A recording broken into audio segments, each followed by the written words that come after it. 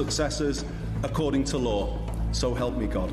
It's happened before, but it is nonetheless still rather extraordinary that somebody who was only elected or officially sworn in as an MP less than 24 hours ago, in 3 weeks' time, is going to be running the country.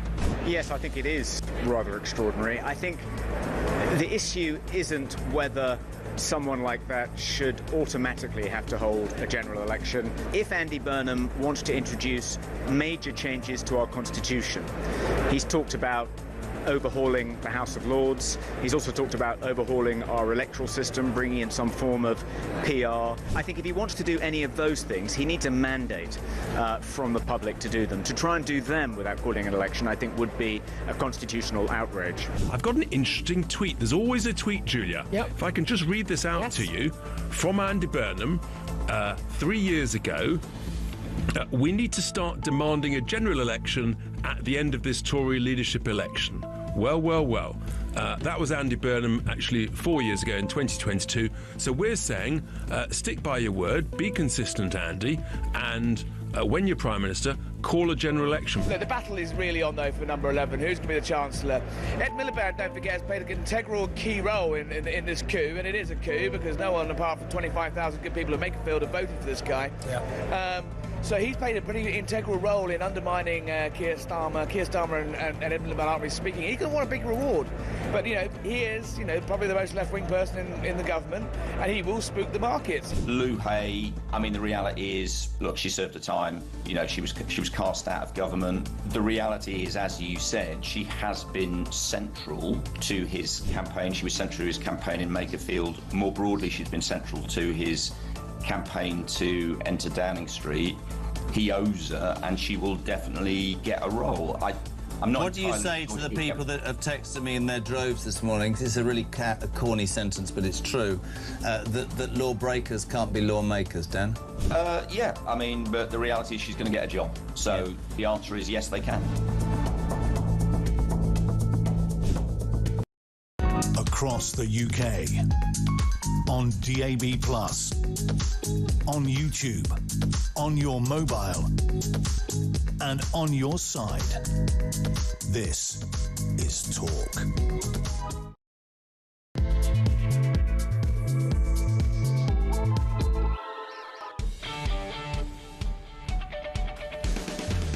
Well, a very good morning to you. Just gone 6 o'clock. It is Monday, the 29th of June. We've got through the heat wave. We're back on the home of common sense and the place where your views on the day's news are always, always welcome. Good morning. Hope you had a good weekend. I'm in the good books. I should share this with you. Mrs. Carl, being a fangirl of the days of Take That, she and her mates went up to London, 2 days on the train. Drunk by the time they got to Woking, hanging out, going, Gary, we love you. I said to my children, you see, that's your mother. That's what she gets up to, but easy. And sorted the weekend like you wouldn't believe, and have earned brownie points, which means the golf trip with the boys to Spain is looking a nailed-on possibility in September. Hurrah. Don't know what you're up to that weekend. I hope you had a good one. Listen, Alarm Clock Brits, are you on the way to the work? Are you on the way home? Have you done a night shift? What are you doing? Let us know where you are this morning, and thank you so much indeed, as ever, for tuning in. So much in the news, so much, and as ever, your response, please. 0344 499 1000. Tommy is back after his birthday. He had a wonderful day. He's back taking your calls. Christian, same number for the old voice notes. Christian's looking very important today. He's got a shirt on. If you lay down, it'd be a zebra crossing. 87 what do you mean? 0344 499 1000. And we've got Dodgy Dave here today doing the buttons. Dodgy Dave has replaced Massive Mark. I'm joking. Don't be offended. It's a joke. Dodgy Dave is here, so if it goes wrong, blame him. Listen, what do I want to tell you about? Andy Burnham is front and centre in everybody's news, and today is his big pitch at 11:30 this morning in Manchester. Sorry. He's going to set out a 10-year plan to transform Britain, which will be interesting. He's going to argue that he's going to overhaul Britain, growth in every postcode. He's going to have a number 10 up north. He's going to spread the money, much like Johnson said he wasn't, and I guess we've got to give him the chance. But is it me, or is it slightly arrogant and slightly sort of misplaced to imagine that you're making a prime ministerial speech And the hustings, I mean, it doesn't even open for the leadership campaign. We haven't had a contest yet, and everybody has anointed this man, and apparently he wants 10 years. Love your thoughts on Andy Burnham. Let's be honest, anything's better than Starmer. But what do you make of Andy Burnham? Do you think it's a bit... Is it important? I mean, can he... Maybe I'm being unfair. Maybe you can't win either way. People are saying, we need to hear what you're going to do. So he puts it out and we're all going, who do you think you are? Maybe he's in a catch-22 position. 0344 499 1000. Keir Starmer. They reckon just 3 weeks left at number 10. You'll love this, peeps. Keir Starmer already planning. He's considering a future job as the Secretary-General of NATO. A completely unimportant organisation to probably suit him down to the ground. Currently held by Mark Rutte, or is it Rutt? No idea. Speaking of Starmer, the current PM has been accused of being a plastic patriot. No Union Jack or St George's flag outside number 10, despite the fact his predecessors did it and despite the fact we're in the middle of a World Cup. That'll be interesting as well. Starmer to NATO. God. 0344 499 1000. Here's a story today. Shabana Mahmood, right? This is extraordinary because all these Labour MPs and ministers seem to be pitching to impress Andy Burnham. She's decided that the public should have a say in asylum appeals, not judges. She wants hundreds of ordinary members of the public to be trained up as adjudicators. A&1, is Burnham going to let that happen? Probably not. It comes as a record 20,000 foreign offenders have avoided deportation. 20,000. And 4,300 individuals who have been previously kicked out of this country are back. And her answer is to get members of the public to decide. Now, if you looked at Question Time on the BBC the other day, when you consider Reform, as Eustis said, has 28% of the vote in every opinion poll and had 4 people out of 300 in the audience, one would only respectfully suggest who's going to pick who these people are. And maybe I'll be told off for this, but you can see it now, can't you? Illegal migrants being trained as adjudicators to decide that illegal migrants will stay in this godforsaken country. That's the truth, isn't it? The other big news story of the day, Prince of Darkness, Prince Harry. Honestly, I am sick to death of this soap opera. You know, King Charles, ill, a grandfather, agrees to meet the kids. He's going to come over for the Invictus game. He's bringing Meghan. It's all going to be great. They even get offered accommodation, but no. There's been a huge backlash. He hasn't decided now whether she's coming or not, whether the kids are coming, whether the security's enough, whether the house is big. Sod off and stay there. The British public are bored to the back teeth. I hope King Charles, having done the right thing, I hope his patience snaps and he says, I'm done. Because William and Kate are right. There's no way back for the spare. 0344 499 1000. Now, when I left, when I left this morning, I said to my good friend, please make sure you wear the same colour. And lo and behold, Charlie Rowley is here in exactly the same shirt as I'm on. Good morning. Although he hasn't ironed it very well. You've got a double crease. Well, I have, and we were talking about this outside. You're right. I should iron your shirts. Would you? I don't mind at all. How are you? I'm very well. How are you? I'm all right. Straight away, Nicola from Norfolk. Morning, just like Mrs. Carl. I was also at the Take That gig on Saturday. Absolutely brilliant and welcome respite to the forget the farce of what's going on with the government and their new Messiah Burnham. Andy Burnham, does he excite you? Well, he is better than Sir Keir Starmer. I mean, under his leadership and under the auspices of his Chancellor, it was a bit less take that and more take that and that when it came to taxes, didn't it? Nobody writes this crap, as you can assume, and Christian's just said in my ear, could you raise your hand when you speak, Jez and Charlie, this morning, because I can't tell you apart. Mine is a nicer hue. Well, the blue. It is, yes. It's slightly more blue. dark. I'm more pale this morning. You are pale. Let's start with Andy Burnham, because... am I wrong? I mean, maybe he can't win either way. This morning at 11:30, and I've no doubt Julia will have it in the show, he's going to make his pitch to be Prime Minister. It's a 10-year plan, Charlie, to transform Britain as he prepares to enter Downing Street. Now, we can jump up and down about the procedure, but he's going to get there. He's indicated that he intends to fight at least 2 elections, and he will argue that he needs a decade to overhaul and deliver good growth in every postcode as he lays out plans for a number 10 up north. He also wants local mayors to help curb the benefit bill. Is it arrogant to be doing this when you haven't even had a leadership contest yet, or am I being unfair? No, I think you're absolutely right. I think, look, people assume that he is just going to become the next Prime Minister. He's the only one so far that has announced publicly that he'll run for the Labour leadership. So it is more than likely that he will become the Labour leader and the Prime Minister. But, as you say, the nominations for the leadership aren't even open. Now, what he's doing, some could argue, is he's making a big old speech today. Now, if his Labour colleagues don't agree with him, that might actually prompt others to come forward and say, oh, I'm not quite sure about that. I might actually challenge him. So he might be shooting himself in the foot with this big grand fanfare of a speech. But let's see. The trouble I have with it is that I'm bored of this 10-year malarkey. You know, we were supposed to have a decade of Boris Johnson. Yeah, he messed that up. He messed that up. And a lot of what he was saying is actually, I think Andy Burnham is trying to replicate. So more devolution, more money to levelling local authorities. That levelling up agenda, exactly, which was never really, well, it wasn't achieved at all under the Tories, despite how we tried. I say we because I was there at the time. But, you know... Front page of the Telegraph, let's just give it, Burnham, give me 10 years to fix Britain. Absolutely, and we were supposed to have 10 years of care. You know, and that's how it ended in. Can we just? I don't know if you can pull it out for me though, Christian. Louise Haigh, the ex-transport minister, was a convicted fraudster who's had a bob done. The hair's not bright red anymore, and ran his campaign in Makerfield and is heavily tipped to return to cabinet. Did an interview in one of those left-wing magazines the other day. We'll get it out. I think she and Miliband. And I think the truth needs to be told about Burnham. He is a socialist through and through. They will tax Middle England to pay for whatever they choose to give to whatever union mates they've got. He will raise your taxes. And there will be one or two things, I'm sure, that will be done to look good. But the truth is, and I'm not sticking up for Keir Starmer any goddamn way in my life. I thought he was awful, and I mean beyond awful. Britain is about to know, for the first time since 76, a proper left-wing socialist government. Not Blair. Blair would be centrist compared to what's coming. That's not an exaggeration, is it?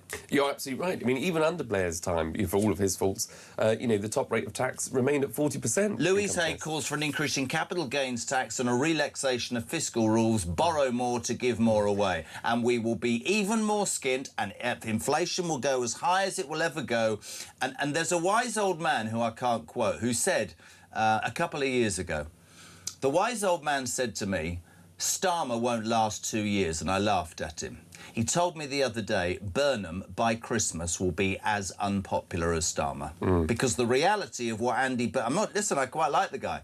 But the truth of the matter is he's a proper socialist. Well, and let's take those two things together. So if Louise Haigh, who you're absolutely right, is an ally of Burnham, was photographed in all of the campaign pictures that he had when he was campaigning in the by-election in Makerfield, she was apparently his sort of chief whip, so getting support from MPs in Parliament before he even arrived. If she's saying what she's just said, what you've just said... on the one hand, all the while Andy Burnham's saying, I'm actually going to devolve more powers to mayors to give them the ability to tax more as well, to increase their revenue to spend on local priorities. You're going to have massive taxation from the centre of government, but also the shield, as Andy Burnham would probably have, and say, well, look, it's not me raising more taxes, it's your local mayors to pay for your local services. We're going to get hit with a double whammy, both at the centre nationally and locally. So it'll be Tax Britain PLC. I'm not trying to be unfair to Andy Burnham. I'm prepared to give him a chance. Front page of the Mail, tax raids on middle classes in Burnham's 10-year plan. You might also pull this out. I read it. One of his last acts as Manchester Mayor was to give the aforementioned... There's a bus company everybody's been talking about how well he's done with the buses. They gave the unions 56%. Literally one of his last acts as Mayor. It all sounds great, and I'm not being cynical because I want my country to work. I'm fed up of that ridiculous approach that we had. I wasn't happy with the Tories. I'm not happy with parties that promise. But the truth of the matter is you cannot say, I'm going to increase defence spending. You cannot say I'm going to improve our public services. You cannot say I'm going to put more policemen and women on the street unless you find the money. And Labour will not cut the benefits bill, which outstrips the money that the Exchequer gets on working people. So until they do, we will continue to borrow or raise taxes. That is, in essence, just the housekeeping rules there, in a heartbeat. That's it. Absolutely. And if you look at the last Prime Minister that was a former mayor, Boris Johnson, that we talked about before, yes, had this whole idea about the levelling up agenda, but that was increasing taxes. That was increase in public spending. You can't...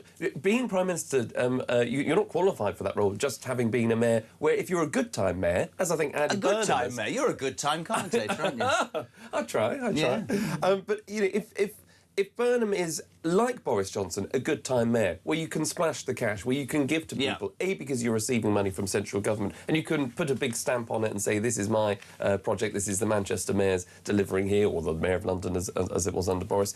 You can spend other people's money, you can take credit for it, and people will love you. They'll think you're very nice and think you've given me all of these nice treats and sweets. But when you've got to be at the centre of government, when you're actually the First Lord of the Treasury, that's what's on the letterbox at the door of number 10. You are the overseer, the oversight of public finances in this country to make sure that our economy grows, that it ticks, and that it works for everybody. When you've got to start saying no to people, that's when it becomes tricky. And he's never been tested on that. And I said this last week, and I'm going to keep saying this until Andy Burnham is in number 10, and I'm going to say it every single day. I don't dislike the bloke as much as I dislike Starmer. He is a proper socialist. They are all exactly the same. But the reality for me is that the British public are at a different point in their lives. Whereas in the past, I think we just sort of, there was hope and it was a bit better and things weren't hard. I think, and I don't want to use COVID because that's gone, but I think the cost of living, I think the way we treat illegals better than we treat ourselves, I think the way the police seemingly are two-tiered, the social justice system, the NHS, most of our public services do not give us back what we pay in for, what we were promised. I don't think people will accept this because for the first time in British political history, they'll go, oh, right, see, where's that come from then? Where's that come from? Oh, you've increased our taxes. And if the Mail and the Times and the Telegraph are right, and people will say those are right-wing papers, it will be tax, tax, tax. That's the reality. Tax rates on middle classes are Burnham's template. It is proper left-wing policy. Times on page 1's quite interesting.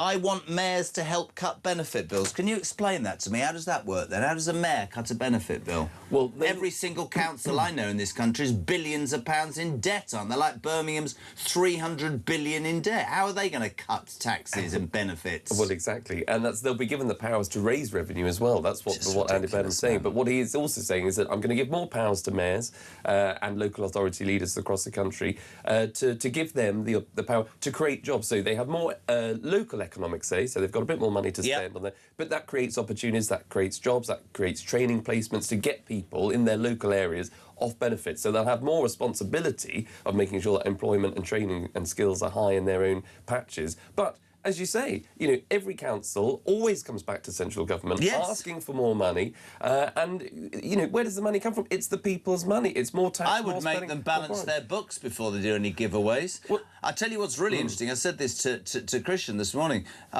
You realise the way Burnham's sort of been ushered in, sort of parachuted in. I mean, I suppose we should be great. It could have been Sadiq Bleeding Khan. Well, and he's not going quietly, is he? He's sort of saying, well, you can't forget about London, Prime Minister. You know, we are the economic heartbeat of the UK. We need us, not under his leadership. No, we're not. But he was... Right, no, go on. No, he would just say, the Mayor of London is always asking for more money, don't leave us behind. And he's only saying it because he doesn't want to be left behind personally. He's putting his own interests before the people of London. Of course he is. 87222 for your text messages. Let's get the first voice note in 0344 499 1000. Same number. What do you make of it? Andy Burnham, later today, 11:30, a major speech where he will set out how he intends to rule for 10 years. And I absolutely, sorry, I'm going to say it all morning, the Mail are spot on.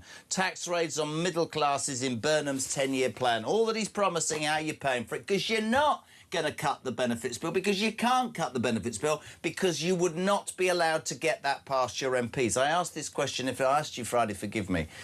Is there in your mind any situation where Burnham, with the political credit in the bank he's got, because he's not going to be got rid of by that lot, when he stands in front of them and says, I don't care if you're angry, the only way we're going to survive and not be extinct is if I cut benefits. Do you see him being able to do that? I think there is a way you can do it. I mean, you've got to be tough with your backbenchers because, look, the Labour Party took long enough to come to the conclusion that we all knew was coming, to get rid of Keir Starmer. They're not going to do the same with Andy Burnham. So it's either going to be his way or the highway, and it's a highway for all of them because they can't see, I said this on Friday and people went, no, no, no. Because if he did one of three things and called an election, he'd win, and that frightens me. If he drilled in the North Sea, cut the welfare benefits bill, What's the third one? Why does that always happen to me? It's called old age. What's the other one? Drill, benefits, and... Asylum. Stop the boats. Yeah. Well done. Jolly good, Jeremy. Well done. That's what I think. But that's also, just to that point very quickly, it's, you know, he's talking about doing all of this over 10 years. We don't want someone to do this over a 10-year period. Want it done now? We want it done now, exactly. Those small boats crossings should not take 10 years to get a grip on. I could stop them in a week. Morning, Phil. Morning, Jeremy. It's Phil from Shropshire. Jeremy, I just don't get this. Andy Burnham wants to spend and spend and spend. He wants to increase the military spending. He wants to increase benefits. He wants to increase welfare payments, everything. Where does that money come from? Where does he think this borrowing of money will lead? Yeah, crazy, Jeremy. Great show. If you are watching on YouTube, there is exactly where the money will come from. Middle classes who will be taxed to within an inch of their lives. Some text. Morning, Jez. Morning, Charlie. Burnham, 10 years. Britain will sink under the weight of immigration, the lack of working people. How good was Burnham as mayor? Did he run it on budget? Guy in sunny Scotland. I don't know if you're listening in Manchester. We hear great things about Andy Burnham. What sort of mayor was he? Did he improve your city? Nick Moore. Morning, Jez and Charlie. Anyone convicted of Louise Haig's fraud would be refused a licence to become a taxi driver, yet it's ignored by those who want to drive the country. It makes no sense, says Nick in Loughborough. Sharon Miller. Jeremy, get it into your thick skull. Harry does not care to mix with that dysfunctional royal family. Well, that's fine, Sharon, and you and I can have a different opinion, which is why when he went to California, however many years ago, I said he and his missus don't want to be in the goldfish bowl, so you go and live your life. But the point you miss, Sharon, is this. Don't then spend your entire life selling secrets because they're all writing about the only thing that you want nothing to do with, because that's the only way that you can survive. Don't come back. Stay in California. Leave them alone. Give back your titles, you hypocritical... What are you on that, by the way, Harry? Well, absolutely. I mean, you know, she still uses the title Duchess of Sussex. Don't if you don't want anything to do with it, if it's racist and out of date. And the most hypocritical thing of all, you're absolutely right. They said that they were leaving the country because they were under far too much scrutiny from the media. It was too... they were too much in their lives. They were invading their privacy. And then Spotify went, there's $100 million. Absolutely. And here's a Netflix documentary. Yes. And here's a sit-down interview with Oprah. And then where you tarnish and accuse the royal family back home of racism and everything else. And now you want to come here and stay in one of their houses and apparently see Grandad. Is that because he's ill or because you're trying to line up a few quid? I can have the argument all day, Sharon. Tommy, we need tea. We're more parched than two people walking through the Sahara Desert. I think I've got a bit of a cough coming. Well, I think it's a change of weather. I think this does happen. I do, actually, yes. Any suggestions for a tickly throat? I'd suck on a fisherman's friend. Lovely. Back in 3.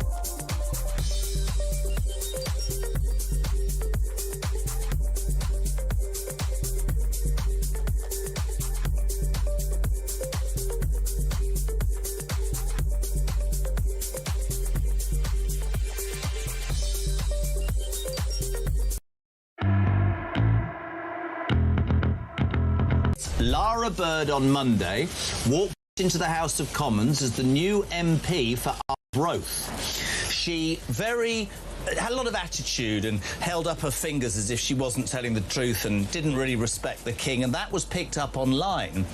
So I think if you're silly and trivial in that way, you rather deserve to get caught out, but I'm afraid everyone will now remember her as the fake Scottish accent lady.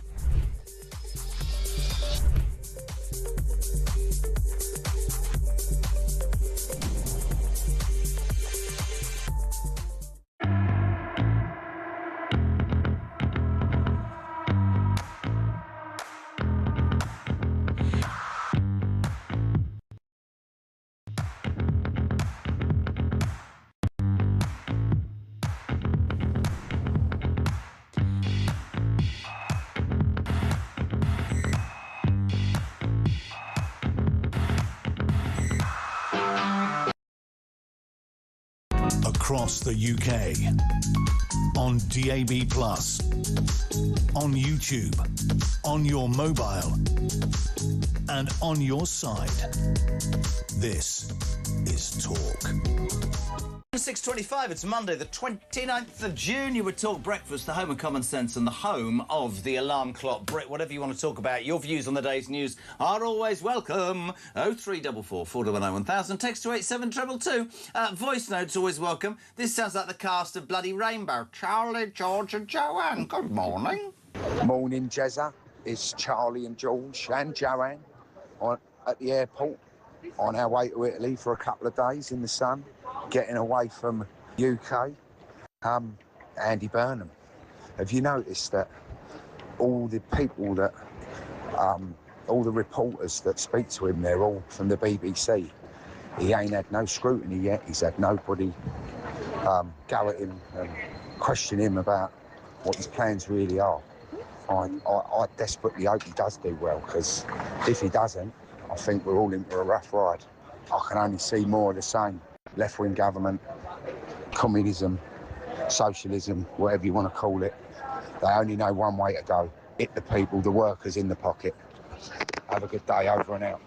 Over and out. Don't you just love the alarm clock Brits? Well, he's not an alarm clock Brit, he's a lazy holiday git. But I love the fact that they're at the airport ready to go to Italy and they ring the show. They're about to go into the Wetherspoons, spoons for a breakfast, aren't they? Big breakfast. Do you like a big breakfast? I do, actually, yes. Yeah, I do like a Wetherspoons. Particularly taking a flight. I'm partial to, I'm partial to a Wetherspoons, the full work. I haven't had a fried breakfast in 20 years. Have you not? No. That's very good. Well, that's why you're looking as well as you do. And obviously that's why you look like you do. Is that a slim fit shirt today? It is. I think we need the classic fit. Joking. Jeremy and Charlie, Labour just don't get it. Labour are done, finished, no second term, finished for decades, says Linda, Jez, Chaz, first-time texter. When Labour have a new number 10 up north, will they be happy to have the weekly Saturday protest that grinds central London to a halt and make it a no-go zone for London residents? Dave's in the south-east of London. That's a really good point, isn't it? Yeah, absolutely. And look, I don't want to get too bogged into the detail or complicated here, but I do remember when I was advising in government and we had the whole levelling up agenda. We moved departments from central London to other places across the UK, but we tried to, I think, be slightly too clever about it. So instead of, for example, moving parts of the Home Office to maybe, say, Manchester or Liverpool, which are already built-up cities, that can then expand outwards themselves, we decided to move some of the Home Office, for example, for Stoke. We moved some of the Treasury to a campus in Darlington rather than, say, Newcastle, which might be more built up. Just as a sort of trying to level up the country, but also as a message to other communities. The Communities Department went to Wolverhampton as opposed to Birmingham. So that's brave. But the trouble with that, you've then got the time of ministers having to go and visit these places and go all around the country, as they should. I know people will argue. But when you then have a problem in central London of civil servants working from home, where there's no scrutiny, where you can't find who Mr and Mrs Tax was here, or Mr or Mrs, housing person, whoever is responsible for these policies, you can't get hold of them in central London. How on earth are you going to be able to track them down when they're in some long-lost, department? And the other thing for me is levelling up, which Johnson used and which Andy Burnham is going to talk about. I spent 15 years of my life in Manchester. I love Manchester. I've got nothing against it. But there's a difference between levelling up economically and encouraging growth. Think HS2, which he says, by the way, he'd like to restart. That'll be worth a lot of money. The point is there's a difference between levelling up in terms of jobs and growth and just putting government departments there as some sort of, oh, we've got an office in Wolverhampton, or we've got one in Doncaster, we've got one in Stockport. That doesn't create growth. Growth is either the Prime Minister stands up and says, I'm going to divulge certain powers to the mayors and they can do this, although I wouldn't really, well, the London one. I don't know, but the levelling up needs to be a level playing field, not just politically, economically, morally. Wayne, good morning. Morning, Jezza. It's Wayne from Sunny Beach in Bulgaria this morning. Andy Burnham needs 10 years to stop a boat. How is that man getting into power? I could stop the boats in a day. This is ridiculous. Keep up the good work, Jezza. He's not in Erdington in Birmingham filling his van. He's in Bulgaria. Every bugger's on holiday except for you and me. You've gone global. Well, you are global. I am. No, we can't say that. I've got nothing to do with global. Oh, what are you talking about? You have a global reach. You have a worldwide... Oh, I'm very long. I'm very long. So Andy Burnham today, 11:30 in the morning, will set out his pitch to be Prime Minister. Some are saying it's arrogant to make a prime ministerial speech when we haven't even had a leadership contest. Others are saying, well, we want to hear what he has to say. Many of you saying it doesn't matter because the minute he stands up and speaks about what he wants to do, that's a different mandate. He'll have no mandate to govern. There should be a general election. Jez and Charlie Burnham, not even officially elected to the role as PM yet, laying out plans for the next 10 years. The whole situation is one massive plan, on my opinion. Remember Starmer having a 10-year plan? It's going to end in tears. That's from Paul, who's in Spain. Right, OK, so nobody in England is listening. JK, when Starmer became PM, he said he wanted 10 years to do what needed. I remember that was terrifying. This is the same, God help us. Anne is in Archway. One in London, come on. Very good. Randy... No. Oh, dear. Have I read Randy Burnham there? Sounds like a country singer. Come on, Randy. You know we love you.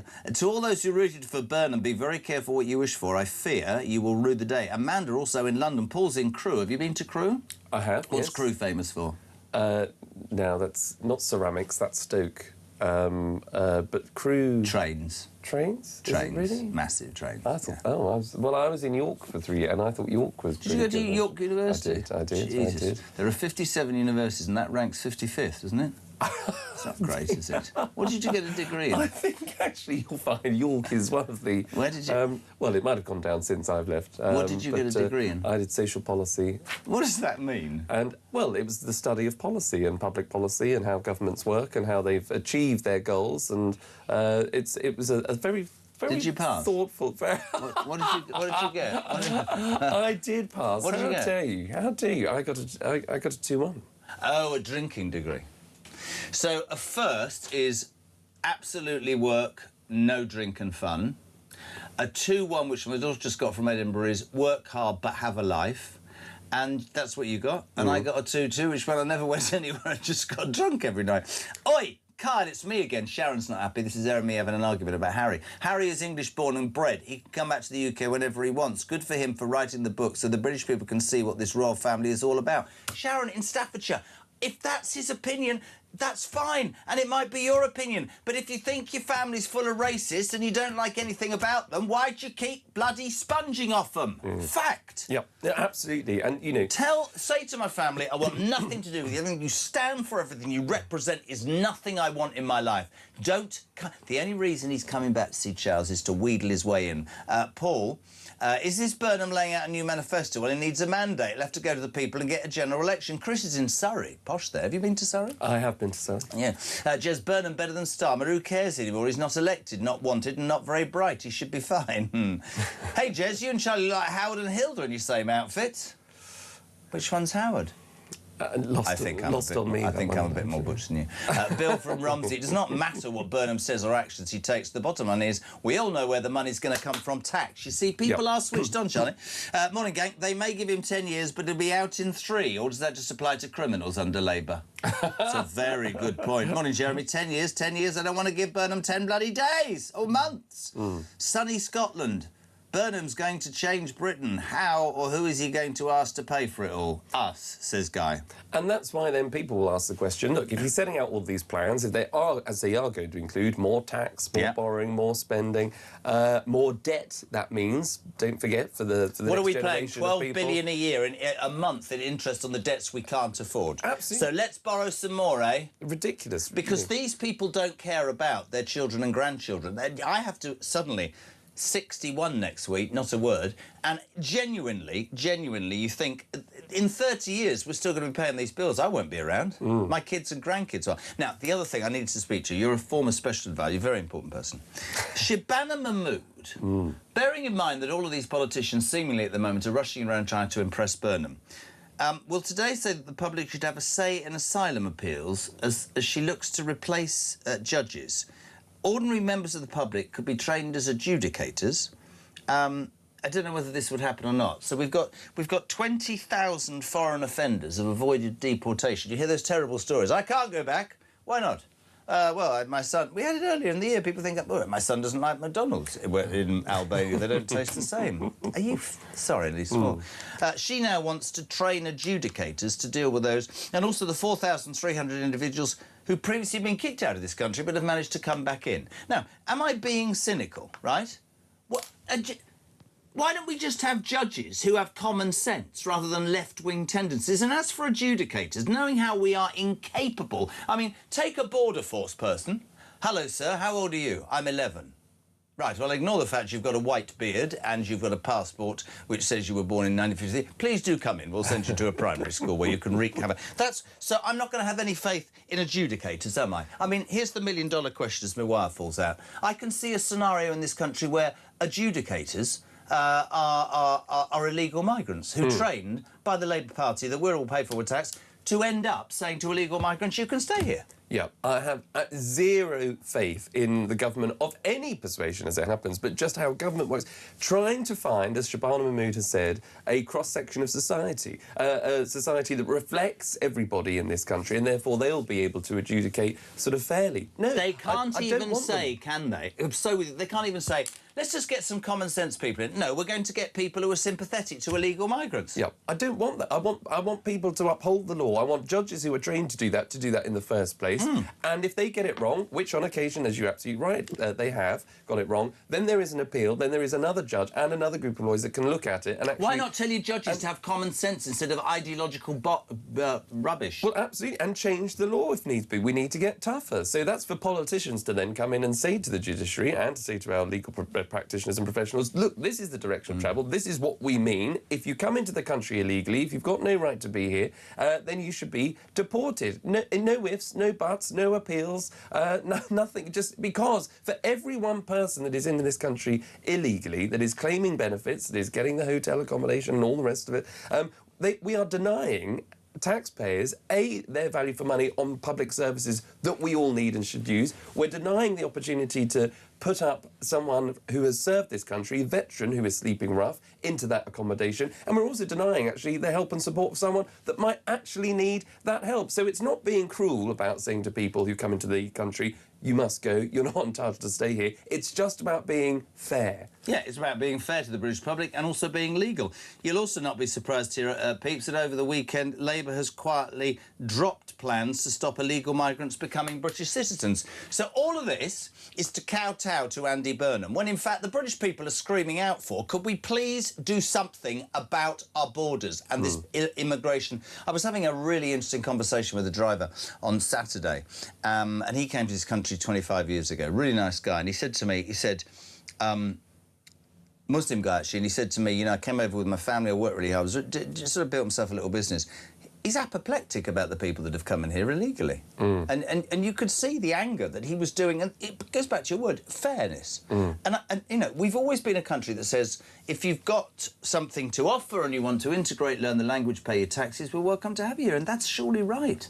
Absolutely. I mean, I don't understand it. And if Labour think they're going to fudge the issue by, oh, let's get some ordinary people. You mean let's get some people who will be sympathetic to the fact these people should stay? Let's quietly drop. We don't just become a British citizen, because these people won't be around. But they fail. I genuinely believe this, to understand the depth of anger there is in this country. Jane, good morning. Morning, JK.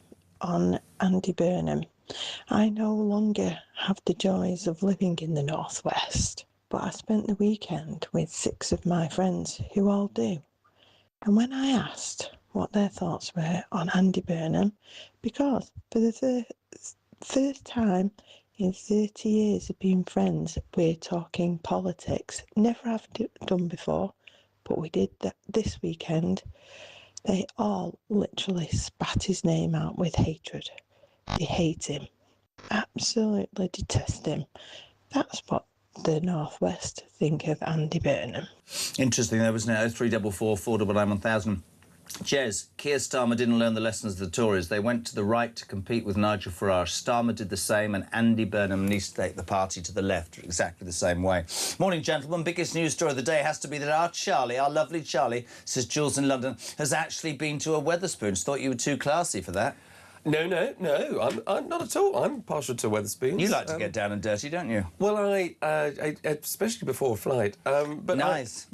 When I was talking about the full works earlier on, I do like. I don't know how much I can say at this hour, but I'm not a nervous passenger. I'm not a nervous flyer. Far from it. But I do feel as though a little tipple before a flight is always helpful. So you go through. See, this is the bit I get a bit lost. You go through your bag thing, and then you go and you walk amongst people, and then you go to Wetherspoons and you have a breakfast, and then you have a drink. I do, yes. I go through that thing, and then I go through this door. And it's called a lounge, and there's quite a lot of people. Well, there's not a lot of people actually do. There's a lot of people who bring you breakfast, and then they tell you when the plane's ready and take you. No, I am surrounded by security, but a voice of Alarm Clock Britain. I am. Let me I've worked hard all my life. No, listen. Actually, I've never been to. Well, I would go to Wetherspoons. I am a man of the people. I used to be called King of the what? You can't beat a Wetherspoons airport breakfast. No. I don't think. Other breakfasts, I'm sure, are available in these airport facilities. Stop fudging the issue. I'll be there.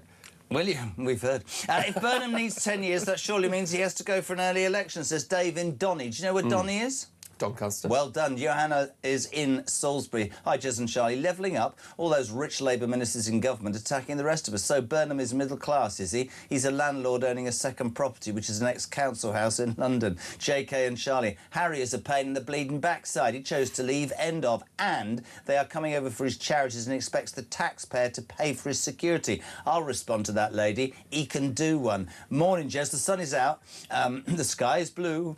The sun's out, but we're waking up to more depressing Labour news about letting even more bloody migrants in at our expense. As an alarm clock Brit, I find it an absolute insult that they're determined to squander our hard-earned taxes to fund their ideological obsessions with illegals. Isn't it about time us alarm clock Brits said enough is enough? I was sitting in the first-class airport lounge the other day thinking to myself, enough is it? I'm joking. He's right, though, isn't he? He's absolutely spot-on right. Absolutely. And look, you showed a clip of Andy Burnham earlier on, and the amount of people that are around him. In fact, people would have seen the picture of all those MPs when Andy Burnham arrived in Parliament, surrounding themselves with Andy Burnham. Yeah. They're all nodding along, nodding their heads like Churchill dogs, and they've got absolutely no idea what his plans are, what he stands for, apart from what we're now seeing day after day, which is more taxes. He's going to have to fund, if he wants a decade of this renewal or decade of power, however he wants to put a spin on it, that takes time, that takes money, but we haven't got the time. We certainly haven't got the money. Couldn't agree more. 20 minutes to 7 o'clock, 0344 499. Is this Angry Rob? Angry Rob, good morning. Morning again, it's Rob.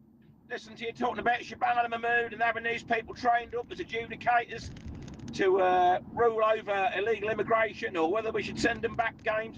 Yeah, it'll end up like that jury in the Manchester police trial when that copper got the nose broke and all the rest of it, and the jury couldn't decide whether somebody had actually been punched or hit in the face.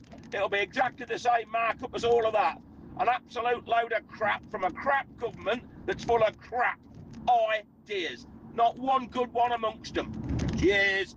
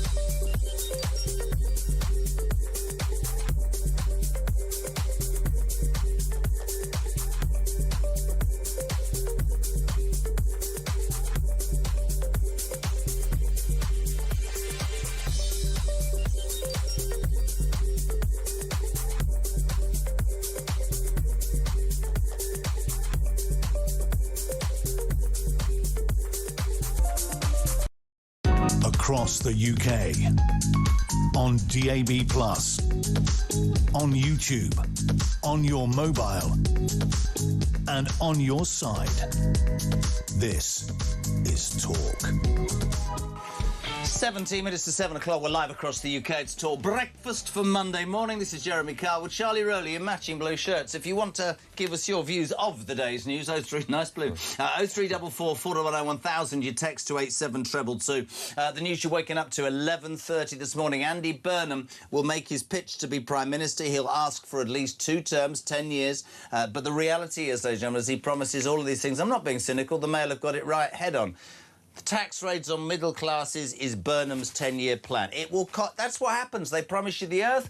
The only way to do it, they won't cut benefits. They absolutely won't cut benefits because that wouldn't sit. They're going to increase middle England's tax. Meanwhile, big news, Sir Keir Starmer, very quickly, is considering a future job as the Secretary-General of NATO, currently held by Mark Rutte. Speaking of Starmer, the current PM has been accused of being a plastic patriot because there's no Union or St George flag outside number 10 during the World Cup.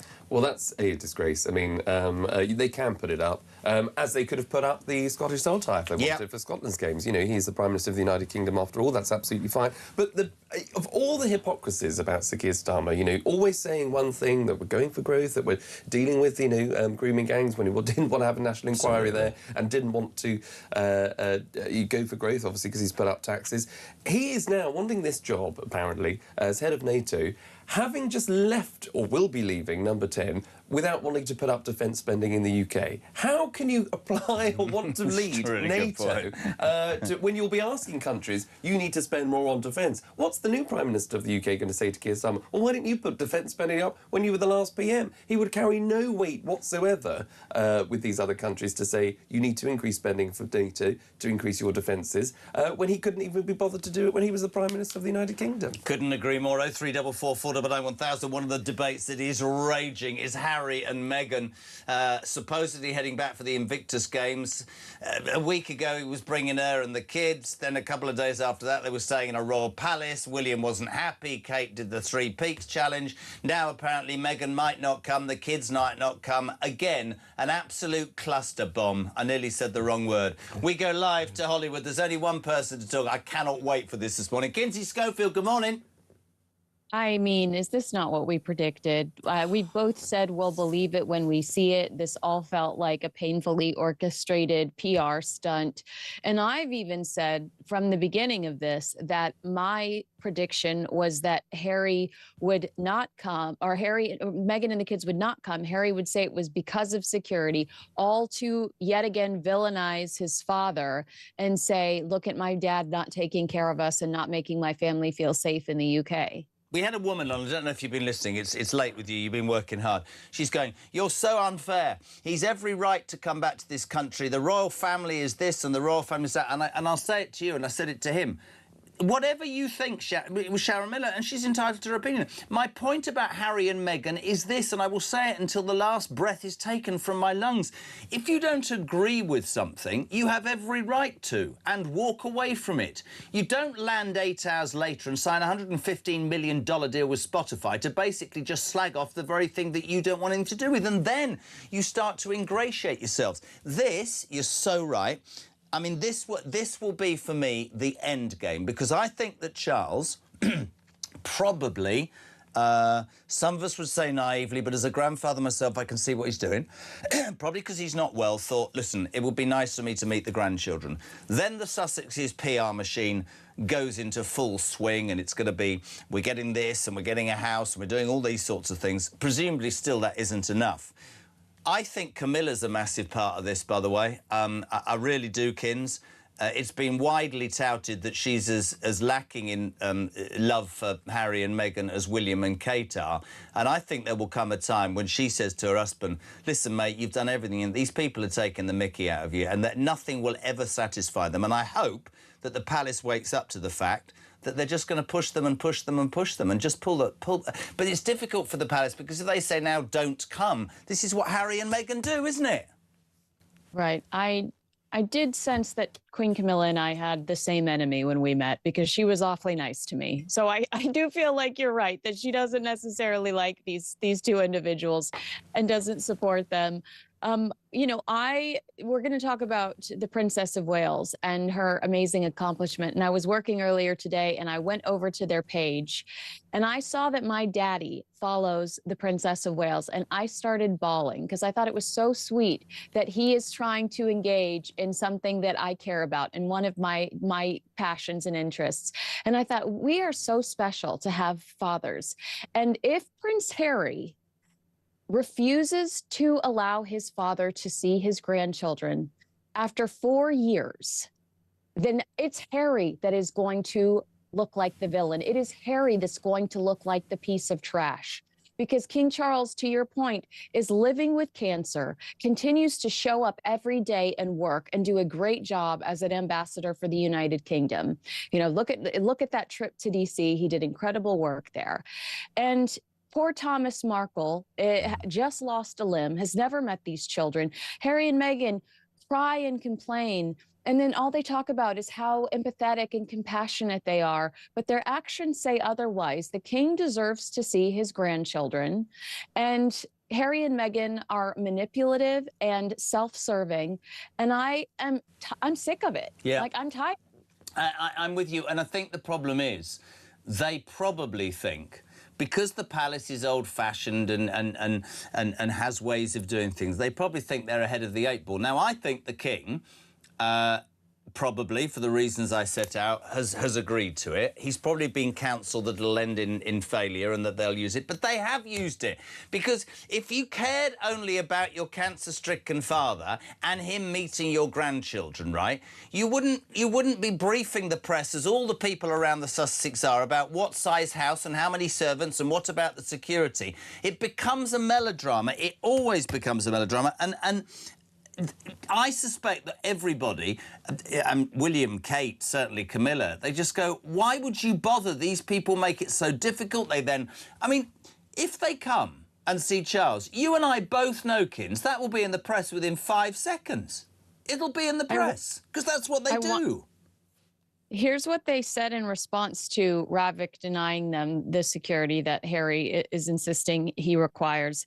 A source close to Harry and Meghan accused the Home Office and the committee responsible for assessing their security of willfully creating conditions that are making it nearly impossible for them to move around Britain. If your ultimate objective is a private meeting between you and your father, then you agree to stay in a royal residence, which they have yet to respond to, and we are days away. You agree to stay in the royal residence, you are secure, and you are protected by said guards at royal residence, and all is well. But this is, I bring Charlie, and this is the bit I don't understand, team, right? You didn't want anything to do with the royal family. But now when you choose to come back for whatever reasons, to see your father or ingratiate yourself and get a few quid, sorry, Sharon, you won't like that. Why the bloody hell should you have taxpayer-funded security? Because you don't like my country, you don't like the royal family, you don't want to be here. Yeah, and let's put it into context. He can fund it himself if he wanted to. No one is saying that you can't have security. If you want private security, go and get it. You've got the money. You've sold a lot of books, I understand, and Netflix documentaries and all the rest of it. You can fund that security privately. It doesn't have to come from the Home Office. And Kinsey's absolutely right. You know, if you agree to living in grounds that are protected already by the household security and household protection officers, then that is one thing. But the idea that you can just turn up and expect to be meted and greeted, a bit like you at the airport, I suppose, and getting the VIP treatment and the Rolls Royce and all the rest of it, then that doesn't have to come from taxpayers' money. They have to fund it themselves. But I've seen interviews with Harry. He's got it wrong on so many occasions, you know, where he's talked about security. He seems to be obsessed with the idea. I can understand why. You know, he lives on a slightly different level than all of us do, so I understand why security might feature in his mind more than... Didn't think about that when he buggered off to America, though, slagging off the royal family, did he? Well, I think he assumed that he would still, like he said, which was wrong, he said that previous, you know, chancellors and previous politicians get security for life. They absolutely don't. The moment you stop becoming the foreign secretary or the chancellor, you don't get security for life. Kins, both of you, but Kins firstly and then Charlie. This is probably outrageous, but Chris and I were talking about this morning. Could it actually be possible that the reason he doesn't want to bring Meghan is because they've fallen out massively, and all those rumours are starting to take offer? He's been offered somewhere to stay. Has she said that isn't good enough? I'm not coming with you. Sod your family. I don't know. To me, there's a lot more to this. I said the old man's one of the last things the old man said. Within 5 or 10 years, he'll be back here with his ginger tail between his legs and 2 kids out in America with her. Do you think this is the beginning, the end, or am I missing the point, Kins? Well, if you believe People magazine, they're currently on holiday with their kids in Portugal, and they're trying to figure out their next steps based on whether to stay together or to go to the water park. No, I mean, no. Basically, what I'm saying is they're briefing people saying that they're on vacation together right now and they're all loved up. So you might be onto something. Perhaps this all just they had a blowout fight. We don't know. This is hypothetical, and now Harry's having to say, well, since I didn't get what I want, you know, Meghan and the kids aren't coming. But they claim that they're currently vacationing together. What do you think? What do I think? Yeah. I think that the only thing interesting about Harry and Meghan today is that they're unpredictable. Otherwise, they have no royal contacts. They have no work ethic. They aren't creative people. They aren't funny people. They, it's just how the only thing that is fun to watch is what will they do next, because they typically make the wrong decision. I so agree with that. It's true, isn't it? Yeah, I think that's absolutely true, and I like to think, whatever their relationship is, and however much he might have been blinded by her, and love is blind, and however much she sort of has led him whipped and whipped, absolutely. I like to think Kinsey's face is true though. Well, I would just hope to think that he might now be able to read the room, and he might actually get the fact that if he has to come back to the UK, if that life with Meghan is not the future that he once thought it was. It's difficult living with a narcissist, isn't it? Well, he's going to have to come back, and I think he wants to. Maybe he's actually setting hope. I'm hoping. I mean, I'm always a hopeful individual, as you know, an eternal optimist. But I hope I hope that he might just be thinking, OK, she's not welcome in the UK. She's hated because of everything. So I'm actually going to come back on my own, and I'm going to repair the damage with the British people. But knowing, Kins, just to finish, then you're right, Charlie. Knowing the way they think, they'd be working out how that would look. The fact is, he's right, isn't he? The United Kingdom doesn't like Meghan. I don't know whether it will ever forgive Harry. But the fact is, there's real passionate anger about the way she's treated so much about this country, isn't there, Kins? Yeah, she would not get a positive response, and that's what his team said. Well, she's bullied online, so she needs extra security. But, actions have consequences. You've been absolutely horrible to this family, and also we have to say hi to Virginia, who watches the show, who stopped me at Windsor and loves you. Who? Virginia, she's one of your fans. Oh, bless her. I think I know a woman called Virginia, but that's another story. Kinsey Schofield, when you I had your producer on the phone over the weekend. Kinsey would respectfully hope that you could be on her show. I think I'm doing it on my birthday with you. Working on the weekend. Look at her. I Wow. know. Well, yes. Well, that's dedication. My lot, they just disappear at 3 o'clock on a Friday. You never see them again. Kinsey Schofield, we love you. What a great start to the week. We're going to watch this story unfold very quickly. I've got 20 seconds. Do you think they'll come together with the kids, yes or no? I don't know. I don't even know. I'm not a psychic. I've always said no. I'll believe it when I see it. I think that Prince Harry loves to villainize his family. You're a legend, Kinsey Schofield. Thank you. And boy in blue, Charlie Rowley. Well, the best by a mile. Thank you, my darling. Have a lovely day. Almost 7 o'clock, 0344 499 1000. News on Talk is next.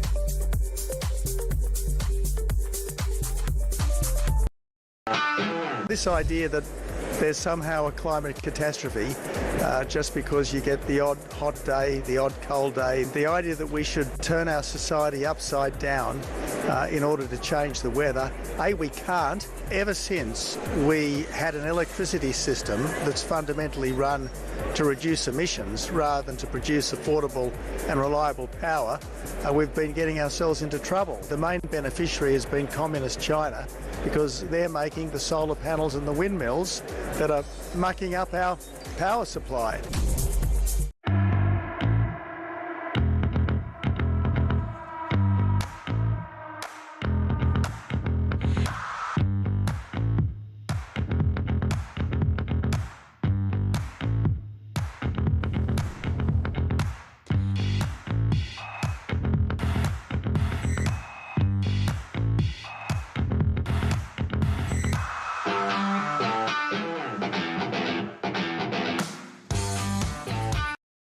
Across the UK, on DAB+, on YouTube, on your mobile, and on your side. This is Talk.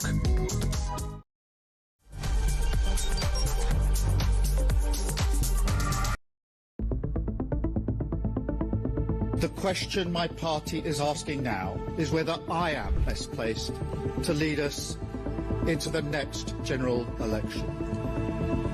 I have heard the answer of my parliamentary party to that question, and I accept that answer with good grace. Every decision I've taken has been about putting the country I love first. That is why I will resign as leader of the Labour Party. Well, you know what? In the end, he did do the right thing, and there were some achievements, and he's an honourable man, and he cared about public service. Guys, that's not what happened just now. In the last half an hour, Keir Starmer resigned, and he resigned because he was pushed. Most of his issues, most of the things which have damned him from, let's face it, within days, within weeks of him becoming Prime Minister back in July 2024, or of his own making. They were things he chose to do, cutting the winter fuel allowance, damning everybody who wanted to have a public inquiry on the grooming gangs as jumping onto the far-right bandwagon, the two-tier policing after the Southport riots. This man brought it on himself. He was not a good Prime Minister. There was two things on that manifesto. One was a picture of Keir Starmer and the word change. Well, promise made and promise delivered in that sense. Let's be honest. But look, I mean, I don't really want to make light of it, but I am cheesed off, Julia, because what we promised in opposition was competence, and it's been anything but. I'm embarrassed.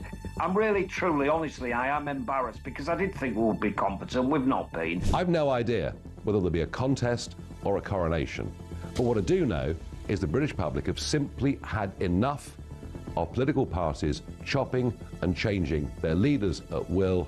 We vote for somebody in a general... Across the UK, on DAB+, on YouTube, on your mobile, and on your side. This is Talk.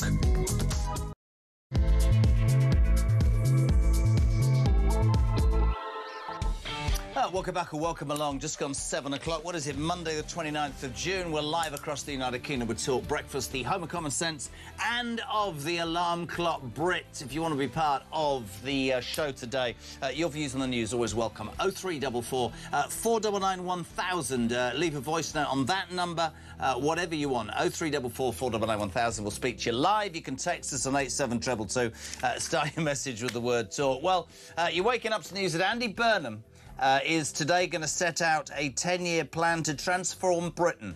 He's going to say that he'll need that time to overhaul Britain, deliver growth in every postcode, set up a number 10 up north. And I'm just here to tell you that I completely agree with the Mail. It is incredibly easy to promise all things to all people. The front page of the Mail, tax raids on middle classes in Burnham's 10-year plan. It's simple. if you're going to improve the National Health Service and you're going to improve our defences and you're going to improve social security payouts and you're going to improve this and that and other, more police on the street, you have to pay for it. You have to balance the books. The only way that any Prime Minister or Chancellor right now in the United Kingdom in 2026 can balance the books is by getting rid of some of the ridiculous spend on benefits, a bill which now outstrips what we get in tax in terms of people working. Just imagine that. We're paying out more for people not to work than we're getting in when they do work. That doesn't tally, it doesn't add up. He's never going to cut benefits, right?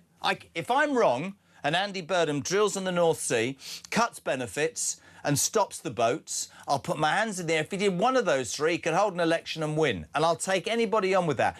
But he won't, because he'll be hamstrung. So what he'll do is he will raise taxes. And all of the hard-working Brits that I talk to every single morning, all those people who are disillusioned, they will be footing the bill. That is the reality. Also this morning, Starmer hasn't even left yet. He wants to be the Secretary-General of NATO. Right.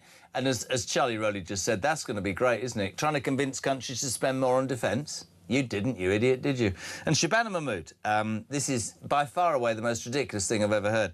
Sort of under pressure she is, because she's got the backbenchers don't like her. They think she's too to the right. Burnham probably might or might. I don't know whether he'll like her. She's come up with a genius one, peeps. Oh, this is brilliant. The public should have a say in asylum appeals as ministers look to replace judges. She wants hundreds of ordinary members of the public to become adjudicators. This is to deal with the 20,000 foreign offenders that have avoided deportation, the 4,300 individuals who were previously kicked out of this great country of mine, but have managed to come back in again. Adjudicators. I don't want to be rude, right? Either employ judges who know what they're doing by changing the rules or changing the law. I bet you any money we'll end up with adjudicators across the social spectrum. So here's an interesting one. We'll end up with illegal migrants as adjudicators, adjudicating on whether illegal migrants could stay in the country. Morning, Ben. Morning, Jeremy. Ben from Birmingham. I was in Greece last week. What I noticed flying out and into Birmingham Airport is they've got the World Cup flag bunting all around the airport, but the only flag that isn't flying is the English flag. Every other flag is there, but there's no England flag. What a fantastic country we live in. Great show. This is great. Darryl in Blackburn quickly. Morning, Jez. So Starmer wants to head up NATO, a man who prosecutes his own troops for free. You couldn't make the... up, could you? 6 minutes past 7. It's Monday morning. We'll say a very good morning to Reform UK Shadow Chancellor, the legend that is Robert Jenrick. Morning, Mr Jenrick. How are you? Very good. Good morning, Jeremy. You're looking full of it this morning, sir. Where are you? Are you at home or are you at work? Where are you? I am at home and about to go to work. Good man. I don't know where to start. Let's start with Andy Burnham. Am I being a tad unfair? Is it not a little bit arrogant to make a prime ministerial speech and we haven't even had a leadership contest yet? Am I missing the point? Is it a done deal? Well, it's a done deal, isn't it? It's been a coup. He's just managed to take over without setting out anything about what his platform was and without any mandate from the British people, which is why we've consistently said, if you want to be prime minister, if you want to come up with a new agenda, then have a general election. I mean, listen, I've been really strong on this. I've told this to you before, and I say it with candidates and elections and all that. We talked about it the other day. It is extraordinary. I mean, you've been in politics a long time. Have you ever seen a coup that quick and that total in the way it was carried out? No, look, it's very, very unusual what's just happened. And so let's see now what Andy Burnham chooses to do, because none of us really know what he stands for. What we've read about this speech today, Jeremy, feels like weak sauce to me. He's had all these years, supposedly, to prepare for his dream job as Prime Minister, and he's got very, very little to say. He's saying he wants to send some bureaucrats from Whitehall up to Manchester. Well, I've got no problem with that, but that's not going to transform the living standards of people in this country. And he's saying that he needs 10 years in office to make people feel better off. Well, I'm sorry. We're living in an emergency. People are feeling very hard up right now. People want to see radical change now, not in 10 years' time. What Reform are proposing is change immediately. We're saying we would stop the boats now. We'll send the Navy into the Channel if it's necessary to turn them back. We're saying that in day one of a reform government, we'd get people's energy bills down. Day one of a reform government would sign off those oil and gas opportunities in the North Sea to create energy security and jobs and investment. We're saying that we will bring about change immediately, not over 10 years, for goodness sake. Robert, can I ask you a question that I've asked everybody since sort of last Wednesday? And if I asked you last week, just imagine I'm 61 next week and I'm getting old.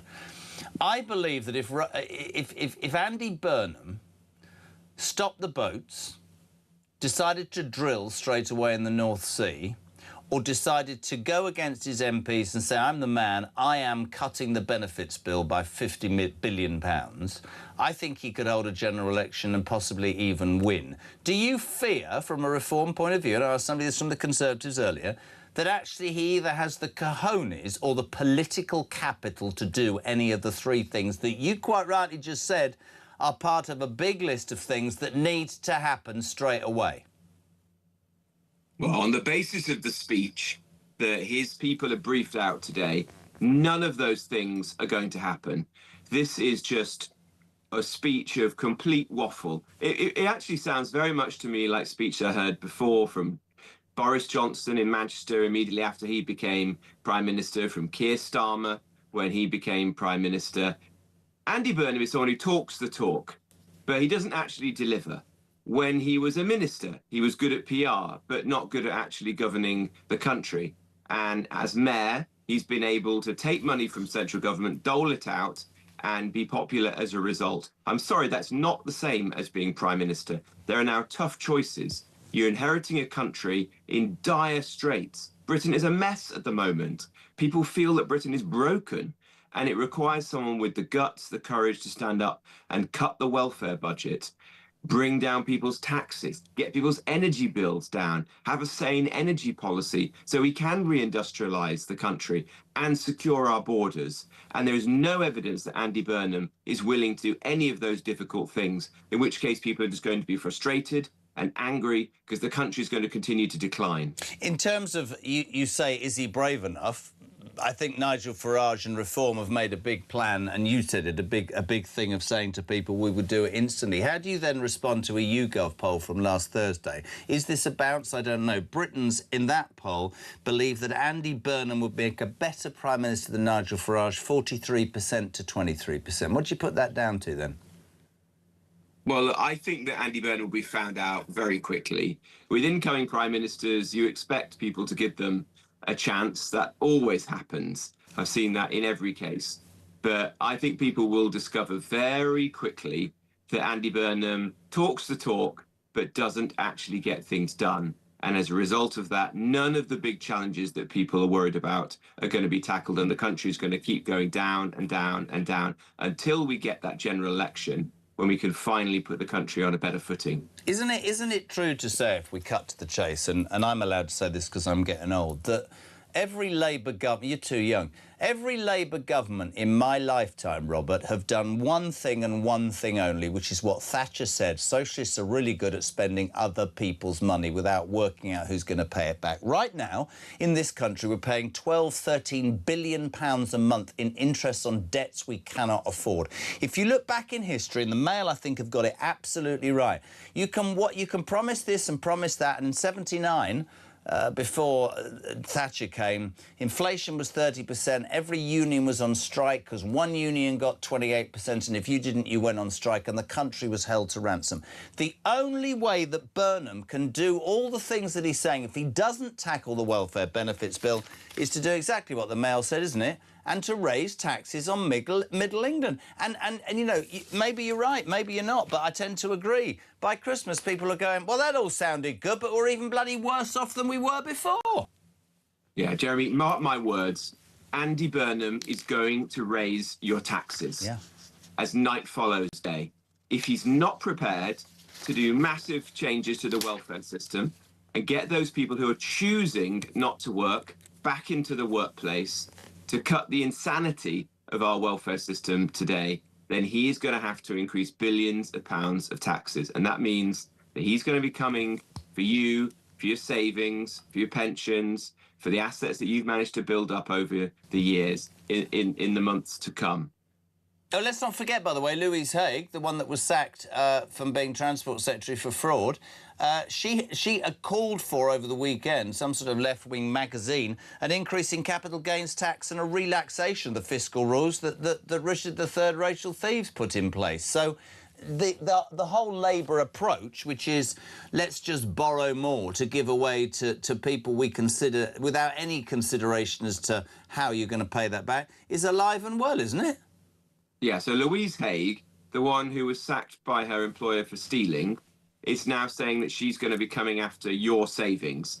She is proposing a massive increase in capital gains tax. So if you sell a second home, your savings, if you get some inheritance and you invest it and you're successful, she's going to put a massive new tax on that. And that just shows the mindset, because Louise Haigh is one of the chief advisors and campaign managers for Andy Burnham. Yep. This is what's coming down the tracks. Higher taxes for the people who are actually out there doing the right thing, working hard, trying to save, trying to build up a nest egg. Exactly the sort of people that we should be rewarding, not making their life even more difficult than it was under Rachel Reeves. 100%. Tell me what you think of what Rob's saying. 0344 499 1000. The other main news story today, which is, I'm sorry, I struggle. I know you faced criticism because you were the immigration minister, and I've always been as open as I can. I stick up for Robert on that because he resigned. He resigned and said, I don't want part of what the Tories didn't do.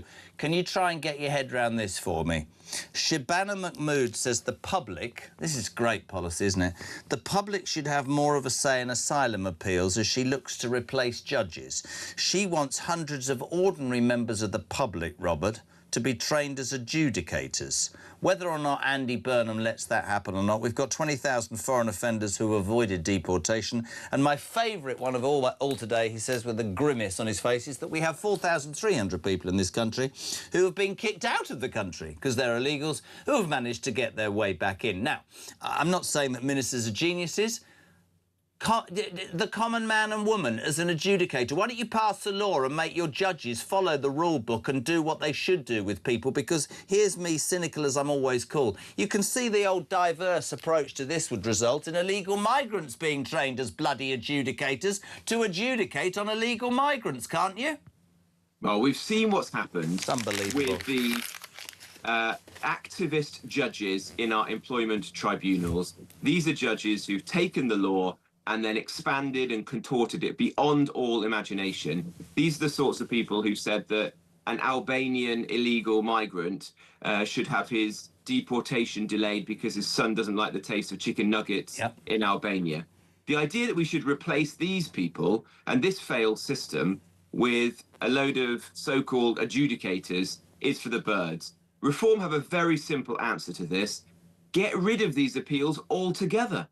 So it goes straight to the Home Office. The Home Office makes a decision. The decision is final. And if you have to be deported, you are kicked out of the country as quickly as possible. No more hanging around in a hotel at taxpayers' expense on this merry-go-round of legal appeals.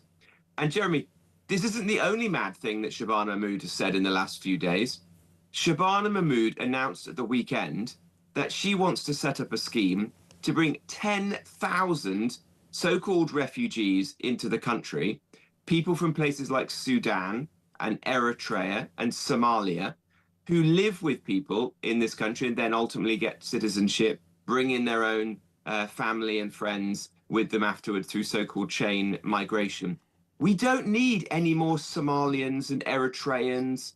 We don't need these people in our country. There's quite obviously no public appetite for this. There's nowhere for these people to live. We can't afford the hundreds of thousands of pounds it costs to even try to integrate them. And some of these people are coming from very, very different cultures, as we've seen with the sexual violence, the serious violence that we've had perpetrated by these individuals on the streets of our country. This has got to stop. Why can Shabana Mahmood and Andy Burnham, who presumably has blessed this, not see that the public want an end to this kind of immigration? This is the bit I don't get, and why I would struggle so hard to do the job that you do, because common sense to me, I mean, I've had stand up, rouse the people, looked me full square in the face and said, these are refugees. No, they're not. They're economic migrants who throw their passport details in the sea. And I keep saying it, Robert, and I will say it until I'm blue in the face. And I'm sure you're the same. I met your beautiful wife the other night. If you were in a country where your wife and kids were being bombed, you wouldn't leave on your bloody own, would you? You'd take your wife and kids with you. When you got to the first country that wasn't being bombed, you'd go, oh, come on, Generic Clan, let's just calm down a minute. We're feeling a bit better. No, come to Britain because we're soft. But more than that, we're being... I don't understand. I watched Zia Yusuf on Question Time. He asked how many Reform supporters there were in an audience of 300 because, you know, the BBC's so straight and unbiased. 8. Well, should 8 out of 300? That's not 28%. You speak to these people and they look at you in the face and they go, but these are poor migrants. No, they're not. I'm afraid that politicians genuinely, a lot of them, don't understand the depth of anger. These people that are angry in this country are not far right, they're not racist, they just think it's unfair and wrong. Their living standards have dropped, their cost of living has gone through the roof, they can't afford to pay their bills, and they're hearing story after story about how, excuse my French, we wipe the arse of anybody but our own indigenous population. I think they've had enough. Yeah, the British people just want Brits to be put first once in a while. Yeah. And how could you possibly respond to the obvious crisis and collapse that we have in our immigration system by saying, you know what, the answer is to bring in even more people? How can you respond to the protests that there are outside hotels and the fury that bedsits, HMOs are being turned into? I'll tell you how this government responds to it. More people in. I'll tell you exactly how this government responds to it. Think of the Bell Hotel in Epping. I still, to this day, cannot believe that my government went to court to overturn a good council who'd looked after its people and said this is wrong and had got it closed. And the Home Office went to court because, and I quote, migrants' rights are more important than British people's rights. I mean, that is just... Do they think that washes, though? Under the ideology of let's be the best and let's care, do they think that your average, hard-working, alarm clock Brit doesn't just go, are you having a laugh at me or what? Yeah, but it tells you a lot, I think, about what Shabana Mahmood and, above all, Andy Burnham are now trying to do. Yeah. They are moving the Labour Party to the left because they think that this appeals to a certain part of the electorate. But it's not the hard workers who are out there, you know, putting in the hours, who are listening to this programme in their van on the way to work or taking the kids to school. This is just going to cost you millions and millions of pounds, and it means you're going to have someone from Somalia or Eritrea or Gaza living on a street next door to you. It's extraordinary. I wish everybody could see your face this morning because the next question is going to result in the most extraordinary. Can you imagine, right, being Prime Minister of this country and your own Defence Secretary resigns saying you don't actually want to defend this country and you are, I'm afraid, going to be known as such a lowlife that you took our own soldiers, men and women who wore the uniform, to court simply because 30 years ago they might have said something untoward for sake of being shot and killed, right? And you're so completely deaf to what people think of you that barely a week after you get thrown out of number 10, you want to be the Secretary-General of NATO? How does that work, Robert Jerry? Can you imagine Starmer going, right, come on, Burnham, I need you to spend more money on defence. Why should I? You didn't. You can do one. That is ludicrous, isn't it? Yeah, I've never heard anything so ridiculous in my life. You've got a Prime Minister whose resignation was precipitated by the resignation of his Defence Secretary and Armed Forces Minister because he refused to put enough money into defence. Yeah. He refused to cut welfare in order to keep the British people safe. He's the Prime Minister who appointed Lord Hermer, a man who is about as close to a traitor as you can get in modern public life, who pursued a bill which took away the immunity for prosecution for the brave men who served this country in Northern Ireland during the period of the Troubles. You could go on and on and on. This man now has the audacity to audition to be Secretary-General of NATO. Well, God help us. I'm sure our allies in Europe and the United States will see through that. I can't imagine Donald Trump clearing that, not in a million years, if he's anything to do with it. Can I just go back to one question before we go, ahead of this 11:30 speech by Burnham today? Is there any part of the Reform Party that thinks that he could do anything that would blow a hole in the hull of the right-wing parties? Because we all know, whatever we're called, that the boats, immigration, the welfare bill, drilling in the North Sea. I mean, I just give you the other scenario because I'm fascinated. It worries me slightly. I mean, what if he convinced those 400, listen, you're not getting rid of me and I'm going to drill in the North Sea? Would that not blow a hole in the right? Well, look, let's wait and see. None of us really know what Andy Burnham is all about yet, do we? No. But as I say, from the extracts of this speech, which he has put into the papers overnight, I think the British public are going to be very disappointed by Andy Burnham. It feels to me as if he's someone who talks the talk, talks a good game, but he doesn't actually deliver. He doesn't have a plan as to how he's going to fix the country. And he's talking about it taking him 10 years to bring about change. I'm sorry, the public want radical change and they want it now. They want a prime minister to walk through the door of number 10 and be making decisions immediately, to be signing things off day after day after day, getting the oil and gas flowing in the North Sea, taking 300 quid off people's energy bills like Reform has proposed, cutting tax on overtime so you can take on a few more hours without having to give the taxman all of the money. They want to see these things happen immediately, and it's very clear Andy Burnham isn't going to bring about that change. So he is just a continuity of Keir Starmer. Couldn't agree more. Listen, great to have you on, my friend. Busy day ahead for you, I know. Thank you so much indeed. Robert Jenrick, Reform's UK Shadow Chancellor, 7:25 Monday morning. We're live across the United Kingdom. Still to come this hour.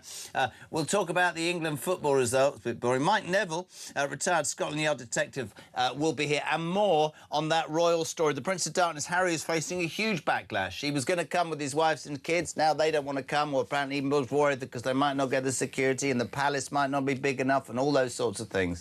Just stay in California, you whinging git. Talk breakfast. Morning, Sarah. Morning, Jezza. Morning, Charlie. Great show.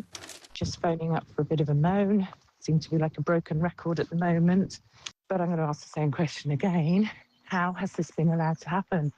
How has this man been manipulated into a situation where people could vote him in as MP?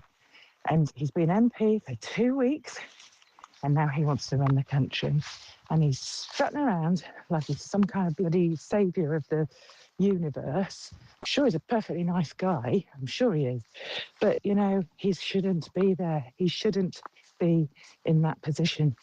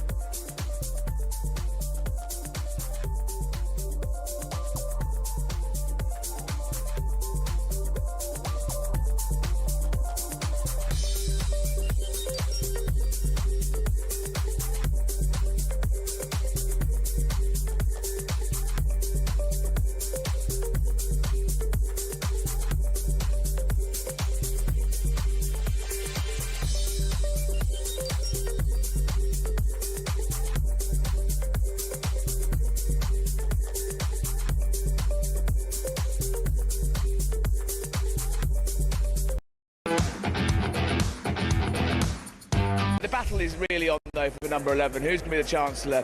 Ed Miliband, don't forget, has played an integral key role in this coup, and it is a coup because no one apart from 25,000 good people of Makerfield have voted for this guy. He is, you know, probably the most left-wing person in the government, and he will spook the markets. He's a big spender. He's very anti-business. His net zero plans have led Britain, you know, into a seriously, you know, tricky waters. There's rumours that you know that there could be some movement on net zero from Andy Burnham. So putting Ed Miliband in the Chancellor job makes that very, very hard.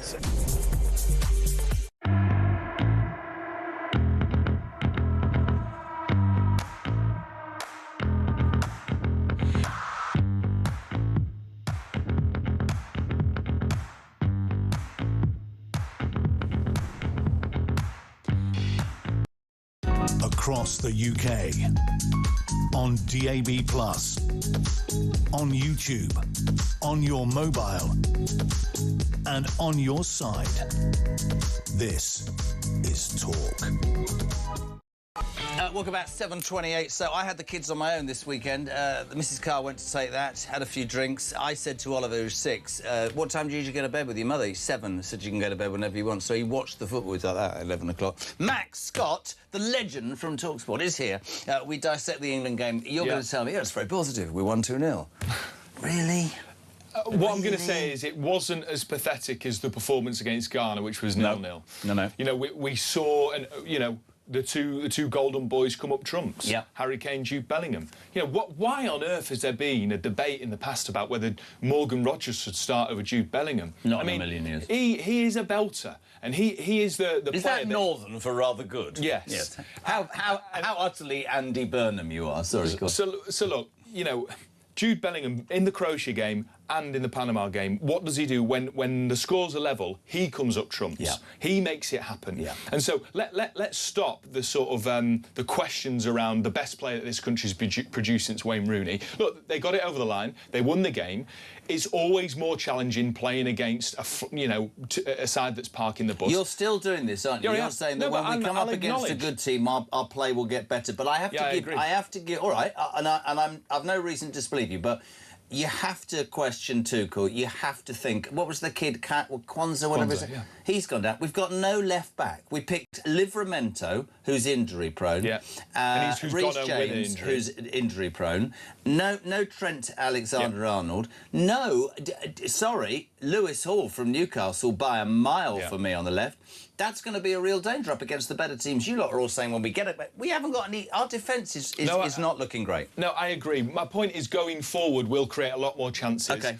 Like we did against Croatia, against sides that aren't parking the bus and trying to frustrate England. However, the reason England probably won't win the World Cup is because Tuchel has made a grave mistake in his defensive selection. Completely You've just covered it. You're absolutely bang on the money. That will be the reason England don't win the World Cup if it's to happen. But isn't that an extraordinary thing? If you've got all that talent, you don't have the ability after 18 months to go, let's take the best left-sided player. Lewis Hall, everybody knows, in Newcastle, my mates, Livramento's great, but he's chocolate. You're not going to get a season out of him. You're not going to get a season. Reece James, everybody knows, can't play 2 games, so what does he do? He plays in for 2 games. Reece James probably isn't going to play another World Cup game for England. God. And so that's the issue for England. See that rumour overnight that Barcelona are lining up a big money move for Harry Kane. That's interesting as well. Well, Harry Kane's the best striker in the world, Jeremy. So, you know, I don't blame anybody. Would you go from Bayern to Barcelona to finish your career? No, I think he'll probably stay. I think Harry Kane will stay. He's very settled in Germany. He likes the fact that there's far less media attention, that the press are slightly less invasive there. But having said that, Harry Kane's never in the front pages, is he? There's never any news, and I love that about him. However, everybody has a price. And if Barcelona, whose finances have been a little bit dodgy in recent years, if they can front up 120 million quid, then Bayern Munich might say, well, for a striker in the twilight of his career, potentially, we might take it. What about Nottingham Forest, just very quickly, finally selling Elliot Anderson to Manchester City for 116 million? Maybe they would try and buy Harry Kane for that money. Well, I wouldn't put it past Mr Marinakis. He's an ambitious man. And so, but no, look, credit to Forest for making a huge amount of money on a player that ultimately cost them £15 million. Newcastle will be scratching their head. Not scratching, absolutely devastated the Newcastle people. They had to because of that was a homegrown talent, wasn't it? England next, what is it? Democratic Republic of Congo. Oh. Wissa's the only player I know from Newcastle that plays for them. Wednesday afternoon, 5 p.m, is that right? Thank the good Lord that we can watch this at a normal time. Yes. Yeah, DR Congo in Atlanta. There are lots of England fans out there, you know, reports of them saying, I'm not paying 640 quid minimum for a ticket to watch England against Congo. So they're going straight to Mexico City, banking that Tuchel's going to get through another African side, which is going to defend resolutely and make it really difficult, hoping that we get Mexico or Colombia. Ecuador in Mexico City. I would bank and put my money on it being Mexico at the Azteca, where the hand of God took place, not a happy hunting ground for England whatsoever. And was it a goal? Was it a hand? Are England going to win the World Cup? Probably not. How far are we going to get? semi-final Argentina. Oh, Max, we love you. He's a busy man. He's got to shoot off. TalkSport, our sister station. Bill, feel free to walk, my friend. Sister station, TalkSport. The only place you need. Every single detail covering this World Cup. Absolutely unbelievable coverage. An amazing array of hosts and commentators. And just a little side note that will it makes me laugh. Dodgy Dave, who does the buttons on the show this morning because Mark's away, does an awful lot of the desk for TalkSport. I said to me, you enjoying the World Cup? He went, I don't even like football, to be honest. Morning, Nigel. Morning, Jeremy. It's Nigel from Brighton here. I think we're watching a piece of theatre, but I don't think most of the country can see the strings being pulled. Look at how Andy Burnham has been built up. The BBC's been following his mayoral years like a fan club. King of the North, they called him, and they verify and amplify it. He wins this by-election, they put a helicopter over the train taking him to London and a reporter in the seat beside him. Every interview soft. Nobody asks how he's paying for any of it.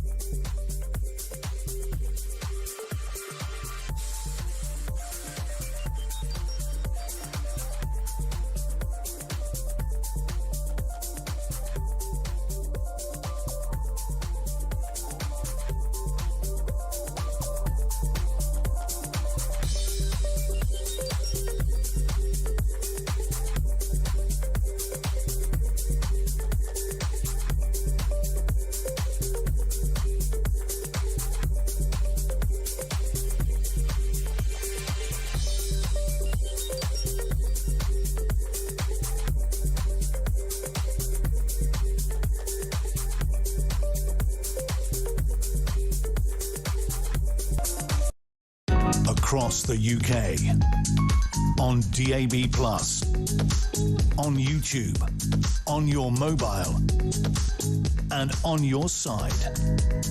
This is Talk.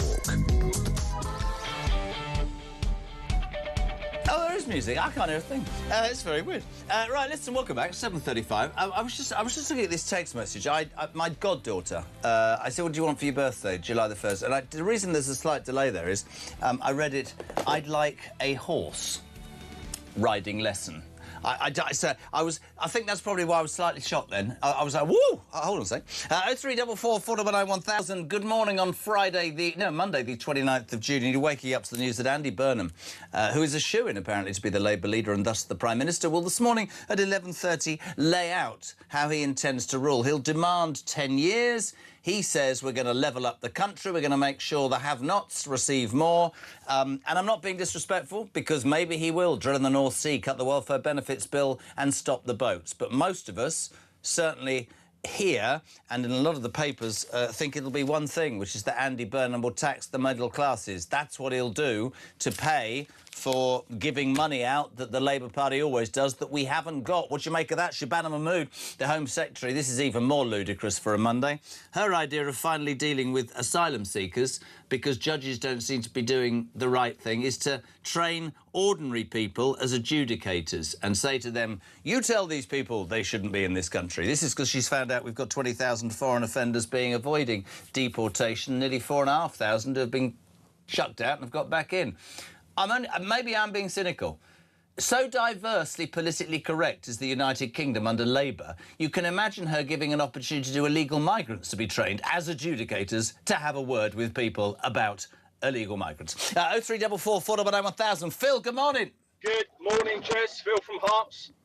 So it was a coup, was it, with Andy Burnham? Well, let's wait and see. Somebody stands up in Parliament and makes the statement, we do not recognise him as Prime Minister. I wonder if that's going to happen.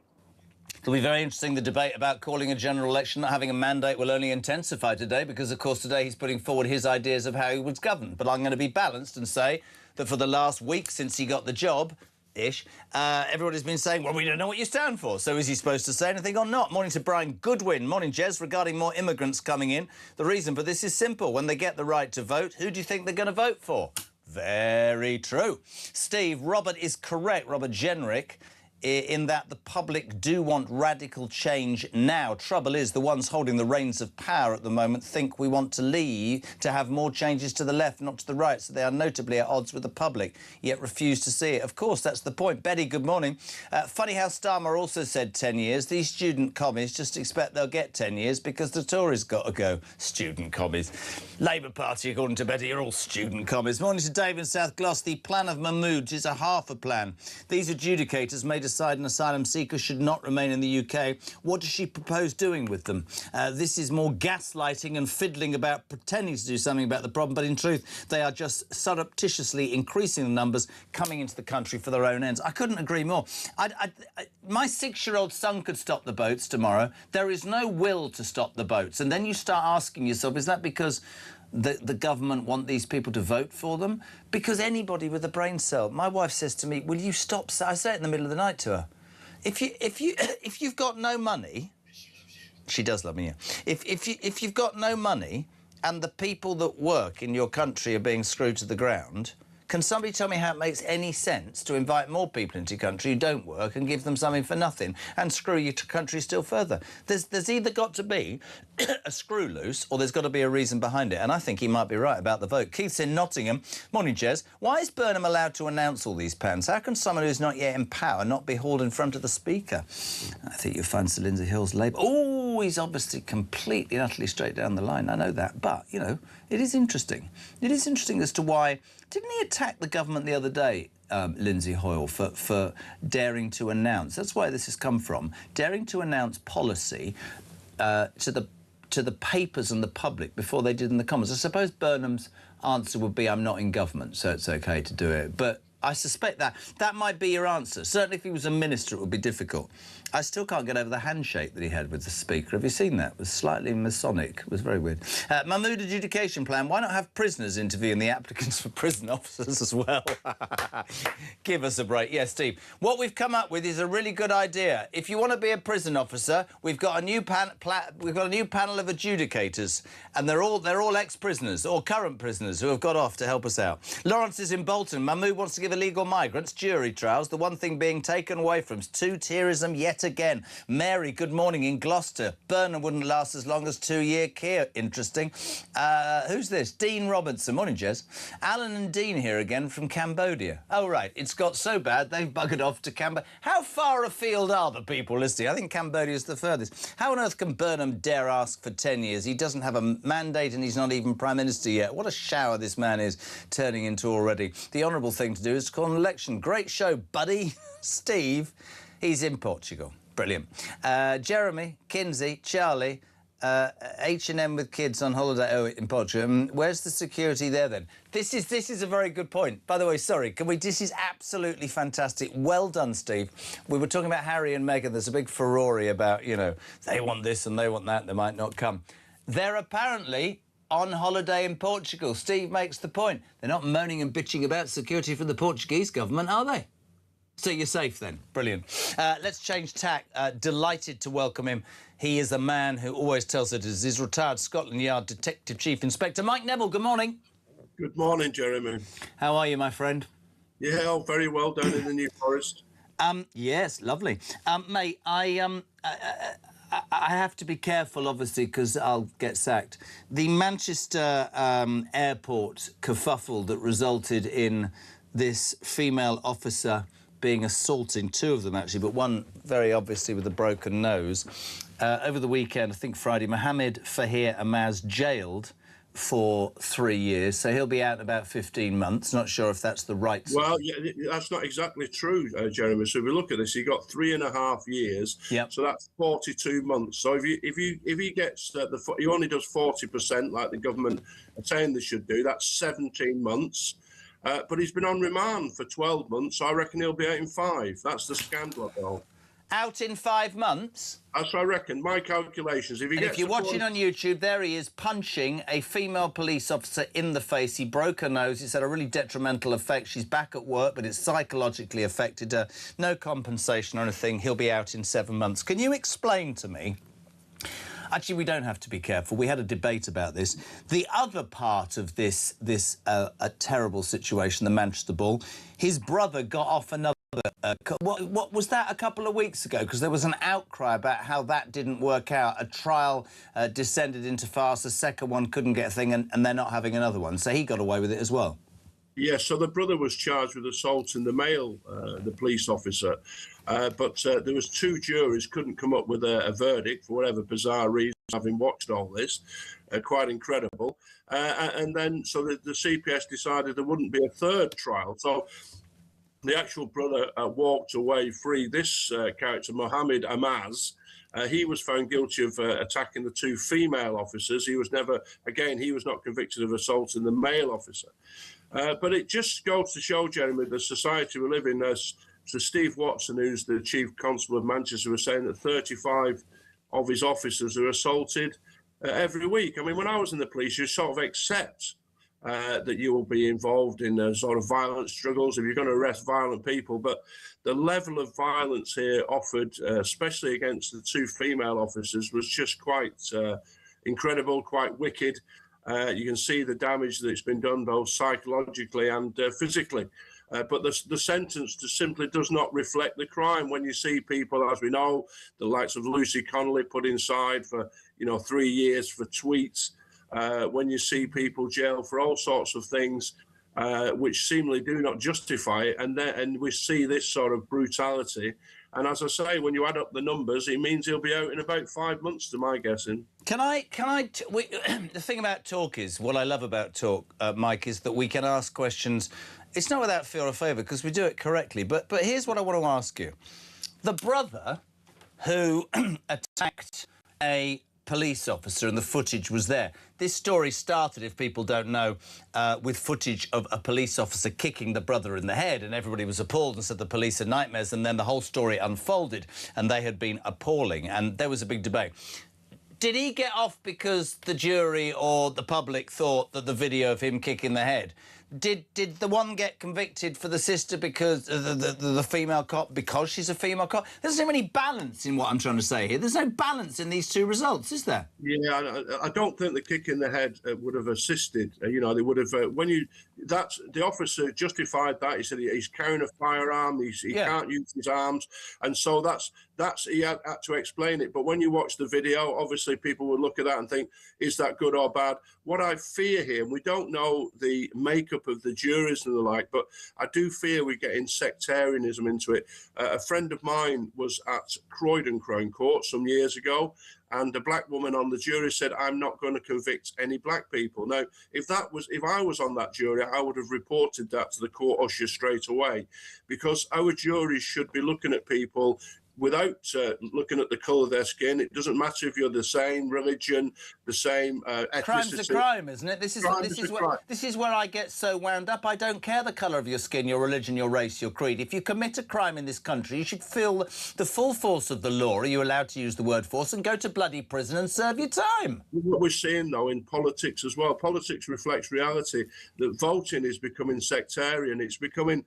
Like when I was a soldier in Northern Ireland, people are voting for somebody because they're the same religion as they are. And we really don't need this in the country. It's a bad thing to have.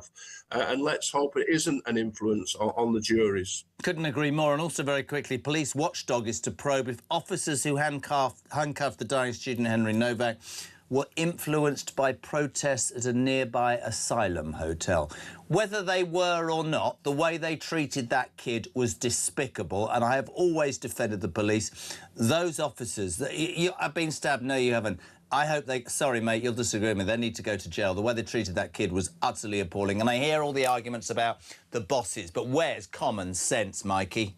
Yeah, where is common sense? So I think you've got 2 aspects here. One, the lack of empathy, the lack of... You're supposed to care for... When you're a police officer, you're supposed to care for people. You can fight with them, but you care for people who are victims.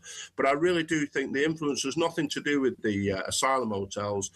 Hampshire Police had recently undergone some racism training where officers were analysed by the University of Reading, who said that, lots of officers felt they could just keep their mouth shut.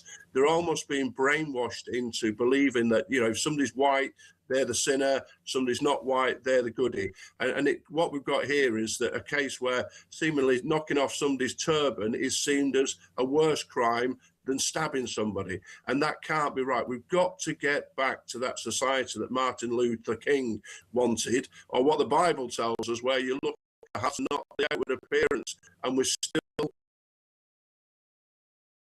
I agree, and it's beyond, you know, there will be mistakes, but the ideology of the colour of your skin could affect the way you are treated in terms of the law or the judiciary. Social care is fundamentally wrong.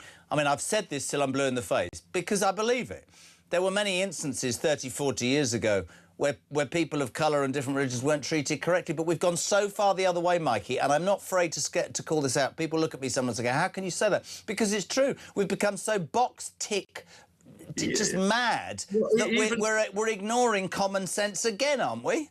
Even so, Jeremy, you can see the government. We had an attempt last year to reduce sentences. If you could show that you were in a different, you know, from a certain ethnic minority, you've got reduced sentences. So this bias, it runs through the whole of government, the whole of establishment, and we've got to get away from it. Anti-racism now really means anti-white. These race action plans and like have got to be scrapped, and we've got to get back to common sense policing. Couldn't agree more. Mikey Neville, thank you so much indeed. Lovely to have you on in a tick. We'll talk more about the Royals with Rupert Bell. But morning, Richard.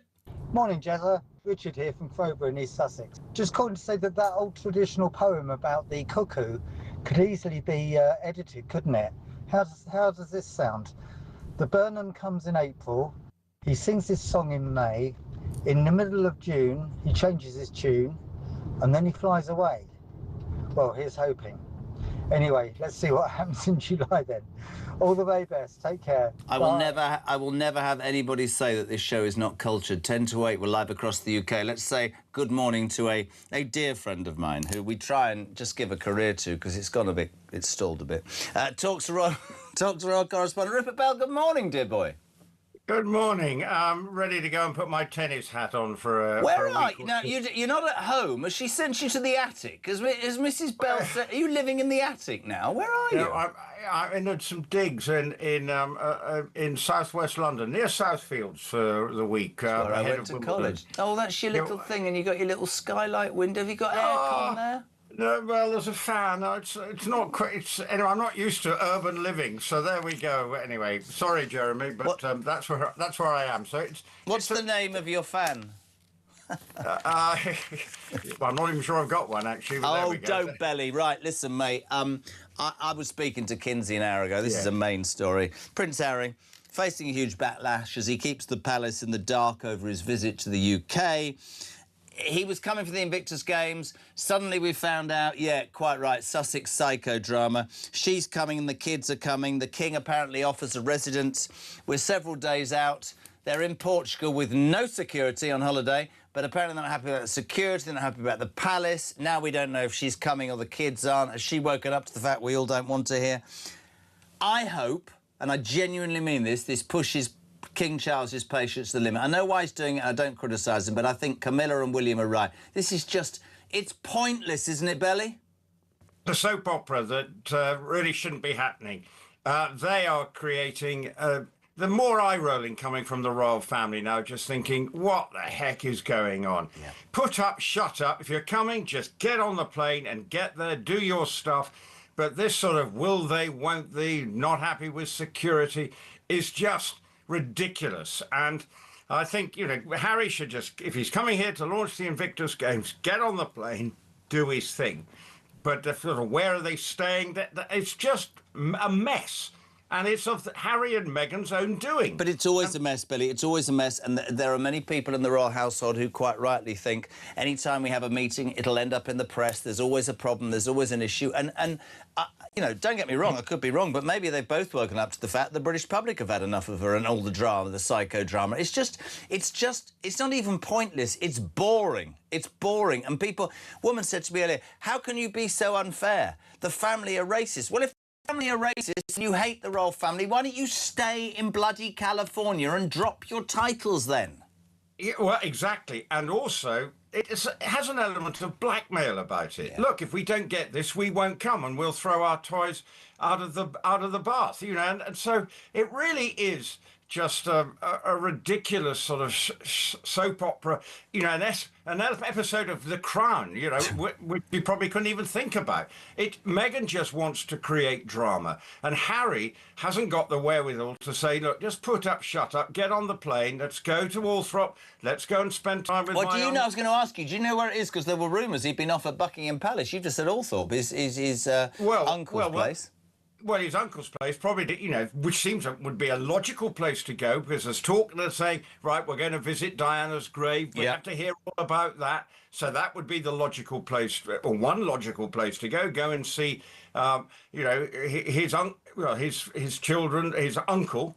So the whole thing's a mess and needs to be sorted out. And if they don't come here, just stop the shenanigans. Yeah. Do you think that because I think she's a real manipulator and a narcissist, to make no apology for saying that, do you think that actually, ironically, she doesn't want him to stay in a royal residence for fear that she's managed to ostracise him from a royal family and control him? Do you think she's slightly concerned that if he got back into that, he might change the way he approaches where he's at now? Well, actually, where's he going to go? Yeah. Windsor, would he stay in Windsor? Would he stay... Well, Buckingham Palace is being renovated, so I don't think they can stay there, but there's obviously apartments maybe at Kensington Palace. I don't know. Could they go to Sandringham? But the King is in Scotland, I think, and more than likely to be up north in Scotland because he's been there recently. Yeah. So the whole thing is just a bit of a mess. And 5 days. So if they're in Portugal, have a lovely summer holiday in Portugal. No security there, by the way, Belly.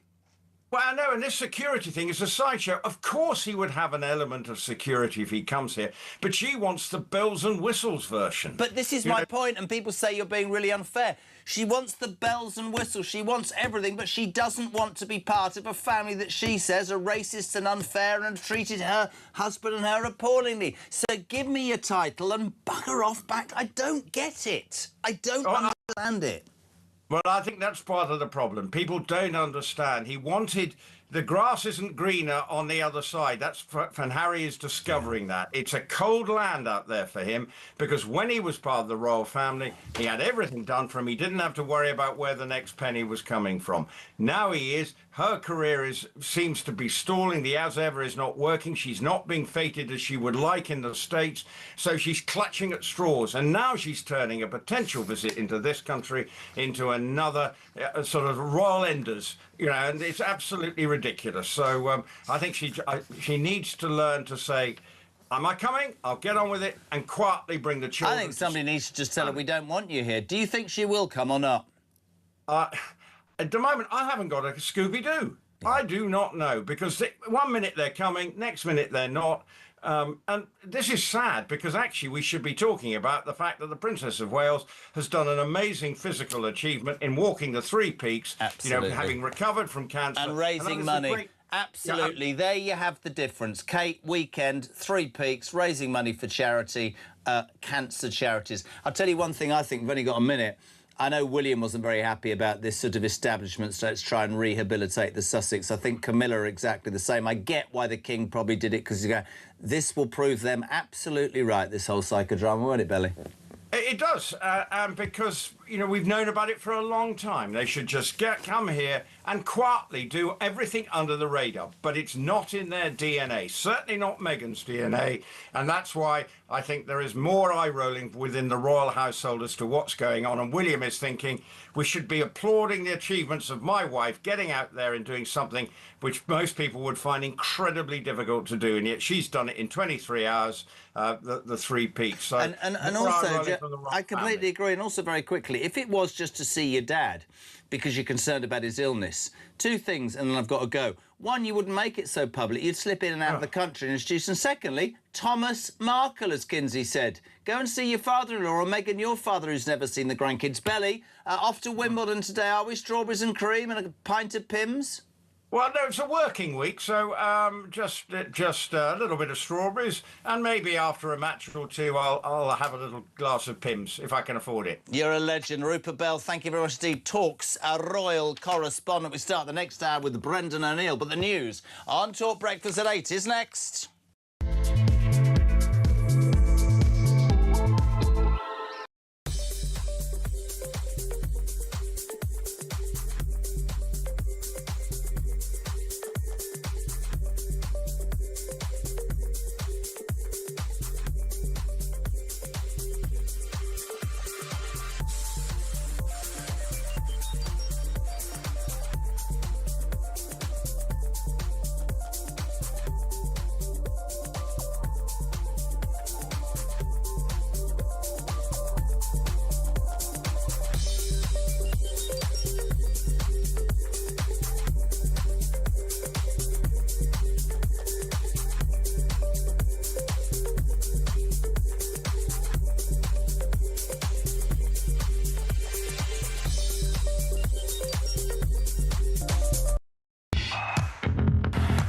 We've got some breaking news that has just come in. talkSPORT have announced a brand new partnership in a developing story. We hear they've created So Good Lager right in time for football's big summer. Just in, we're hearing that So Good Lager will be pouring pints across all O'Neill's pubs and some of the best sports pubs across the UK. With the big kickoff just around the corner, you can find out where to get your hands on a fresh pint of So Good Lager at talksport.com/lager.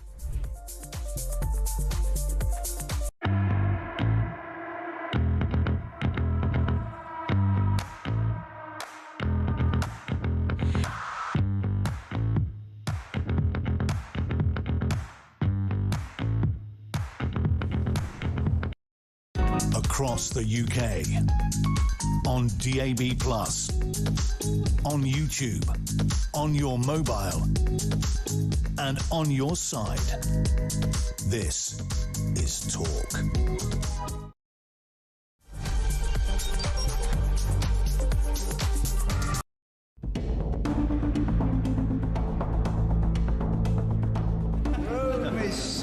I swear by Almighty God that I will be faithful and bear true allegiance to His Majesty King Charles, his heirs and successors, according to law.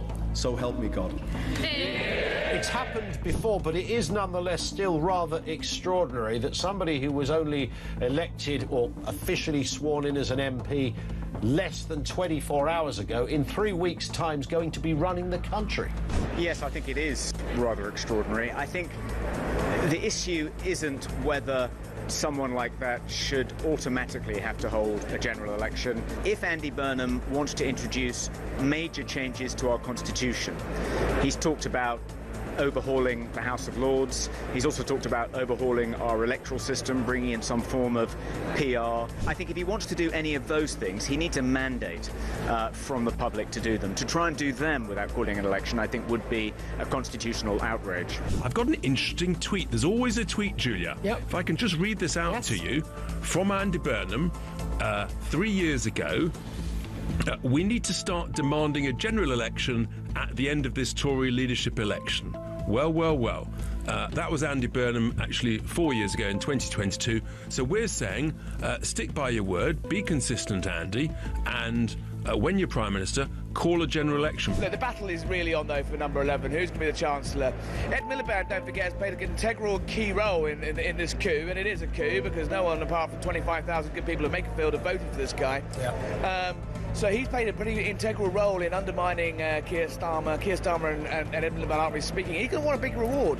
But, he is, probably the most left-wing person in the government, and he will spook the markets. Lou Hay, I mean, the reality is, look, she served her time. She was cast out of government. The reality is, as you said, she has been central to his campaign. She was central to his campaign in Makerfield. More broadly, she's been central to his campaign to enter Downing Street. He owes her, and she will definitely get a role.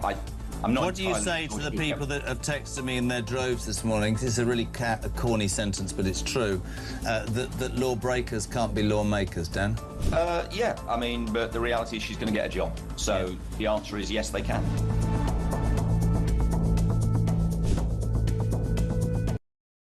Across the UK, on DAB+, on YouTube, on your mobile, and on your side. This is Talk.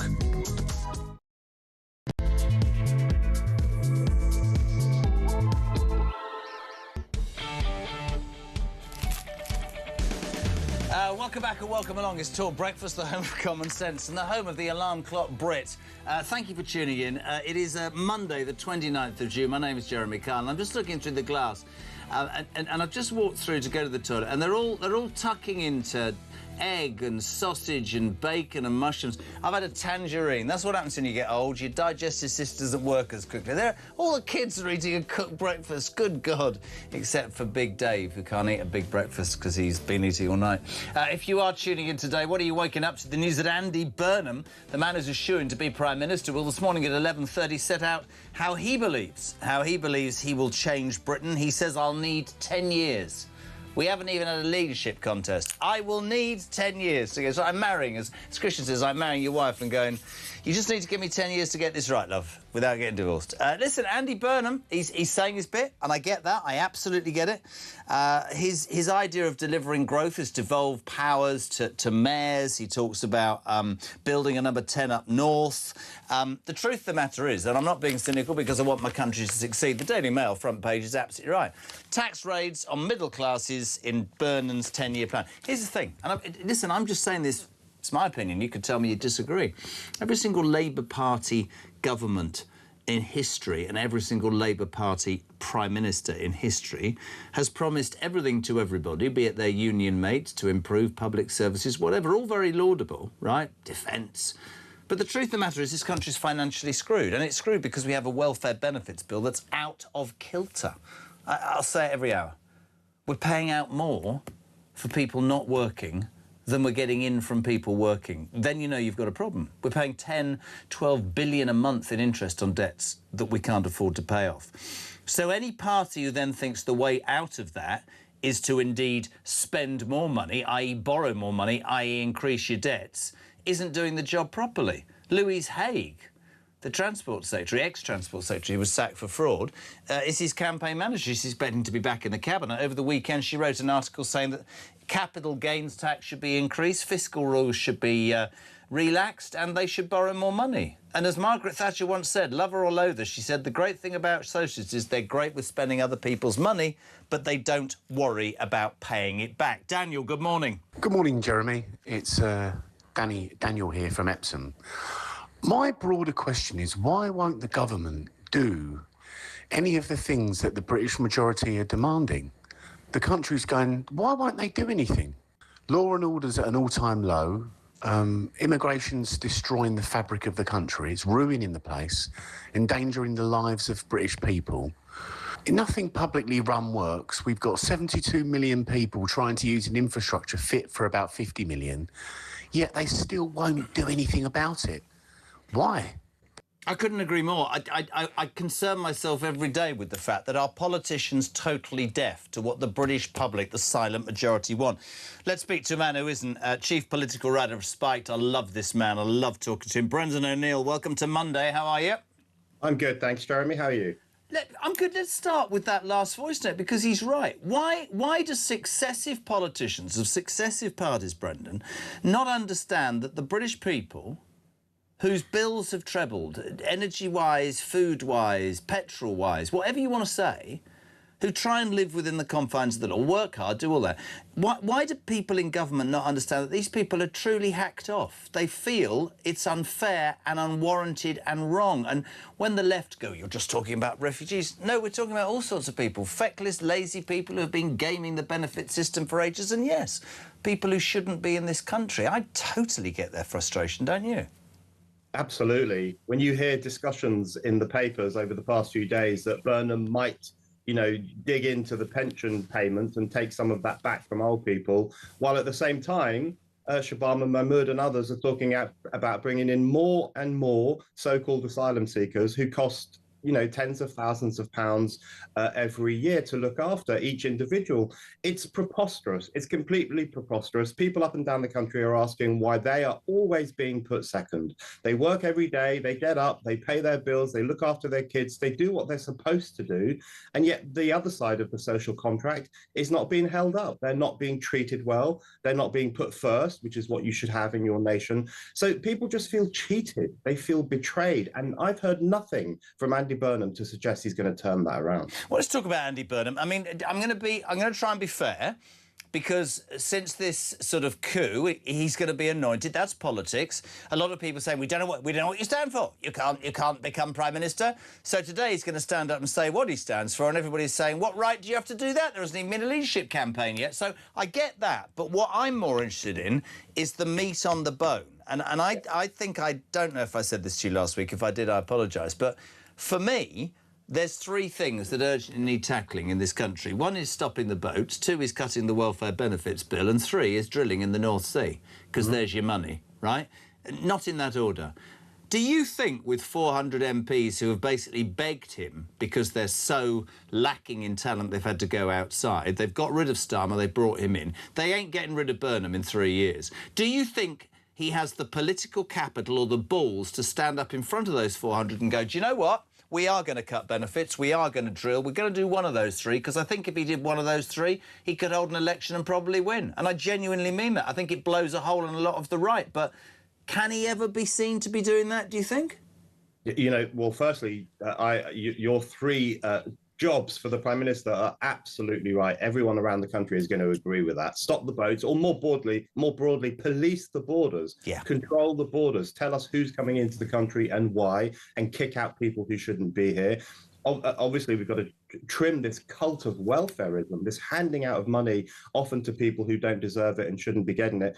And we need to resuscitate the industrial revolution in this country, drill for oil, frack for gas, build nuclear power stations. We need to do those three things urgently. I'm not convinced Burnham can do it because, you know, the problem with Keir Starmer, of course, is that he always put party before the public. He said he would do the opposite. He said he would listen to the people and they would come first, but actually he always put his own party first. And the Labour Party is so out of touch with public opinion. They're out of touch with public opinion on welfare, on immigration, on asylum, on the border issue, and of course on net zero and manufacturing. They are completely out of touch because they come from that rarefied section of society where the correct way to think is to hold all those woke views. And so Starmer was always bowing to the prejudices of his own party rather than listening to the opinions of the public. I'm really not convinced, from what I've seen so far, that Burnham will put the people first. Which is patently what needs to happen. Talking about Starmer, now, I don't want you to laugh, OK? So just paint a picture. You've been Prime Minister of your country, and one of the fatal blows was delivered by your Defence Secretary and Armed Forces Minister a couple of weeks before you had to resign, resigning and saying, and I quote, you have absolutely nothing about you that should want to defend. You don't want to defend your country. You don't want to spend extra on defence. And worse than that, you horrible little man, you've brought out this Legacy Troubles Bill where you're prosecuting servicemen and women from 30 years ago in Northern Ireland whilst giving immunity to the IRA. You're a disgrace. Literally 7 days after that Prime Minister resigns, and I'm talking Keir Starmer here, he's made a pitch to be the Secretary-General of NATO. So what, he's going to go round Europe going, I know I didn't spend anything on defence, but I'd like you to give me some more money. Is somebody laughing at me this morning or what? That's got to be a joke, hasn't it? It's a sick joke, if you ask me, for exactly the reason you've outlined, which is that Starmer pretty much left us as a defenceless realm. He didn't fund defence in the way that it needed to be. Of course, he lost his Defence Minister and his Armed Forces Minister at the very end of his premiership because they thought to themselves, look, you're not giving us the money to look after this country, to pay the young men and women and give them the resources they need to fight for this country. So he was a complete failure on defence. And even more broadly than that, you know, he didn't defend our borders. He didn't defend this nation. He let people come here who committed heinous crimes against British citizens, especially British women and girls. He let all of that happen, and he promised to stop the boats, but completely failed to do so. So he left us defenceless against foreigners who had a criminal mindset, and potentially against invasion by a foreign army. We would not have been able to do anything if something like that were to happen. So the idea that he could be Secretary General of NATO, a massive Europe-wide defence force, is a joke. And of course, it will really, really annoy Trump and the whole of Washington. Well, I was going to say, Trump's not going to let that happen, is he? Not in a million years. No way. There is no way Trump is going to turn a blind eye to this because he knows what the British people know, which is that Starmer was a pretty useless Prime Minister, especially on issues of national interest, national sovereignty and defence. He's got nothing to add to NATO whatsoever. Before we move on from Starmer, I love this text. I have to read it out because it makes me laugh.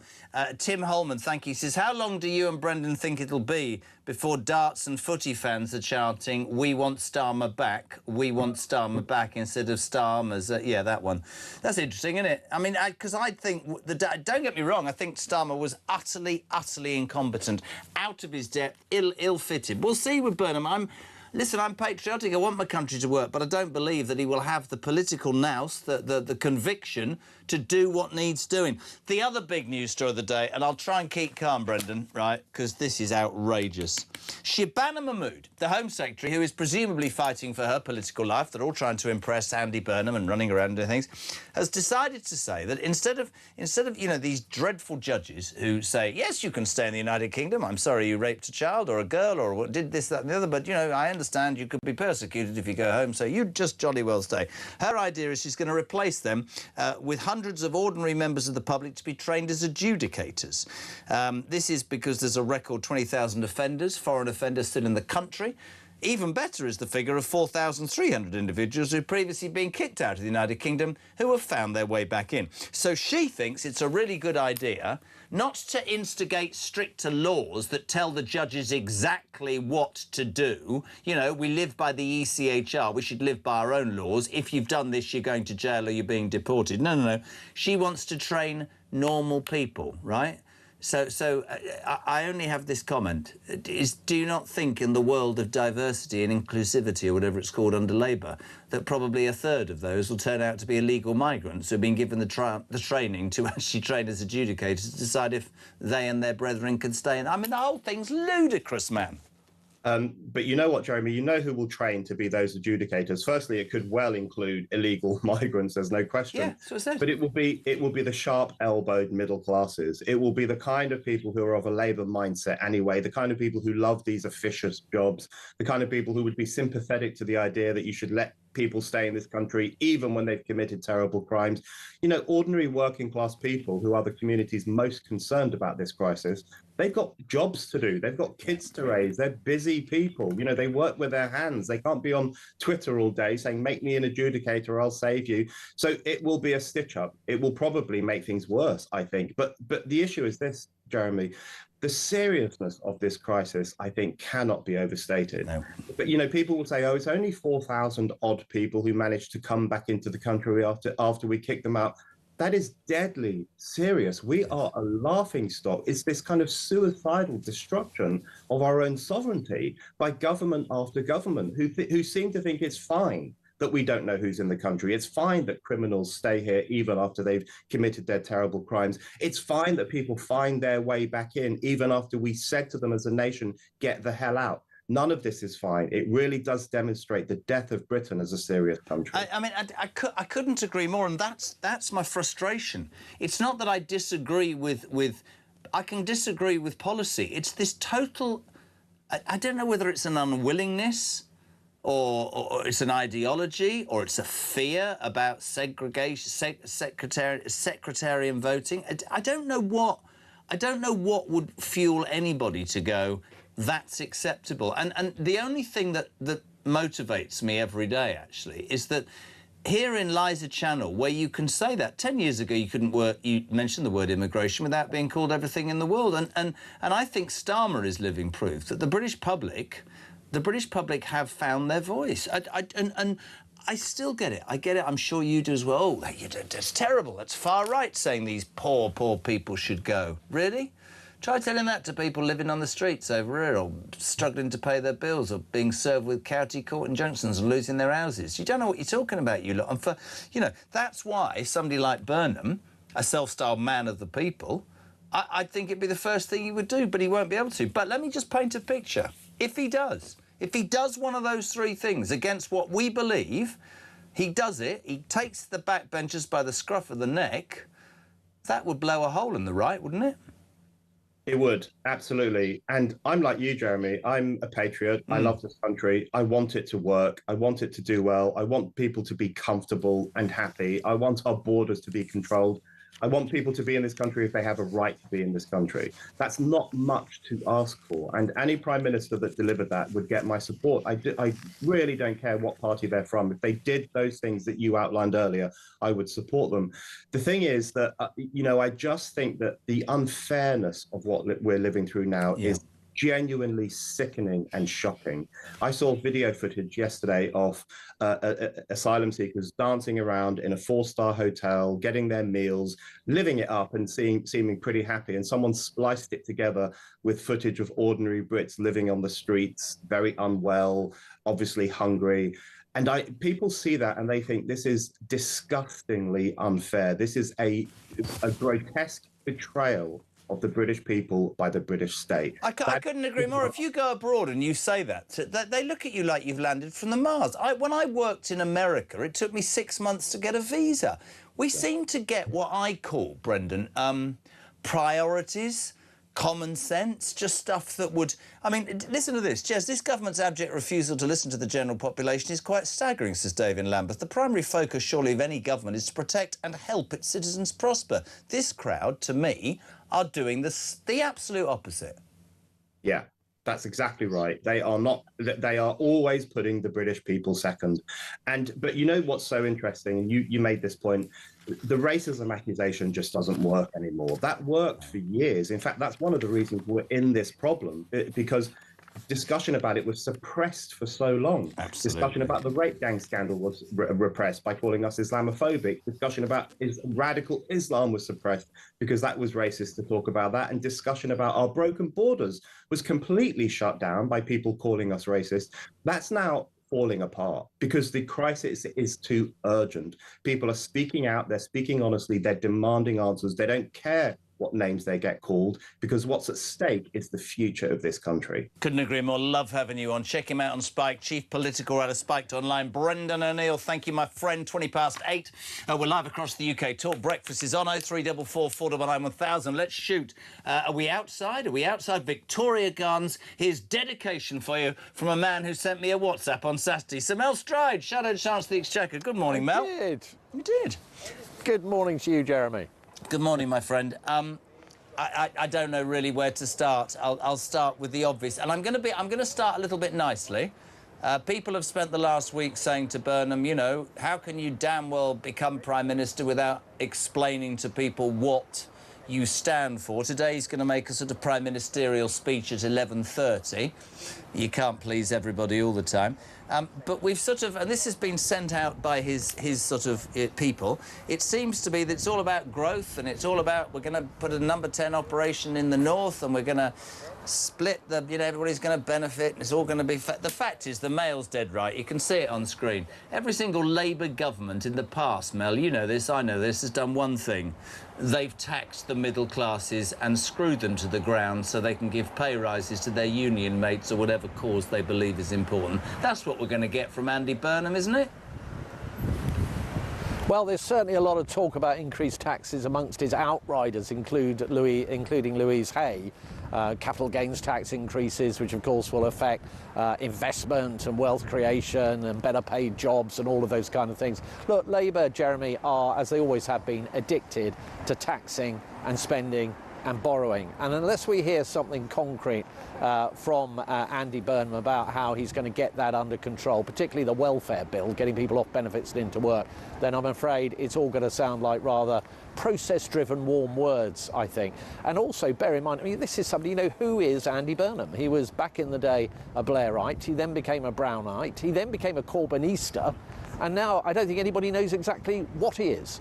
He flip-flops around the place in the run-up to the Makerfield by-election. At one point, he said that he would pay out all the WASPy women. Well, that could be about £10.5 billion. And then about a day later, he said, oh, no, sorry, I'm not going to do any of that at all. You know, this is a guy that flip-flops around the place. So let's see what he says at 11:30, but I'm not holding my breath. Is it fair to say that Kemi Badenoch, and this is a compliment from me, I was super critical. I was critical to you, to your face, about how long it took Kemi Badenoch to come out in that first year of acceding to the leadership of the Tory party and actually give us some meat on the bone. And what we got from all of you in the Shadow Cabinet was, we're doing this carefully and we're doing this in a constructed way. Is how she's breaking through, and let's be honest, she is the party not at the moment.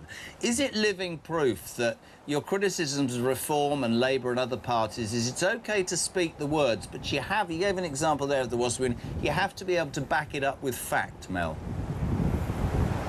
Yeah, I think that's totally right. And that, of course, led to a very bumpy initial months when Kemi took over, because there was a great pressure for us to start coming out immediately with lots of policy, lots of giveaways or whatever it may be that people were after. But she said, no, look, we've got to be the serious grown-ups, particularly on the economy, particularly in a world, Jeremy, where the Labour Party were palpably taking the wrong decisions and destroying growth and jobs and leading us into high inflation and high debt and so on and so forth, and a Reform Party who simply are prepared to stand up and say whatever they think people want to hear without any plan to back it up, or having made sure that the numbers actually add up, which is quite a dangerous thing to do. So we made big announcements, particularly around our last conference in the autumn, where I set out almost £50 billion worth of savings. It was all very rigorous.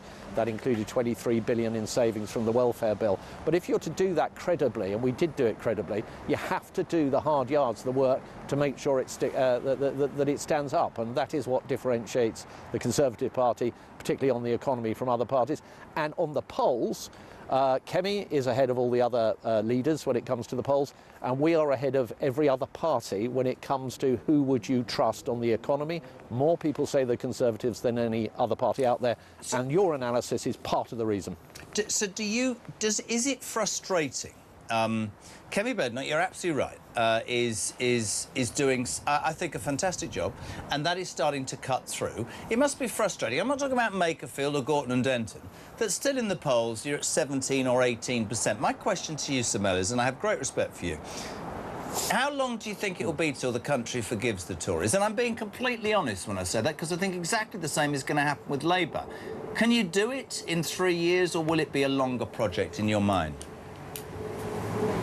Yes, we can be ready for the next general election whenever it comes, actually, Jeremy. But I think you're right. This is a journey, and we mustn't forget that at the last election there was a visceral antipathy towards the Conservative Party that led to just about our worst defeat in the history of the Conservative Party. But I think that we have moved forward under new leadership. We're very united in a way that the Conservative Party has not always been in the past. We're probably the most united as a shadow cabinet and parliamentary party that I have certainly known in my 16 years in the House of Commons. We have a strong leader who works from Conservative principles, knows what she stands for, is communicating well. And what you're going to see going forward now is more of the team, because there is depth in our party, and particularly on the economy, there's a lot of business experience in our party. We understand and we get what it means to support businesses and give them the environment in which they can grow and expand. I completely agree, but the question remains, do you think the country have forgiven you yet? And if not, and you're very honest about your mistakes, how long do you think that will take? Well, I think it's it's difficult to define exactly what you mean by the way people will feel about us, but I think it's fair to say that people are beginning to give us a hearing now, certainly in a way that they wouldn't have been a year or two ago. We are, as I say, leading in the polls on the economy. That's a very significant position to have achieved, and the economy will be central to the next general elections, no question about that.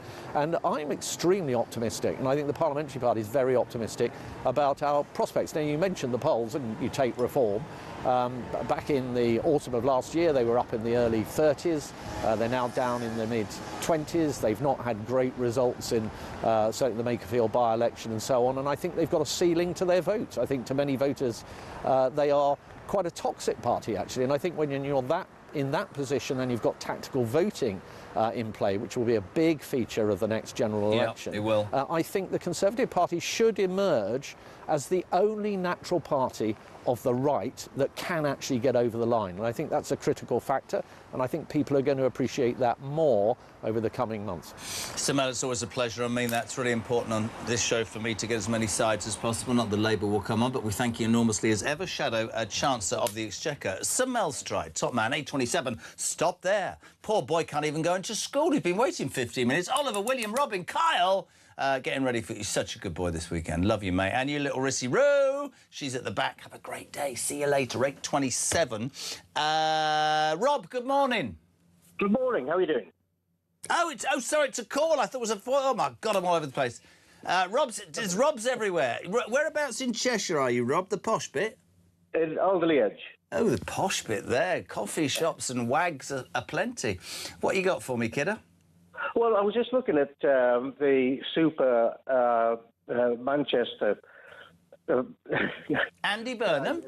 Yeah, that one. He don't live in Cheshire with you upmarket people. He lives in proper place in Manchester. Lee, what you talking I about? know he does. He lives in Lee. And the thing is, have you been to Longstaff? Have you been to Bolton? Have you been to Oldham? Yes, I have. Yes, I lived there 15 years. Yeah, you're not Manchester. He's proper Manchester. You're one of them toffee people in Cheshire, aren't you? Yeah, but he lives in Lee, and Lee's not a very nice place as well, by the way.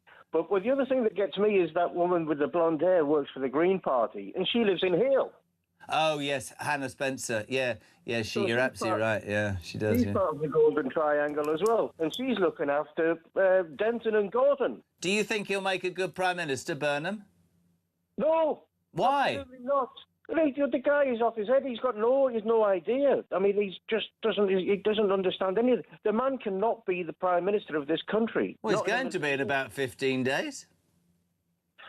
And the other thing as well is, what I'm going to say as well while we're on, is that, when we're talking about the illegal immigration, I've lived in Dubai for most of my life, right? And what they do there, and in the whole of the Gulf, is if you get illegal immigration there, you're detained and you're deported immediately. There's no messing about. Yeah. So that's Bahrain, Qatar, the whole thing. Of course. England needs to do exactly the same. I don't understand why they just don't do it.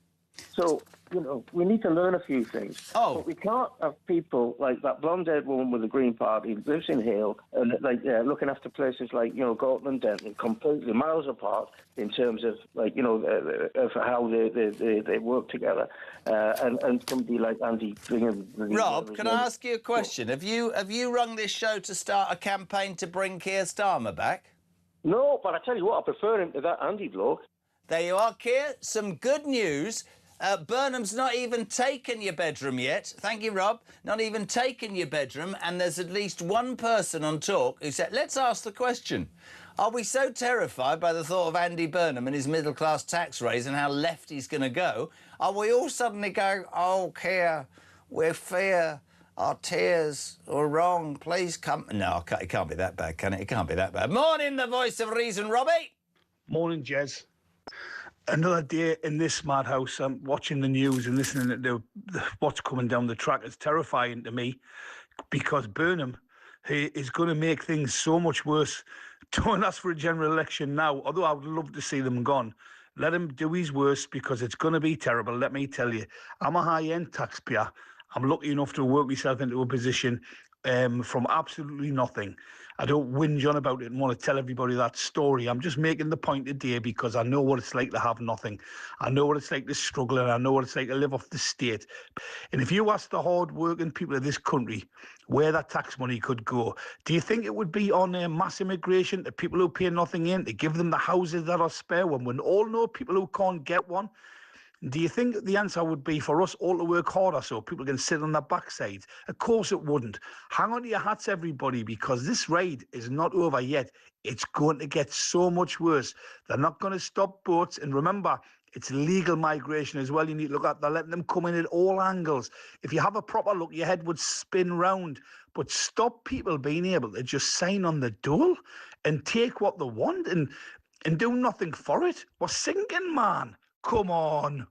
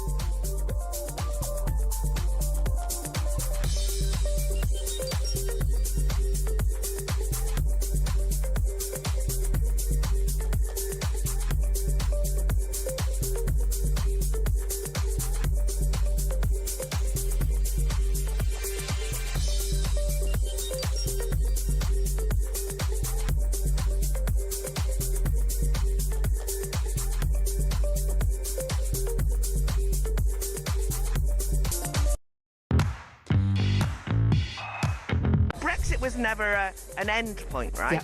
the establishment didn't want to put in place the mechanisms for accountability for our own domestic politicians to be answerable to the electorate. And in fact, that's what the EU is all about, ring-fencing decisions away from those pesky oiks who are the voters. And what we did with Brexit was say, we pesky oiks have got the chance to actually, guess what, hold you to account if you make a mess. Now, I say that with some irony because I'm in the House of Lords. I get all that.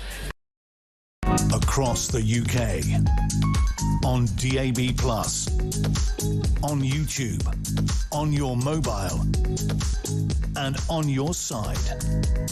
This is Talk. Welcome back. 8:33, we're live across the United Kingdom. Still to come this hour, Harry Redknapp responding to England winning.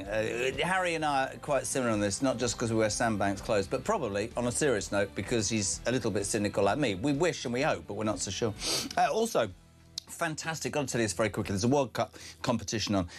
You'll have spotted the tournament's well and truly underway. What is it? Our next game's Wednesday, I think, 5 o'clock. The Democratic Republic of Congo. We take them on the last 32. And on Talk, we're celebrating a massive summer of football in absolute style. We've got you £26,000 tax-free cash, which I'd about 40 grand in total. Just imagine that landing straight into your bank account. Honestly, there'll be no... We will pay the 50 quid that means those funds clear on the day you win it. I don't know what you do. Cost of living, probably clear some bills, book a holiday, I don't know, or just some financial breathing room. Take a breather and enjoy. It's a life-changing amount of money, so if your bank manager could do a serious worse, here is everything you need to know to win 26 grand. For your chance to win, visit talk.tv/win or text TALK to 83338 by 6 p.m. on the 20th of July 2026. Texts cost £2.50 plus your standard network rate. Or send your name and number by post to Comp 1 PO Box 3190, Colchester CO2 8GP, to arrive by midnight on the 23rd of July 2026. 18 plus, UK residents only. So for your chance to win, text TALK to 83338 now. This is a network promotion, full T's and C's at talk.tv/win. Sorry, can I just point out, I mean, that is a supreme voiceover man, isn't it? Text your number now. I mean, do you think I could get that gig? Oh, sorry, that's... Christian just said they're professionals at Talk Sport and you're a git. Morning, Pauline. Good morning, Jeremy. It's Pauline from Salford. Meghan Markle had absolutely no intentions of coming over here. She knows how much she's disliked, and she'll always use the kids as a weapon. But there was no way, absolutely no way she will come over. And she just wants the drama, and now she'll go on some TV show saying how she's been, you know, bullied and she couldn't get what she wanted, what she needed. So I've absolutely no sympathy for her, and the sooner they get divorced, the better. I just feel sorry for the kids. Brilliant. Have a great day. Brilliant. Well, can you imagine that? Could have been on the old show, couldn't he, Harry? I don't love my wife any... No, I'm joking. I'm sure they do love each other enormously. Let's move back to the political debate surrounding Andy Burnham, who this morning at 11:30 will make a major policy announcement. I'm going to give him a bit of the benefit of the doubt, because as I've said to you all morning, everybody last week was going, how can he become Prime Minister? We don't know what you stand for. And now he's going to stand up and say what he stands for. He's going, you've got some front, you, mate, haven't you? Who the hell do you think you are? Well, we haven't had a leadership contest yet. Morning to David Maddox, political editor of The Independent. Good morning, David. How are you? Morning, Jeremy. Fine. How are you? I'm all right, mate. I won't keep you long. Andy Burnham, I don't know, the messiah to many, the great pretender to many more. Where do you stand on this, pal? I'm one of the more sceptical members of the journalistic community at the moment. There's a lot of fanboys and fangirls out there for. Are they from the BBC? Well, they might be, and a few others. I mean, in fairness, I think after the 2 years of utter misery and gloom and ineptitude that we've just had, that anything's got to be better, or at least we hope so. And at least. Maybe he could just produce the same policies with a smile, although I think today is going to suggest something a bit more radical, frankly. I mean, that's my point. I mean, if we get past the debate, there should be an election, mandate, blah, blah, blah. The fact of the matter is our political system is our political system, and he will accede to number 10. What I am at pains to tell people, David, is, because I'm old enough to, that every Labour government I remember, whatever it says, when it comes into power, it spends more than they've got in the coffers. And bearing in mind this country at this moment is spending 10, 12 billion a year on interest on debts we can't afford, when you listen to Louise Hay, his sidekick, who's called for an increase in capital gains tax and a relaxation of fiscal rules, which breakdown means let's borrow more, I know exactly what's going to happen, and I have to say, I think the Daily Mail are dead right. Tax raids on middle classes in Burnham's 10-year plan, right? I mean, I think it's almost certain that he'll tax more, spend more, and borrow more. I mean, those, he also wants to increase defence spending, which actually I think most of us would agree with anyway. So, well, the money's got to come from somewhere. But we all know where it should. We all know where it should come from, David. We should drill in the North Sea and use some of the basic money that we know we have. But Lucy Powell over the weekend, the deputy leader, who's an ally of his, was suggesting Ed Miliband might be Chancellor. So that's not going to happen, is it? I mean, I actually think there will be an early election because of political reasons, nothing to do with needing a mandate, although he does need a mandate. But the political reasons are he'll get an early bounce, he'll be quite popular, he'll go ahead of reform, and he can catch from cold in the autumn or spring next year. And I doubt he'll be much more popular. It'll be a slide after that. So... You think there'll be a bounce and he'll take over from Reform? You think he can move Labour from 17 to? You believe he can move them 10%?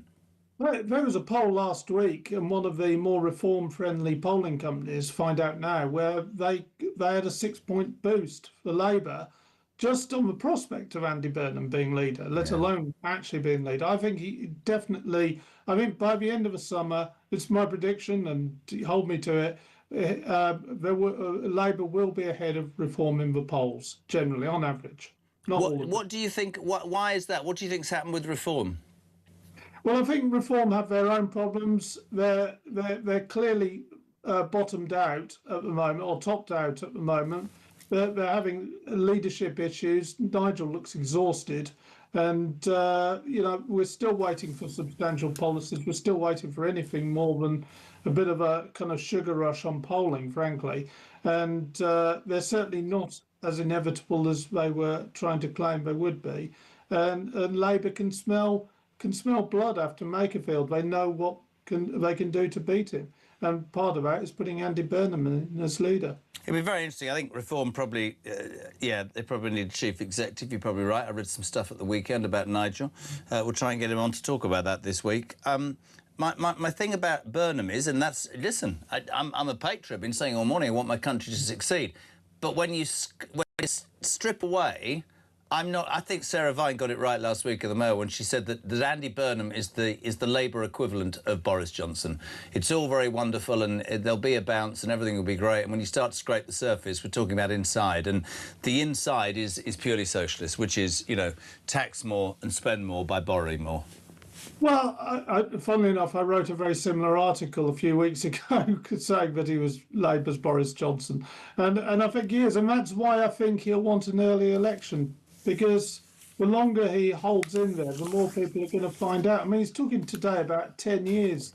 Another Prime Minister talking about needing 10 years. I know. But you see, the other thing is, you might be right, and probably Sarah Vine, both of you are right. But here's the thing. I'm told that if you become Prime Minister, you never want to relinquish it. He gets in there and they're going, we can do it. Is he really going to risk, or is he just going to say, I'll be Prime Minister for 3 years and we'll take our chances? I don't know. It's very interesting. It's been an extraordinary time politically for it to have happened, that coup, so quickly and so effectively, right?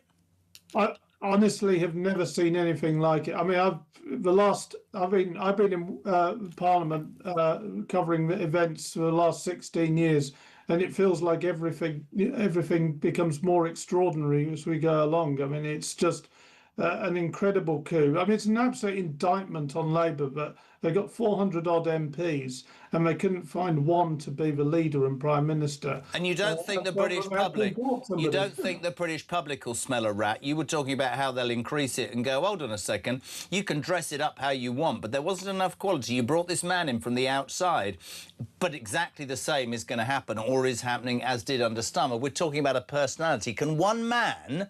Because here's what I'm going to ask you. If in your mind one man can get a toxic brand elected, why can't Kemi Badenoch do that? Because she's doing, by anybody's standards, a great job. Because the Tory has had much more of a build-up for the toxicity, and they've got a lot more poison to get out of the system. But I agree with you. I think Kemi, given time, can actually turn things around. I mean, I wouldn't be surprised in a year if the Conservatives have gone ahead of reform as well, but it's going to take them longer. Do you think the reform bubble has burst then, David? Is that what you're saying? Yeah, I think it has. It's not so much it burst. I think it's like one of those footballs where the air's slowly going out and it's getting a bit saggy. Oh, and there's no way back? I'm not saying there's no way back, but they need a serious rethink. They've got to have a kind of proper philosophy, some serious policies other than cryptocurrency and talking about immigration. You know, not unimportant, but they've got to have a wider appeal. They've got to stop being scared by Restore, who actually are much overrated in terms of their effect on polling, and they've got to stop just relying on Nigel and get some sort of good people out there. I've been a bit disappointed by Robert Jenrick, I have to be honest. I think Zia Youssef needs to think about how he phrases things. I mean, admitting that he'd been blocked from being a by-election candidate last week was a special moment. Yeah, I saw that on Question Time, absolutely. I wasn't too sure about what that meant. I think the millions of people who support reform and who feel, disenfranchised, disinterested and let down publicly would probably take issue with you. But I know you're talking from a constructive point of view. There's no doubt that it's all been on Farage for a long, long, long time. The trouble is that there are millions... I'd never count him out, though, David, not in a million years. No. Don't count Nigel Farage out. No, absolutely not. But there are millions of people. The problem they've got is that there are millions of more who are willing to tactically vote to stop them. I honestly could see Reform getting the most votes of any party and only a handful of seats because it's mid-20s. They're absolutely vulnerable to tactical voting and first past the post, and that's their problem. Yeah. Really interesting, mate. Andy Burnham, tax rises or would he save the country, Dave? I suppose he and his supporters will argue that the tax rises are to save the country. That's the only thing they... I mean... I fear it's going to be tax rises. It's going to be a shift to the left, and lots of people are going to be leaving the country to pay less tax. Now, I know you political journalists like to be on the cusp of the, what's good and trendy. So I've got a joke for you, which you can use at one of those journalistic dinners you lot go to the whole time. A Blairite, a Brownite, and a Corbynite get into a... Have you heard this joke? Funnily enough, yes. For people who haven't, a Blairite, a Brownite and a Corbynite get into a taxi and the taxi driver says, where do you want to go, Mr Burnham? Brilliant. David Maddox, thank you so much indeed, my friend. Always a pleasure. Great to have you on. David Maddox from The Independent there. Just going to call it to 90344 499 1000. Loads and loads of you trying to get a text message on. Damon, let's start with you. Voice note. Damon, good morning. Morning, Jeremy. Damon from Wigan. I actually think what the Home Secretary has just said is actually a good idea about the British public voting for the migrants. She could have a big stage and she could have 4 seats looking at the stage, and we could have an audience full of the British public, and we could all have a button and we could all press that red button to see if the big X comes up so they leave. And if they're really good and there's a fantastic, outstanding migrant, we could have a gold button and we press that and you could say, how good would that be? Fantastic. Honest to God, the brains, they've got no brains, have they? Their heads are full of magic. Thank you, Jeremy. Brilliant. Thank you very much. That's Wigan's involvement from Damon there. Rob, good morning. Rob, good morning. Is it not Jezza? Morning, Jezza. Can you stop saying you hope this Andy Burnham will be okay. I don't want him. I'm right wing. I just want him out. I want Labour out. I want all the bleeding politicians out, to be honest. I'm sick of the lot of them. That includes Reform, that includes Conservatives, Labour, Liberals, Greens, all of them. They're all crap. I want them all out. I don't want a government anymore. I'd rather govern myself than put my life in the hands of these idiots that are actually governing. I can't even say it now. Governing us now. I'm not quite sure whether I want him governing me, but I understand where he's coming from. There is great disillusionment with politicians. 0344. Where is Harry Redknapp? Come on, Radders, get yourself sorted. 0344 499 1000. Paul Hamilton. How can Burnham be making a statement of his intentions? He's not even been elected as leader or prime minister yet. He's got no manifesto, and we didn't vote for him. Good morning, Jezza, says Peter from Shropshire. I don't know why I did that. People are talking about the Burnham bounce, but I think it'll be the Burnham bust if he tries to increase taxes.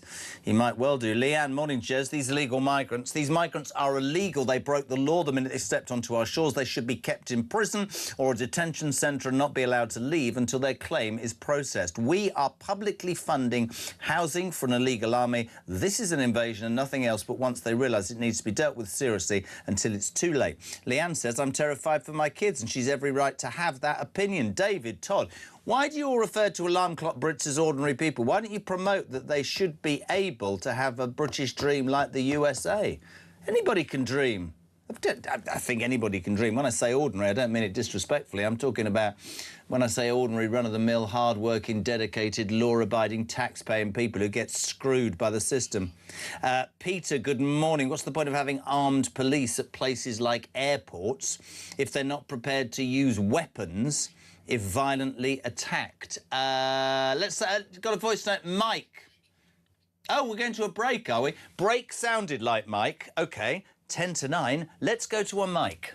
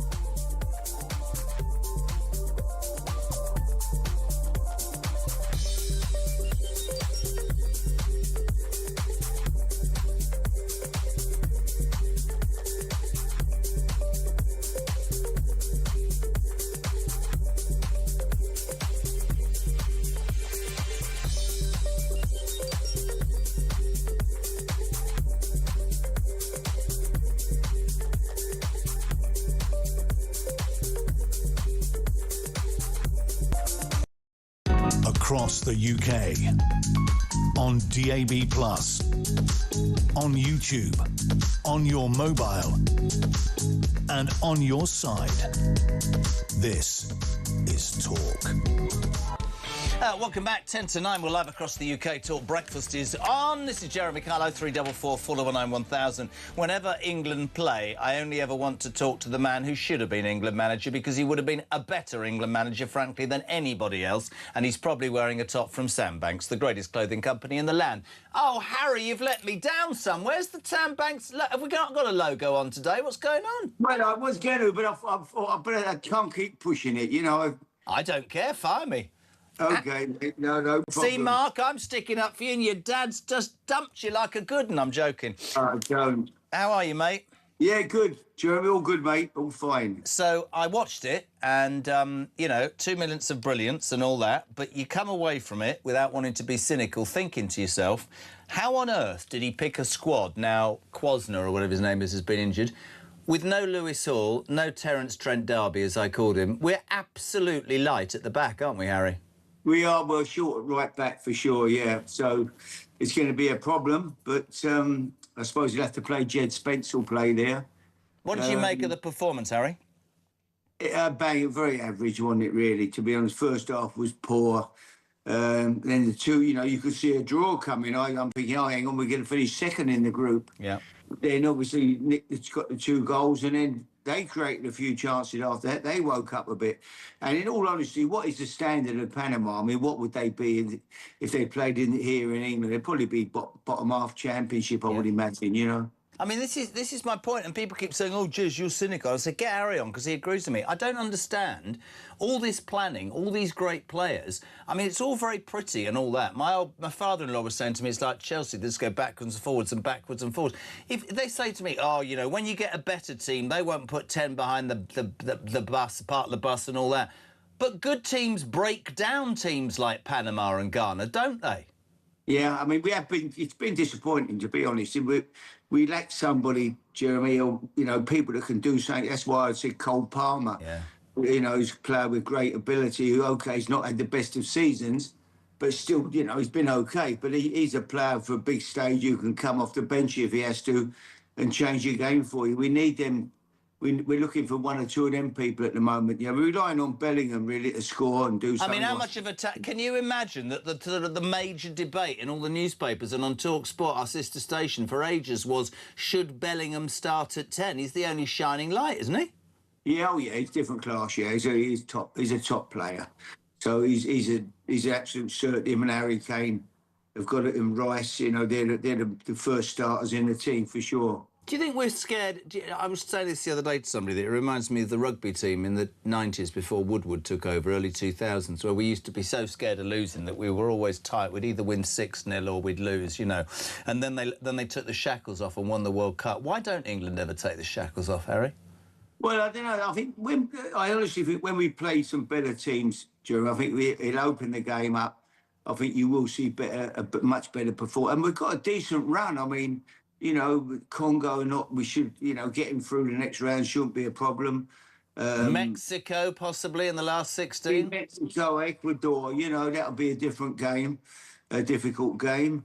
But, yeah, I mean, we missed Spain. I think we missed France and Spain, didn't we, on the way? And so, yeah, I mean, it's... You're not sounding... You sound a bit like me. You don't sound terribly confident we're going to win the World Cup, Harry. No, I'm not confident. No, I'm not confident. No, I haven't seen anything at the moment.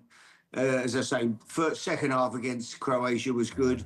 But then, you know, that didn't surprise me because I knew that Croatia are a team that have had their day and you know, they've been fantastic over the years. But now they've got to rebuild and find some more talent if they can from somewhere. So they were there to be beat, really. They were a great first game for us. Since then, the last couple of games have been poor. So, yeah, see how we go. It's knockout stage now. There's no hiding place. We'll see what we can do. Have you seen the front page of The Sun today?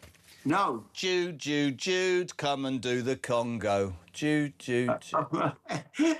It's unbelievable. Harry, I can't... Listen, I was brought up with you know, West Ham, and you'd have got them going. But it's just... I don't know. I don't want to be cynical. I want to believe, but I just haven't seen... I've seen flashes of brilliance, and you know how much the country needs it. Do you know what I mean? And you just want a scintillating performance or something to go our way. But I do think... What? There don't seem the same atmosphere around, Jeremy. No. I think that's being spread as far as it is, mate. I just don't think there's the atmosphere in the stadium. You know, but around it, even you drive around, you know, in past years you had people got flags hanging out of their cars, you know, and probably scared they're going to be arrested. Probably. Yeah. Some stupid, but yeah, these stupid people with these rules. You know, the cabbies would all have, the London cab drivers all have flags. Well, they don't get to pick up anybody because Sadiq Khan's closed half the roads in London because he's an idiot as well. Any update on you standing as London Mayor? Because I'm happy to finance that. Sam Banks, we could have a Sam Banks mayoral gown. I think Harry Redknapp for mayor would be bloody brilliant. I'm ready. Yes, they had to do. Yeah. I think you'd be amazing, me old son. I don't know. It needs something done to London, that's for sure, Jeremy. You know, I got in a taxi last week. Lovely cab driver. He said, "Harry, do you know?" He said, "In the last 2 weeks, I've seen 4 people had their phones stolen walking along while he's in his taxi. He's seen these 4 different people. I mean, it's scary, isn't it?" Mate, listen, we're both London boys. It's not what it was. We really appreciate it. I guess we've got to keep the faith. I'll continue. Yeah, keep the faith.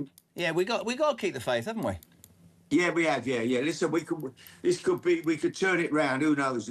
Beat the Congo. And listen, before you go, you haven't invited me to your golf day. Next time you come on this show, put your Sandbanks top on, all right? Otherwise there'll be trouble, because Mark will get Your golf day, you're always invited. Well, I haven't been invited, so sort it out. I'll come along. I'll bring the boy. I was double booked last year. I was away doing I'm a Celebrity. I missed the golf game myself. Oh, my God. Well, let me know. But listen, Harry, we love you. Thank you so much indeed for coming on. I love to Sam and the family. Thank you. Good man, Harry Redham on Talk Breakfast, almost 9 o'clock. 0344 499 1000. You text to 87222. But the news at 9 on Talk is next.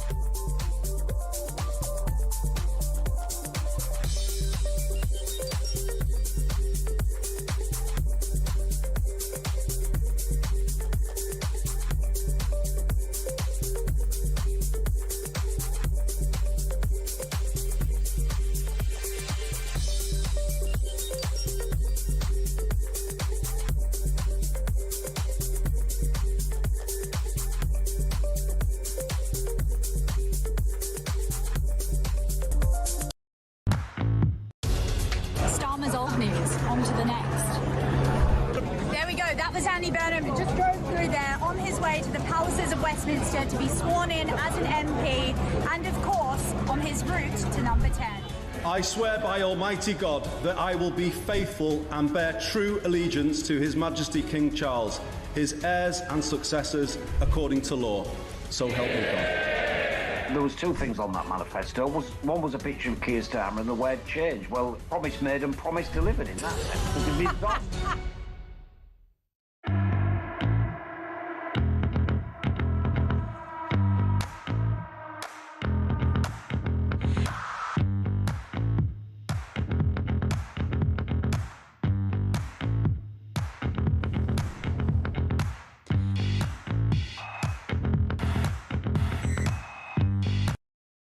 Across the UK, on DAB+, on YouTube, on your mobile, and on your side. This is Talk.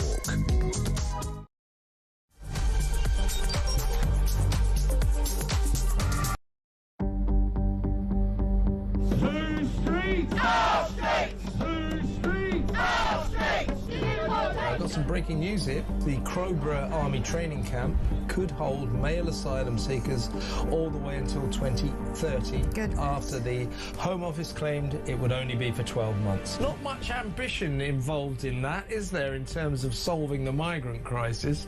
Absolutely, and the way that the Labour government gaslit the public when the migrants were first moved in there, saying, you know, you guys are absolutely being mad. Crowborough is a quiet, leafy town in East Sussex. These people, you can see, have been pushed to their absolute limit. They're not the types that you usually see protesting about this sort of thing. But that town has been absolutely desecrated. You're ruining the country. Get Keir Starmer out. Look, England flag. You're useless. Labour parties are useless. I love our country. And one of the things about our country is good manners. Not very British. What Labour advisor thought she wasn't going to be heckled at a petrol station in Leeds? Do these politicians actually ever get out and understand what it's like for real working class people? I thought it was British to exercise a right to free speech. That's what Keith Stalin told Trump. That's what White Van Man was exercising yesterday to Richard III. Oh yes, I remember. We're not really allowed our right to free speech in case we criticise the government. You can't blame people so many decades away from you for the chaos that has been caused by Labour. This is cheap politics, isn't it, Syrian? Well, it's stupid politics. I mean, who raised national insurance on part-time workers? Labour. Who's been the stupid people that have wandered down the road and increased taxes on businesses and on individuals? Labour. A lot of people get very frustrated, especially when the government says, oh, free school meals, you know, for every kid, not just the kids who really need them, free bus passes, free this, free that. None of it's free. It's subsidised and paid for by the taxpayer. And we're in this constant situation where the government's answer to everything is tax us a bit more, take more of our money, and then give some more of it away generously. It's our sodding money they're giving away. Yeah, exactly. Across the UK, on DAB+, on YouTube, on your mobile, and on your side. This is Talk.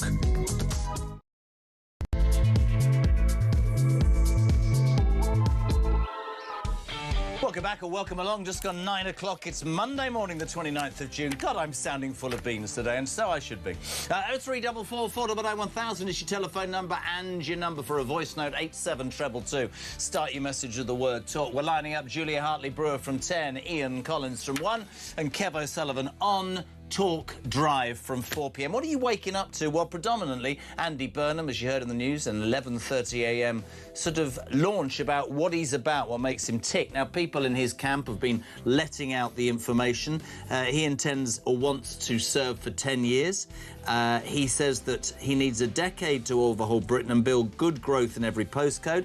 Education equality, we've heard that before. A devolution of powers for mayors to raise more money. If you live in London, that'll scare the pants off you.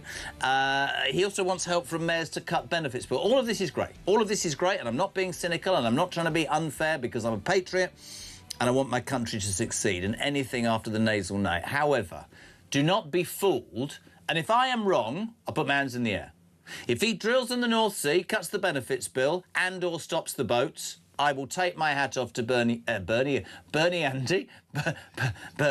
and he drove the fastest. No, he didn't. Anyway, Andy Burnham. However, if you look back in history, what Labour governments have always done is spend more than they get in. We're at a point where the benefits bill is bigger than the money that the Exchequer gets, and yet Louise Haigh, who's his sort of chief whip, has already over the weekend called for an increase in capital gains tax and a relaxation of fiscal rules. And I think the Mail are spot on today. I do. I absolutely believe they're spot on. They say, look at that, tax raids on middle classes is Burnham's 10-year plan. If you're middle class, you will be paying more tax, because that's what Labour do. They raise taxes or they borrow money. We can't borrow any more money because we're up to the hill, and even the IMF are going to laugh at us. So, essentially, we're going to have to pay more. And it might be that there's a... I mean, David Maddox from The Independent just told me he thinks there'll be a Burnham bounce, that he will obliterate reform, and if he does one of those three things, he could essentially call a quick general election and win a majority. What do you think, Sarah? Good morning, Jeremy. It's Sarah from Croydon. Just regarding Andy Burnham and should we have a general election, I'm actually quite reticent to do that, as much as I hate this Labour Party, and I think Andy Burnham will be Starmer on steroids. I'm absolutely dreading it, but I'm just wondering whether we have to go through the bad, get through it, because if he's going to capitalise on his Burnham bounce, then the fear is he's going to get in and we'll get another 5 years of this on top of what we've already had. So maybe we just need to suck it up and ride it out. It's interesting, actually, because that view that Sarah's just shared is one that many people share. They point to how the Tories got it wrong for successive years. The brand is now toxic. They say, you know, if there was a general election, maybe the real depth of misery that Labour have caused wouldn't be that relevant to more people. You might be dead right, Sarah. Maybe we need 3 years. Danny says, what the bloody hell is wrong with the general public today? A lot. Chris says, it's great, isn't it, during the summer breaks? Any time when politicians aren't ruining our lives. Gary says, everything with the messiah that is Andy Burnham will turn to muck. Trust me, I cannot believe that one man plucked out of absolutely nowhere is going to apparently save the country. Watch it go down the pan. 0344 499 1000, text to 87222. He didn't think I'd read this out. Dave Seddon says, Kyle, you are pathetic. Boo-hoo, I'm old, I'm 61. Please feel sorry for me. You didn't think I'd read it out, did you, Dave Seddon? Well, there you go. Let's say a very good morning to Talk's international editor. We love having her on. She won't be nasty to me. Isabel Oakeshott, good morning. Good morning. Why no boohoo for you? You're always really happy in the mornings. What's going on? I am. I'm just not very happy about being 61 next week. I don't want to talk about it. I think it's irrelevant. It's just a number. And you're supposed to say you look very good. We'll do that again. You're supposed to say you look good. You look amazing. I mean, I have to say, you look amazing. I had no idea that you were anywhere near that. I thought you were at least a decade younger. Oh, my God. Richard Tice, move out the way. I'm a-coming. Isabel Oakeshott, Andy Burnham. I'm going to start with David Maddox, and I'm going to start with being honest to you, because I know you're always honest to me. There seem to have been a few rumours about Nigel Farage over the weekend. There were a couple of newspaper articles. Is he exhausted? Is he worn out? Has the reform bubble burst or whatever, despite the fact of leading in 300 and whatever it is polls? David Maddox, I put a scenario to him about about Andy Burnham and said that if, with the political credit he's obviously got at the moment with his 400 MPs, has he got the balls to either stop the boats, cut the welfare bill, and or, genuinely, hand on heart, call a grooming gang inquiry? Do any of the 3 or 4 big things that need doing in this country? Cut the benefits bill, you know. David Maddox said, I don't know. But like me, he felt that if he did one of those, it would make a massive difference. But he said that there was a poll a week ago when Burnham was thingy, which saw a 6% bounce. And he predicted, David Maddox, that by the autumn, Labour will have overtaken Reform, and within another few months, so will have Conservatives. He said there seems to be something wrong and it's all going backwards. I just wanted your take on that, sweetheart, to get balance. Yeah, really. it's super interesting. I think it would be a complete fiction to say that there isn't some soul searching going on in Reform at the moment, because we've just lost a couple of elections. You know, the mega field, if you're not looking at why things didn't go as you wanted them to do, after you lose a by-election that you've described as the most important in a generation, then there's got to be something very arrogant about you as a party. So naturally, there is some soul searching going on about that. I think that Reform leadership is acutely conscious of the potential for Andy Burnham to naturally steal the limelight and some of the momentum. And momentum is everything in politics. And one of the many things that Nigel is so very good at is keeping the momentum on the side of whatever campaign or party he's running. So we've seen that for the last 2 years, you know, and it's things like holding a press conference every week, you know, where he takes, I don't know, 40 questions, whatever it may be, new announcements, always kind of trying to keep ahead of the agenda. And so I think the party knows that there's a big challenge coming. Of course, the party can also see that Kemi Badenoch is doing better. Although the party is, Reform, I think, is reassured that whilst Kemi is doing better in terms of personal approval ratings, the Tory party lags well behind that. So I think it's a challenging time for Reform as we enter, in a couple of weeks' time, the sort of slower summer period. And then everything kicks off again in the autumn with party conference season.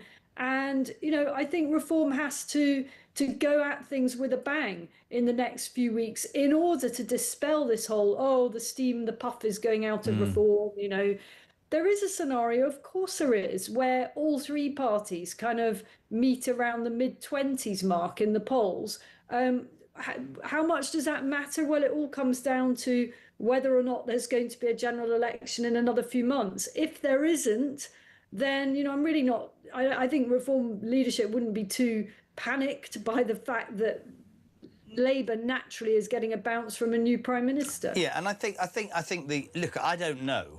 You know, I know Nigel, I know Richard and you, and I've sort of watched it, and there's no doubt that Nigel and Richard and others are spread incredibly thin at times. And, you know, Nigel, the main face, people would say, of Reform, and I've read articles saying, you know, you need...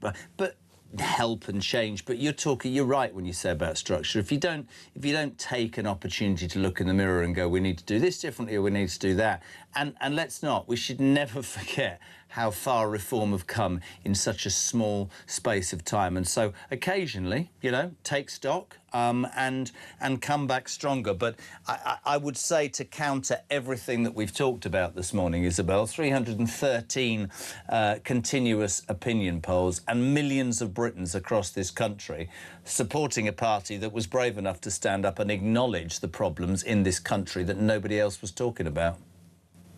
Yes, that's true, but it's not enough for the party to rest on its extraordinary achievements to date. You know, politics is a constant state of flux. It's so unbelievably unpredictable. You know, I thought reform, I'll hold my hands up, at the beginning of the Makerfield by-election, I thought reform would win it. You know, I hadn't been to the constituency myself, but my colleague Christian was up there in the early days, and it looked really winnable for reform. But things can shift so quickly, can't they? I do believe that any Burnham bounce will very soon dissipate. And I also believe that one of the... I agree with you, and I think it is also very fair at this point to point out that I think that, and this is not an excuse, this is nothing more than me being honest, I genuinely believe that thousands of people in Makerfield voted to get Starmer out. No disrespect to the Reform candidate or anybody else, a Burnham win was going to do that. The Labour Party have gone, oh my God, he beat Reform by 9,000, he's the man to slay the dragon. That's what's happened in essence. That's the truth, isn't it?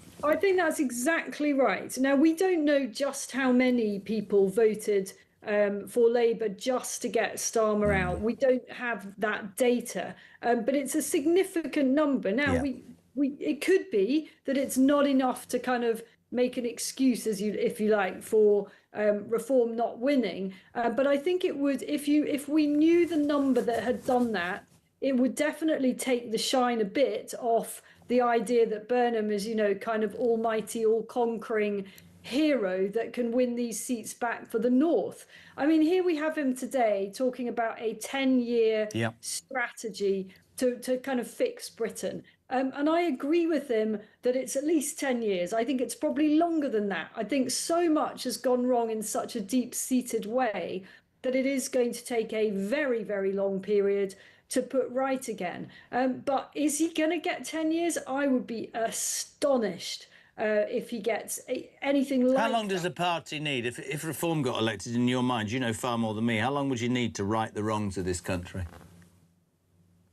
Wow, there's a question. I mean, normally, what I think an incoming Reform government would want to impress by doing some really symbolic things, never mind in years, but in the first few weeks. I think an incoming Reform government would want to symbolically stop the boats in the first few days. You know, they would be ready to do that. Obviously, I can't speak for the party or know whether they have a plan that would enable stopping the boats within days, but I would have thought they would be aiming to come up with something like that, you know, deportations. Instantly, to show that they're good to their word, is what you're saying.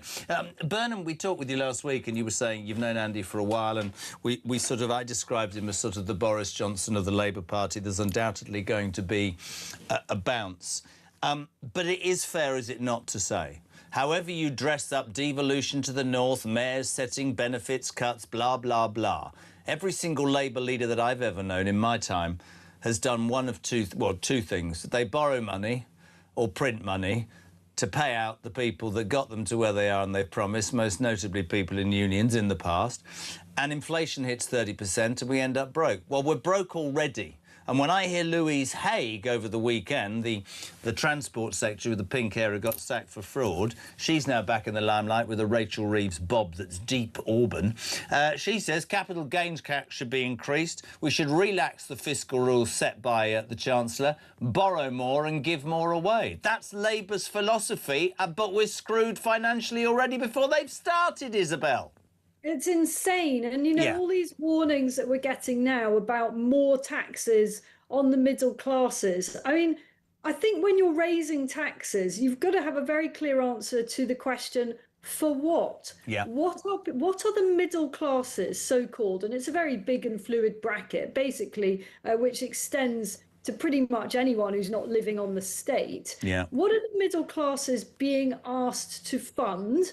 And what exactly, and here's a really important political question, are they getting in return for their endless sacrifice? And the reason so many voters are so angry at the moment is because they've seen their taxes already go up to punitive levels and they're not seeing anything in return. I think most of us are willing to pay good taxes, decent taxes, for fantastic public services, or even for decent public services. You know, one way or another, states always get you. So even in regimes where there is ostensibly no income tax, you pay for things in another way. And you don't mind any of this as long as what you're getting is of a high quality. And unfortunately, politically, what has happened in the last 10 years, you know, over the Tory rule, years of the Tory rule, has been that taxes have gone ever upwards on people who are working hard.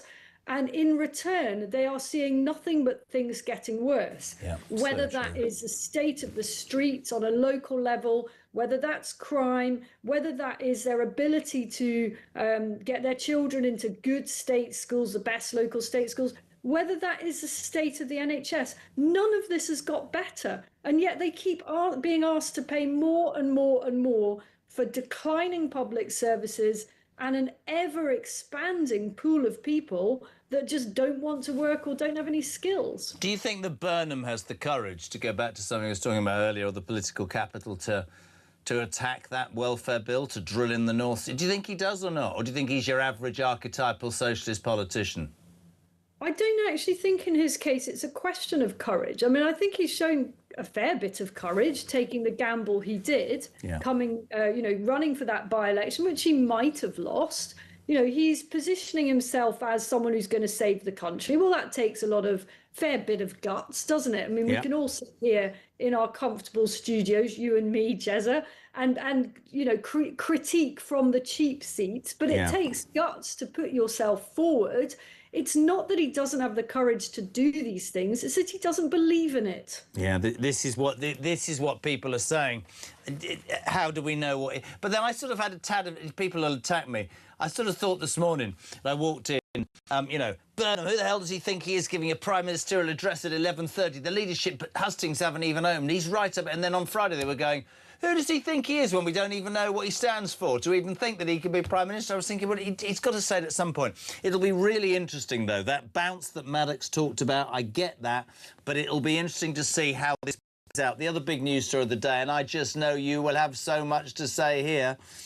I can't believe this, right? Tell me if I'm missing the point. We all know we've got a boats crisis. We know that nobody seems to be able / willing, that's the thing, to stop the boats. Shabana Mahmood. And, of course, you've got this whole thing at the moment where all these vipers in the same nest are all rushing around trying to kill each other so they get the job.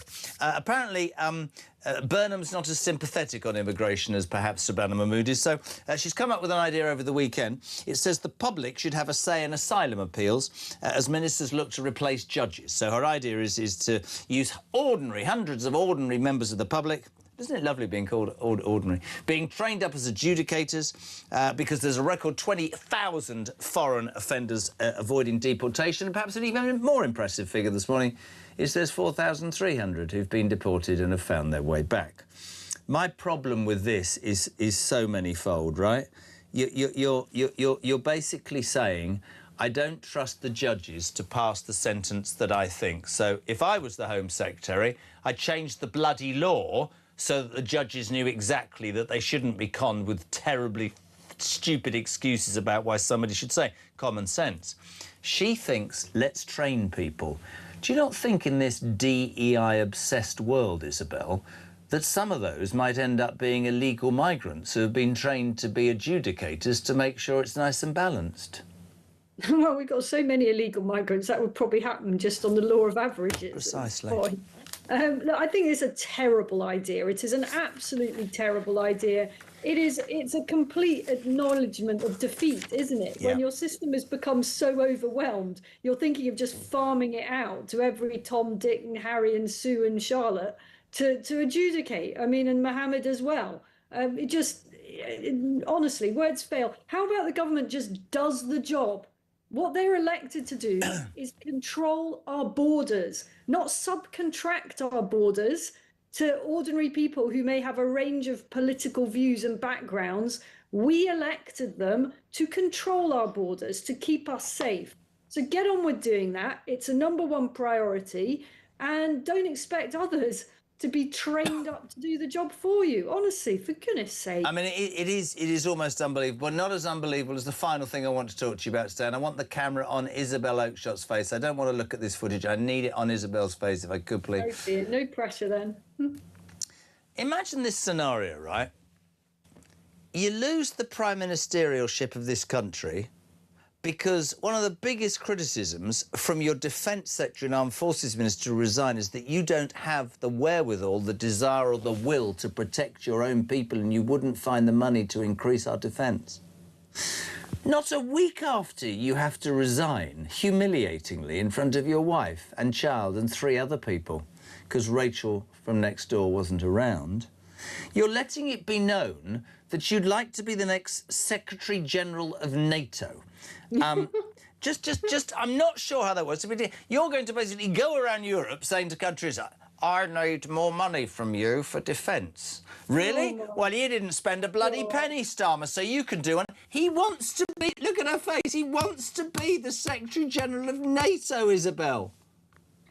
Oh my God. They all seem to think they can be Secretary-General of NATO. Is it just that there aren't any other plum EU kind of jobs? I know that NATO is not the EU, but normally Starmer's kind of reflex would be to see if he could get some EU job. So maybe there aren't many of those at the moment. So he's thinking, well, maybe I can run NATO. I've never heard anything so preposterous, frankly. He likes to prosecute troops, remember? Remember the Troubles Bill and legacy, outrageous.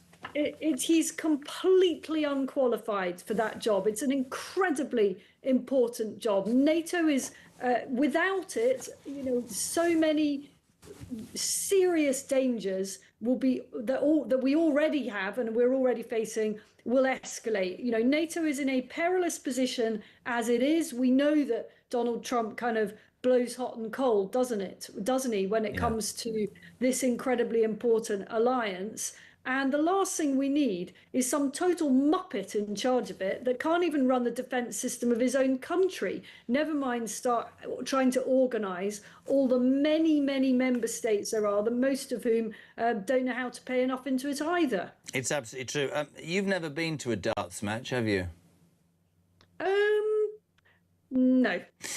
One of the think about that, but no. No, one of the biggest chances. Keir Starmer, that was quite famous. Do know about that. How long do you think would it take with Burnham in power for them to be singing "Come back, Starmer, all is forgiven, come back, Starmer"? Because we are about to see a massive shift to the left, aren't we?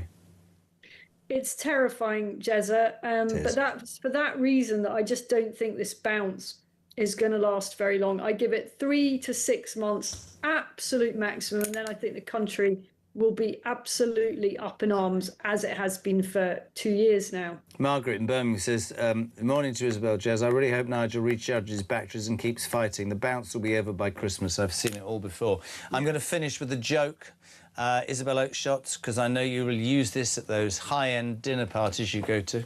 Don't go to any of them. No. So a Blairite, a Brownite and a Corbynite get in a taxi. And the taxi driver... Have you heard the joke as well? I think I have, yeah, carry on. The taxi driver says, where do you want to go, Mr Burnham? Oh, yeah, there we go, yes. I had a second there, but yes, I've heard that. It is a really good political observation joke. It's not exactly belly laugh funny, is it? But no, if I wanted to make you laugh, I'd take my shirt off, but I'm not doing that on telly. There's a promise. Well, you see, you've ignited something now. See, ready? I'm going to read this to you. Hope the birthday card is the first one there. Posted Friday. Also there for Christian in the team, says Mags. But here's the point. Pete says, 61 next week, Jez. Only 19 years away from being 80. Brilliant. Reg says, anyone could look that good at the tender age of 60, and with the amount of you've frozen your face with. Great. Isabel Oaksop, stop bloody lying. Jeremy Kyle does look 61 and not a day younger. That's from the woman who disagreed with me about Harry and Meghan. Isabel Oakshott, love you loads. Thank you so much indeed. As ever, Talk's international editor. We love having her on. What is it, 9:26? Happy birthday, Jez Robin Bunny. It's not my birthday. It's next Tuesday. Don't be depressed. 61, that makes you the same age as Keanu Reeves and younger than Tom Cruise. Age is but a number nowadays. Great. Don't worry, Jezza, the Burnham bubble will soon burst. It only takes one prick, says Dave in Temporary. Does he mean me? Talk breakfast back in 3.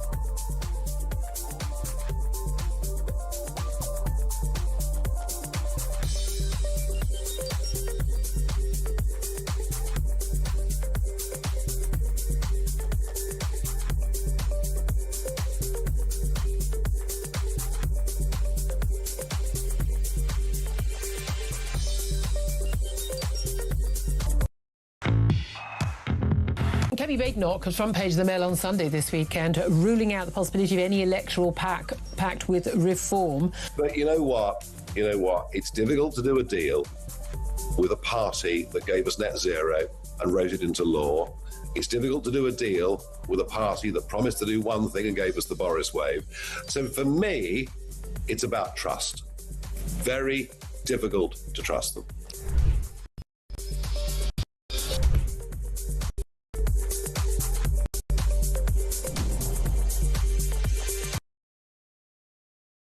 Across the UK, on DAB+, on YouTube, on your mobile, and on your side. This is Talk. Welcome back. They're laughing at me here because I was pointing out that I, as an old dad, I have to go to Oliver's sports day next week because he said to me, Daddy, please come, because everybody else has got their daddy running, so I'm trying to work out how I can bribe. Anyway, and I told them the story of last year, and this is absolutely true. There was about 12 dads, right? But there were men, like, you know, flexing their muscles in running shoes, and I was sort of just thinking, shit, no, it's going to be bad, isn't it? Anyway, as I'm lining up in row 10, is that really lane 10? I looked to the left, and this bloke's seriously old. This is genuinely true. It's about. I said to him, how old are you? He said, 76. I said, what the hell are you doing? He said, I'm the grandfather. The dad's not on the scene. I don't want to let Tommy down. I thought, I'm going to have you. I ain't coming last. Anyway, quite proud of the fact that I was beating the 76. I mean, everybody else in the distance gone. They picked up their medals. Those two old gits are still coming around the final bend. Anyway, he fell over. Terrible. And he scraped his leg, and it started bleeding. And then he had, he convulsed. Of course I stopped. Well, no, I went to the line and got my medal and then came back. No, and he basically was terrified of blood and he passed out. But you know what a gazebo is? The medical staff at the school thought it would be a good idea to shield him from the sun by putting a gazebo over him, which looked like when I went racing when they have to put a horse down. We all thought it was an absolute nightmare. So, yes, so last year, in taking part in the dad's race, a 76-year-old man nearly got put down like a horse. But anyway, I hope to return. I'm not going with running shoes. Morning, Marge. Happy Monday, Jezzer. It seems Burnham is planning 10-year stint in number 10 Downing Street. Well, he hasn't even got in as the leader of their party, let alone our Prime Minister yet, although it seems like it's a shoo-in to me. Nobody's voted for him to be Prime Minister. We should have a general election, and we should have one now. Quite right, Marge. Bless you. Good morning to Richard Holloway. Ha-ha, no way will Starmer get the noted job. His mate Donald will block that, says Richard Hart. Ha-ha. Pat says, Jezza, come on, me old son. Crewe is famous for Rolls-Royce and the Merlin engine for the Spitfire. Jez, for Shabana's adjudicators, they could use the People Lammy Council for jury services added Archway. Brilliant. Morning, Jez. I'm listening to you in Turkey. Is anybody in England today? Which is Turkey? He says, I'm not coming back if Burnham thinks he's going to get 10 years. He's Starmer in disguise. He comes from Newark. And Christian will never let me do that joke, will you? You never let me do it. Newark's the only town in England that's an anagram of a certain word. Good morning, JK. If Burnham is confident the votes are overwhelmingly his, why is he scared of calling a general election? Leslie in Bromley, he might well call one. I don't know. We don't know. Russell's in Bedfordshire. If Burnham needs 10 years, he's calling a general election then, right? Otherwise, seeing this term out and winning one would only be 8 years. Ooh. Or it's just a sign of how crap he is with numbers. Good morning to Gary in Bridgewater. He's angry. I nearly choked on my coffee. You taking the... Surely nobody will offer Starmer a job, will they? The world has truly gone mental. This is the story that Keir Starmer wants to be the Secretary-General of NATO. This is the man who sues and prosecutes, right? Sues and prosecutes his own soldiers disgustingly and wouldn't find any money for defence. Ian says, another Starmer U-turn. He declared he would devote himself to his wife and children 6 days ago. Now he wants to run NATO. Bet his wife don't want him hanging around at home, says Ian in Manchester. God, it's going, isn't it? 0344 499 1000, text to 87222. There's so many of you. Mark's on the Isle of Sheppey. I went to prison there. True, for a day filming Isle of Sheppey, yeah. Honestly, I went to prison. Jez, as always, tax more scoundrels for votes and no aspirations for my country. It's the end of the UK. We're doomed! We're doomed! Oh, God, it's all going on. Carl Rudkin, really? Burnham's jam tomorrow will sit on the shelves because nobody wants it like Meghan's jam. Has Andy Burnham got a jam, then? Where's that come from? I've no idea. Head of NATO, one thing will be guaranteed. Starmer will finally get his war. He'll take us to war with Russia under the pretext of supporting Ukraine. He's frankly a complete danger. So listen, we're on till 10 o'clock. Julia is here from 10 o'clock. We have, in this hour, I'm going to call her my prodigal mother, but I'm probably as old as her. Angela Levin's going to be on the show, which I love. Right now, we're going to say good morning to the former political editor of The Sun, top man, Trevor Kavanagh. Good morning. Good morning, Jeremy. Let's start with Keir Starmer. He made it known that he'd like to be the Secretary-General of NATO. This is a man who prosecuted his own troops and got thrown out because he wouldn't spend any money on defence. Trev, you couldn't make it up, could you? No, he's the ideal candidate, isn't he, in this modern age where we basically raise our hands in surrender. Yeah. A human rights lawyer as Commander-in-Chief, or one of the Commander-in-Chiefs of our Western defences. It is a joke. I mean, you've just said it. A well-known human rights lawyer in charge of the defence of the West. What an absolute joke. Trev, let's talk about this morning, 11:30, his successor, likely successor, Andy Burnham. I'm going to say at the beginning, Friday people were saying, we need an election. This man won't even tell us what he stands for. And then today, now he's telling us what he stands for. They're going, who the hell does he think he is? He isn't even Prime Minister yet. The one thing that I want to talk about, and I've been saying since 6, is however this is dressed up as a number 10 up north or mayors to get more responsibility to help cut benefits bill, the Daily Mail are spot on. The Labour Party, you and I know this, will basically raise taxes on the middle classes, and if Louise Haigh is to be believed over the weekend, Trev, they'll increase capital gains tax, relax fiscal rules, borrow and spend more, and screw us still further into the ground financially. Well, we are the people. I count myself as that sort of middle-income group, but we're the people that cannot escape. If you're very rich, you can find ways of getting out of taxation. You can even leave the country if you're mega rich. Or if you're not very rich, you can opt for just going on a lavish welfare scheme. But if you're in the middle classes, you're those people who get up in the morning and go to work and earn a living and look after your family and try to do the right thing. So obviously you deserve to be punished. I don't understand, and you've seen more of this than me, I don't understand how politicians feel that can essentially get through, because maybe in the past, when things were better for Brits, and I don't mean that badly, just for us, working, whatever you want to call it, but with the cost of living crisis, with the massive unfairness that you see all the time, the favouritism being shown to people coming in legally, criminals, etc., all that, I genuinely believe that the best thing about this station, The Sun, and other papers and news stations that actually tell the truth, unlike the BBC, is that the British public have woken up, Trev. They won't swallow this. They're almost, not at the end of their tether, but they've had enough of the unfairness, haven't they? This is absolutely true, but the trouble is that we are more or less silent majority. And we do not storm the streets as they do in France and demand fairness and justice. We sit back and take it by and large. I think that all of your readers and listeners who are phoning in now and demanding a general election are absolutely right. And I think that at the moment, there's no indication that Andy Burnham, when he becomes Prime Minister, which is, you know, I mean, I still recoil at the idea of calling him Prime Minister because he simply seized the job. He's cut the ground from under the elected Prime Minister, walked into the House of Commons, sworn himself in as an MP, and basically decided he will be Prime Minister as soon as possible, with no ideas to come up with. So I think we're in for a really torrid time, and I think that the public might actually start to do things and make their protests and their voices heard. I don't think it's going to. I think it will unravel very quickly, basically from that financial point of view, and basically because of the unfairness issue. However, let's just take you to task a little bit with ask you what you think of what David Maddox said from The Independent on the show earlier. He says the reform bubble is bursting, Nigel needs a rest, and that he wouldn't be surprised by the autumn that the Burnham bounce would mean Labour would be leading in the opinion polls, Trevor. Well, I think that's devout wishful thinking. Look, just let's wait until we hear what Burnham says at 11:30.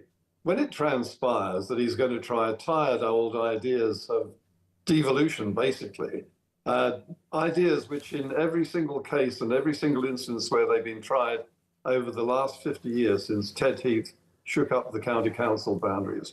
Look at Scotland, look at Wales, look at the reform of the House of Lords, look at the police and crime commissioners. Every single one of them has failed at huge cost to you and me, the taxpayer. I couldn't agree more, and I do believe. I mean, this is the million-dollar question to you, though, Trevor. Right? I think that I think anybody would accept this. There are 3, possibly 4 things that if I was Prime Minister, I knew I would have to do on day one, which is stop the boats, which is to cut the welfare benefits bill, and that's to drill in the North Sea, and 1,000,000% call a national inquiry into the rape gang crisis, because that's a stain on us as a society. If you've got, this is what I wanted to ask you, if you've got 400 MPs who have decided to hang their hat on you, an outsider, to come in, he ain't going to be challenged for 3 years. If you've got that political credit, I don't know about his ideology, does he have the sense to do, I'll do one of those and then call an election because I'll blow a hole right in the backside of the right? Does he have the courage? I think he's definitely considering this. But the point you just made about the bounce, how much of a bounce is he going to get? He still hasn't really bounced, and he's still in that popularity phase. And I dare say he will announce a number of things over the coming days and weeks, which will enhance his popularity still more. But he has to start delivering. And if he waits more than a few weeks, I think that bounce will evaporate as people begin to see that most of the plans simply do not bear scrutiny. Everything involves finding ways of scraping more money off those middle classes. All of the people who are tempted to vote for Nigel Farage, or indeed increasingly now for the Tories. And I think that Labour is going to find that people are more alert to this than they were when they voted by a landslide to put that dud Starmer into office. They've been bitten once and they're twice shy. We were at a do the other night, and I spent a few minutes, 20 minutes actually, with Kemi Badenoch, and I was talking to her about many things, but one of the things that I did say was, I mean, there's no doubt that she's cutting through, you've just said it, but the Tory brand is still toxic. Do you think that they will turn it around, not her, but the Tories in time for the next election, or was the toxicity so bad that it'll be 10 years for them? I think it'll be much quicker than that. And look, when you think about it, Nigel Farage is basically a one-man band, is he not? And he's managed to make a party out of Nigel Farage. And I think that people really are listening to what the leader is saying, whoever the leader may be. In this case, I think that Kemi Badenoch is saying things that really resonate with voters. And I think some of the words and attacks that she's launched in recent days alone, let alone through the Macclesfield by-election and some of the policies she's announcing, people are sitting up and taking notice, and they're circulating on social media in a much bigger way than we fully understand. I mean, the hits that she's getting for that little clash with the spiteful socialist. What's her You name? mean that Bridget Phillipson. spiteful class warrior, Bridget Phillipson? How can you say such a terrible thing to her? I tell you what, if you say to the left they're a class warrior, they lose their rubbish, don't they? Oh, well, I think it's wonderful to behold. As I say, it was like looking at a row of slap bottoms, the faces on the front bench. Could not agree more. Could not agree more. We'll wait with bated anticipation to see what happens this morning, Trev. But as ever, really appreciate you being on, my friend, and enjoy the rest of your day. Thank you so much indeed. Trevor Kavanagh, former political editor of The Sun. Brian, good morning. Good morning, Jezza. Brian here. I get a bit fed up continually listening to politicians say they're going to offer change this, change that. In reality, all that means is they're just going to be mismanaging us even further in a slightly different way. What we need is politicians to come up and say, we're going to improve the country, we're going to improve your lives, we're going to improve how we live, and then give us a timetable of how they're going to do it. Cheers, mate.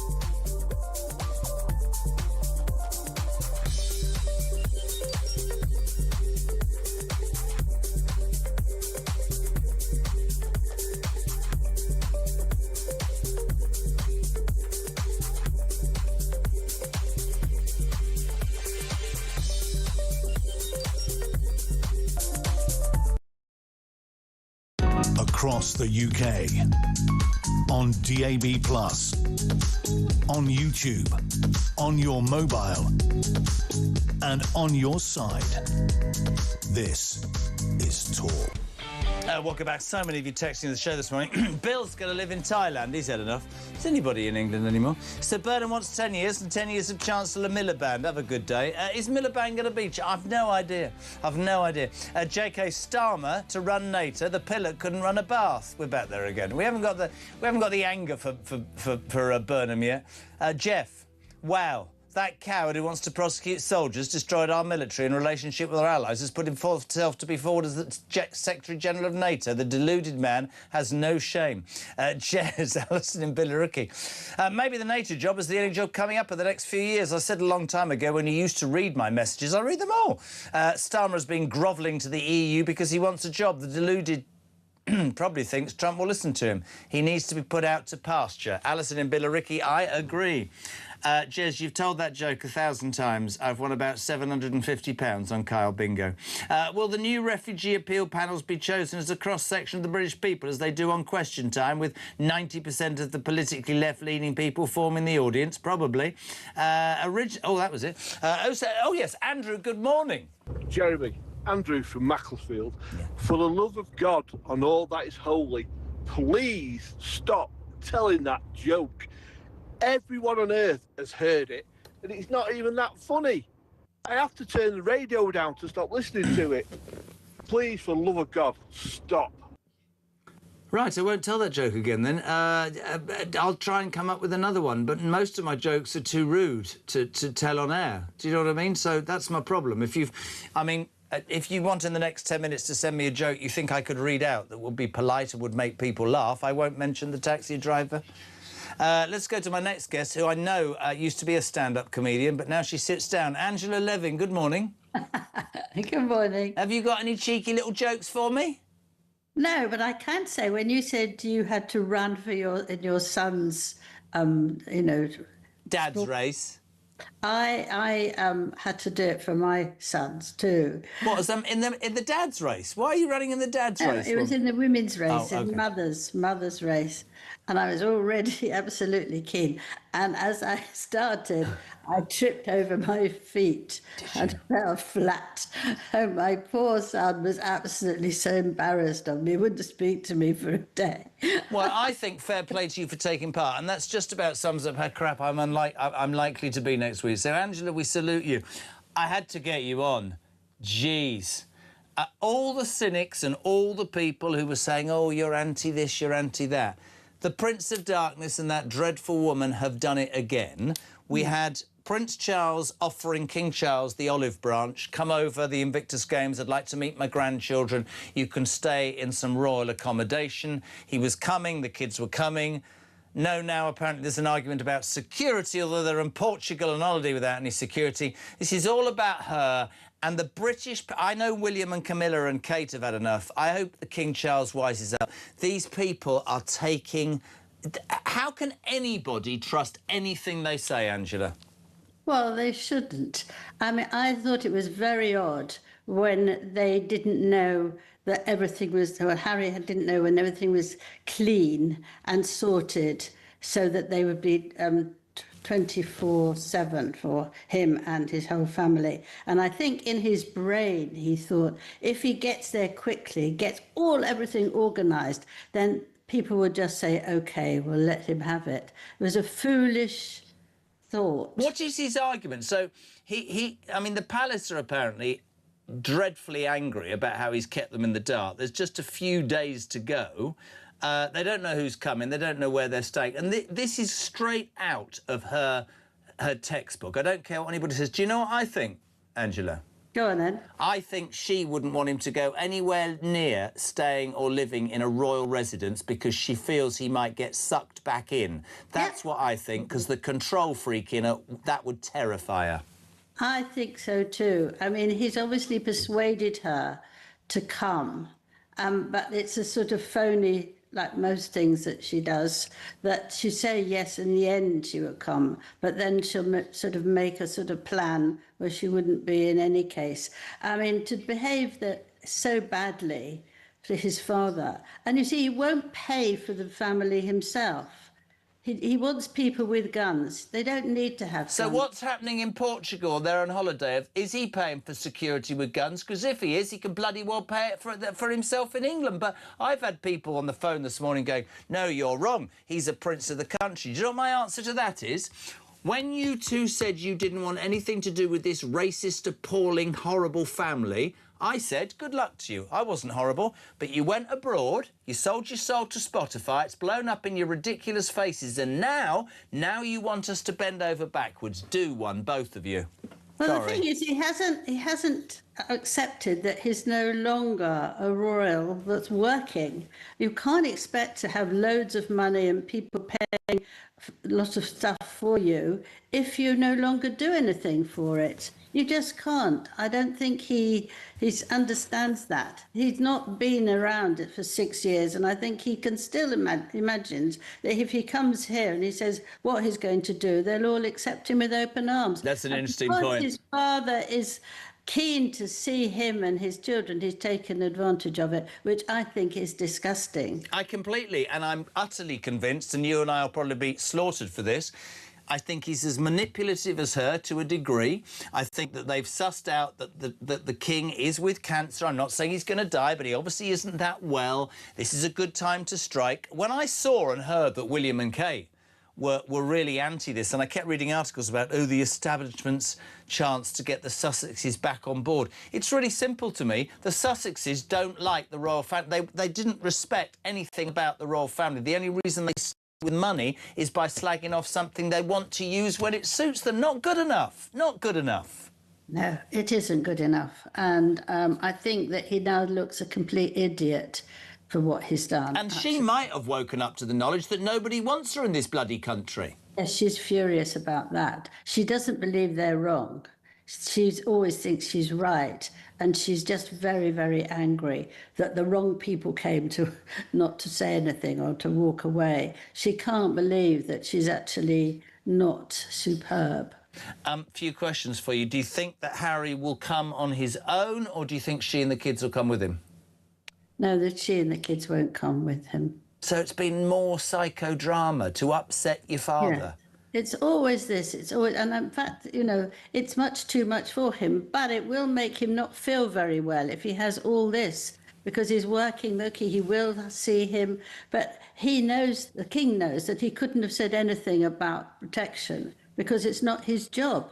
And Harry keeps saying it is, and it isn't. So this lady says to me, he's obviously pushed the envelope, Jez. If the king invites him, he gets security, says Alison. No, he doesn't, does he?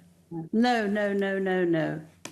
I thought that if you're a working royal, you get it the whole time. That's what I thought, unless I'm missing the point. You don't get it the whole time. You get it when you need it, and except very, very important ones, which is the 4 up the top. Otherwise, they'll get it just for when they need it.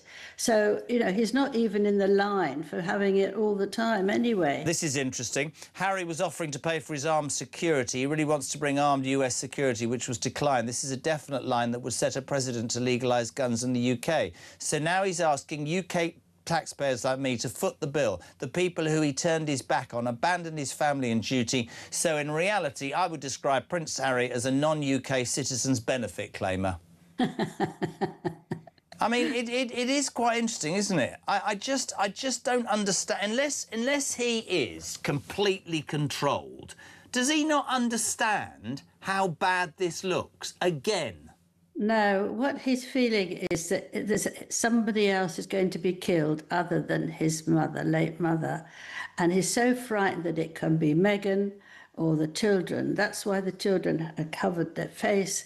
And with Meghan, she just knows how wonderful she is. Covered their face, but then use them systematically on social media to push their brand, yeah? He's really not well, you see. He's really not well. I don't know how he's given to see so many doctors who could have helped him, and he's refused to sort of take it in. But he does feel that he's got to make sure that no one else gets killed. Of course, and that's absolutely right. You want to protect your family, but I just not doing the right things anyway to do that. No, and the other thing is, this is why I'm cynical, Angela, right? If you were concerned you hadn't seen your dad hadn't met your kids, your dad was ill, I'd have come over here privately on a private jet and seen my dad. Why does it have to be such a big kerfuffle? Because that leads us all to go, they're in it for the wrong reasons. This is just about their brand. This is just about them still being relevant. Yeah, that's quite right. You see, he could come and see his father without anybody knowing, going in, talking very nicely. In the summer, he could go with the children very quietly. Of course. Very nicely. But he wants to make a fuss about it because he's cross with his father. He still resents everything that's happened to him, even when it's his brother having 3 sausages and he had 2. He hasn't even got rid of that. Sorry, it's an Angela Levin masterpiece. Who had what sausages?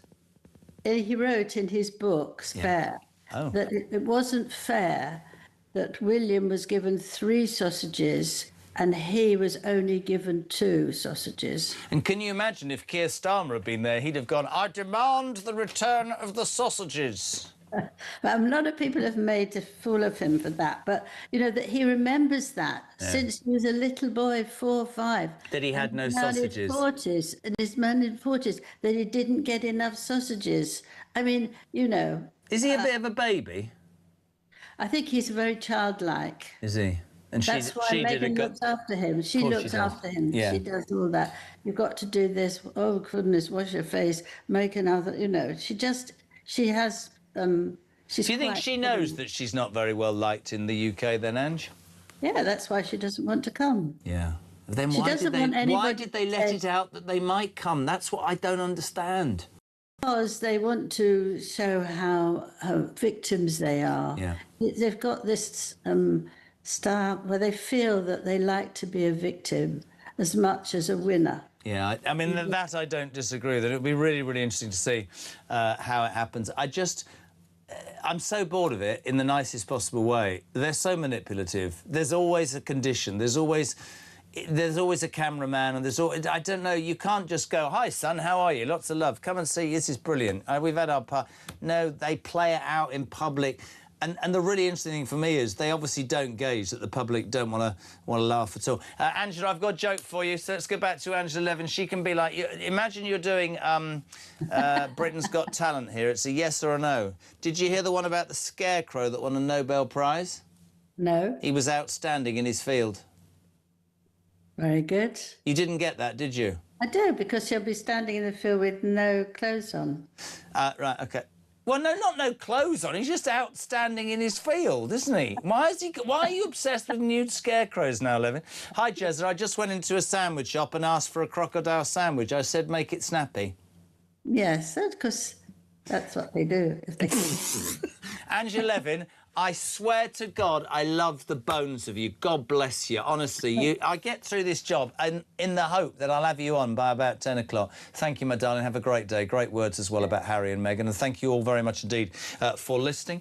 Julia is here from 10 o'clock. If you want to get your calls into her for the show, 0344 499 1000. Your text to 87222. No doubt she'll be talking more in the build-up to Andy Burnham, who at 11:30 this morning will make a sort of prime ministerial speech where he'll lay out how he wants to rule for 10 years and how he is going to devolve powers to the mayors and level up the United Kingdom, which basically means, in my words, he'll tell you that he's going to increase taxes on the middle classes. Julia from 10, Ian from 1, Kevin O'Sullivan from 4. We'll see you back here for breakfast tomorrow morning from 6 a.m. Have a great day.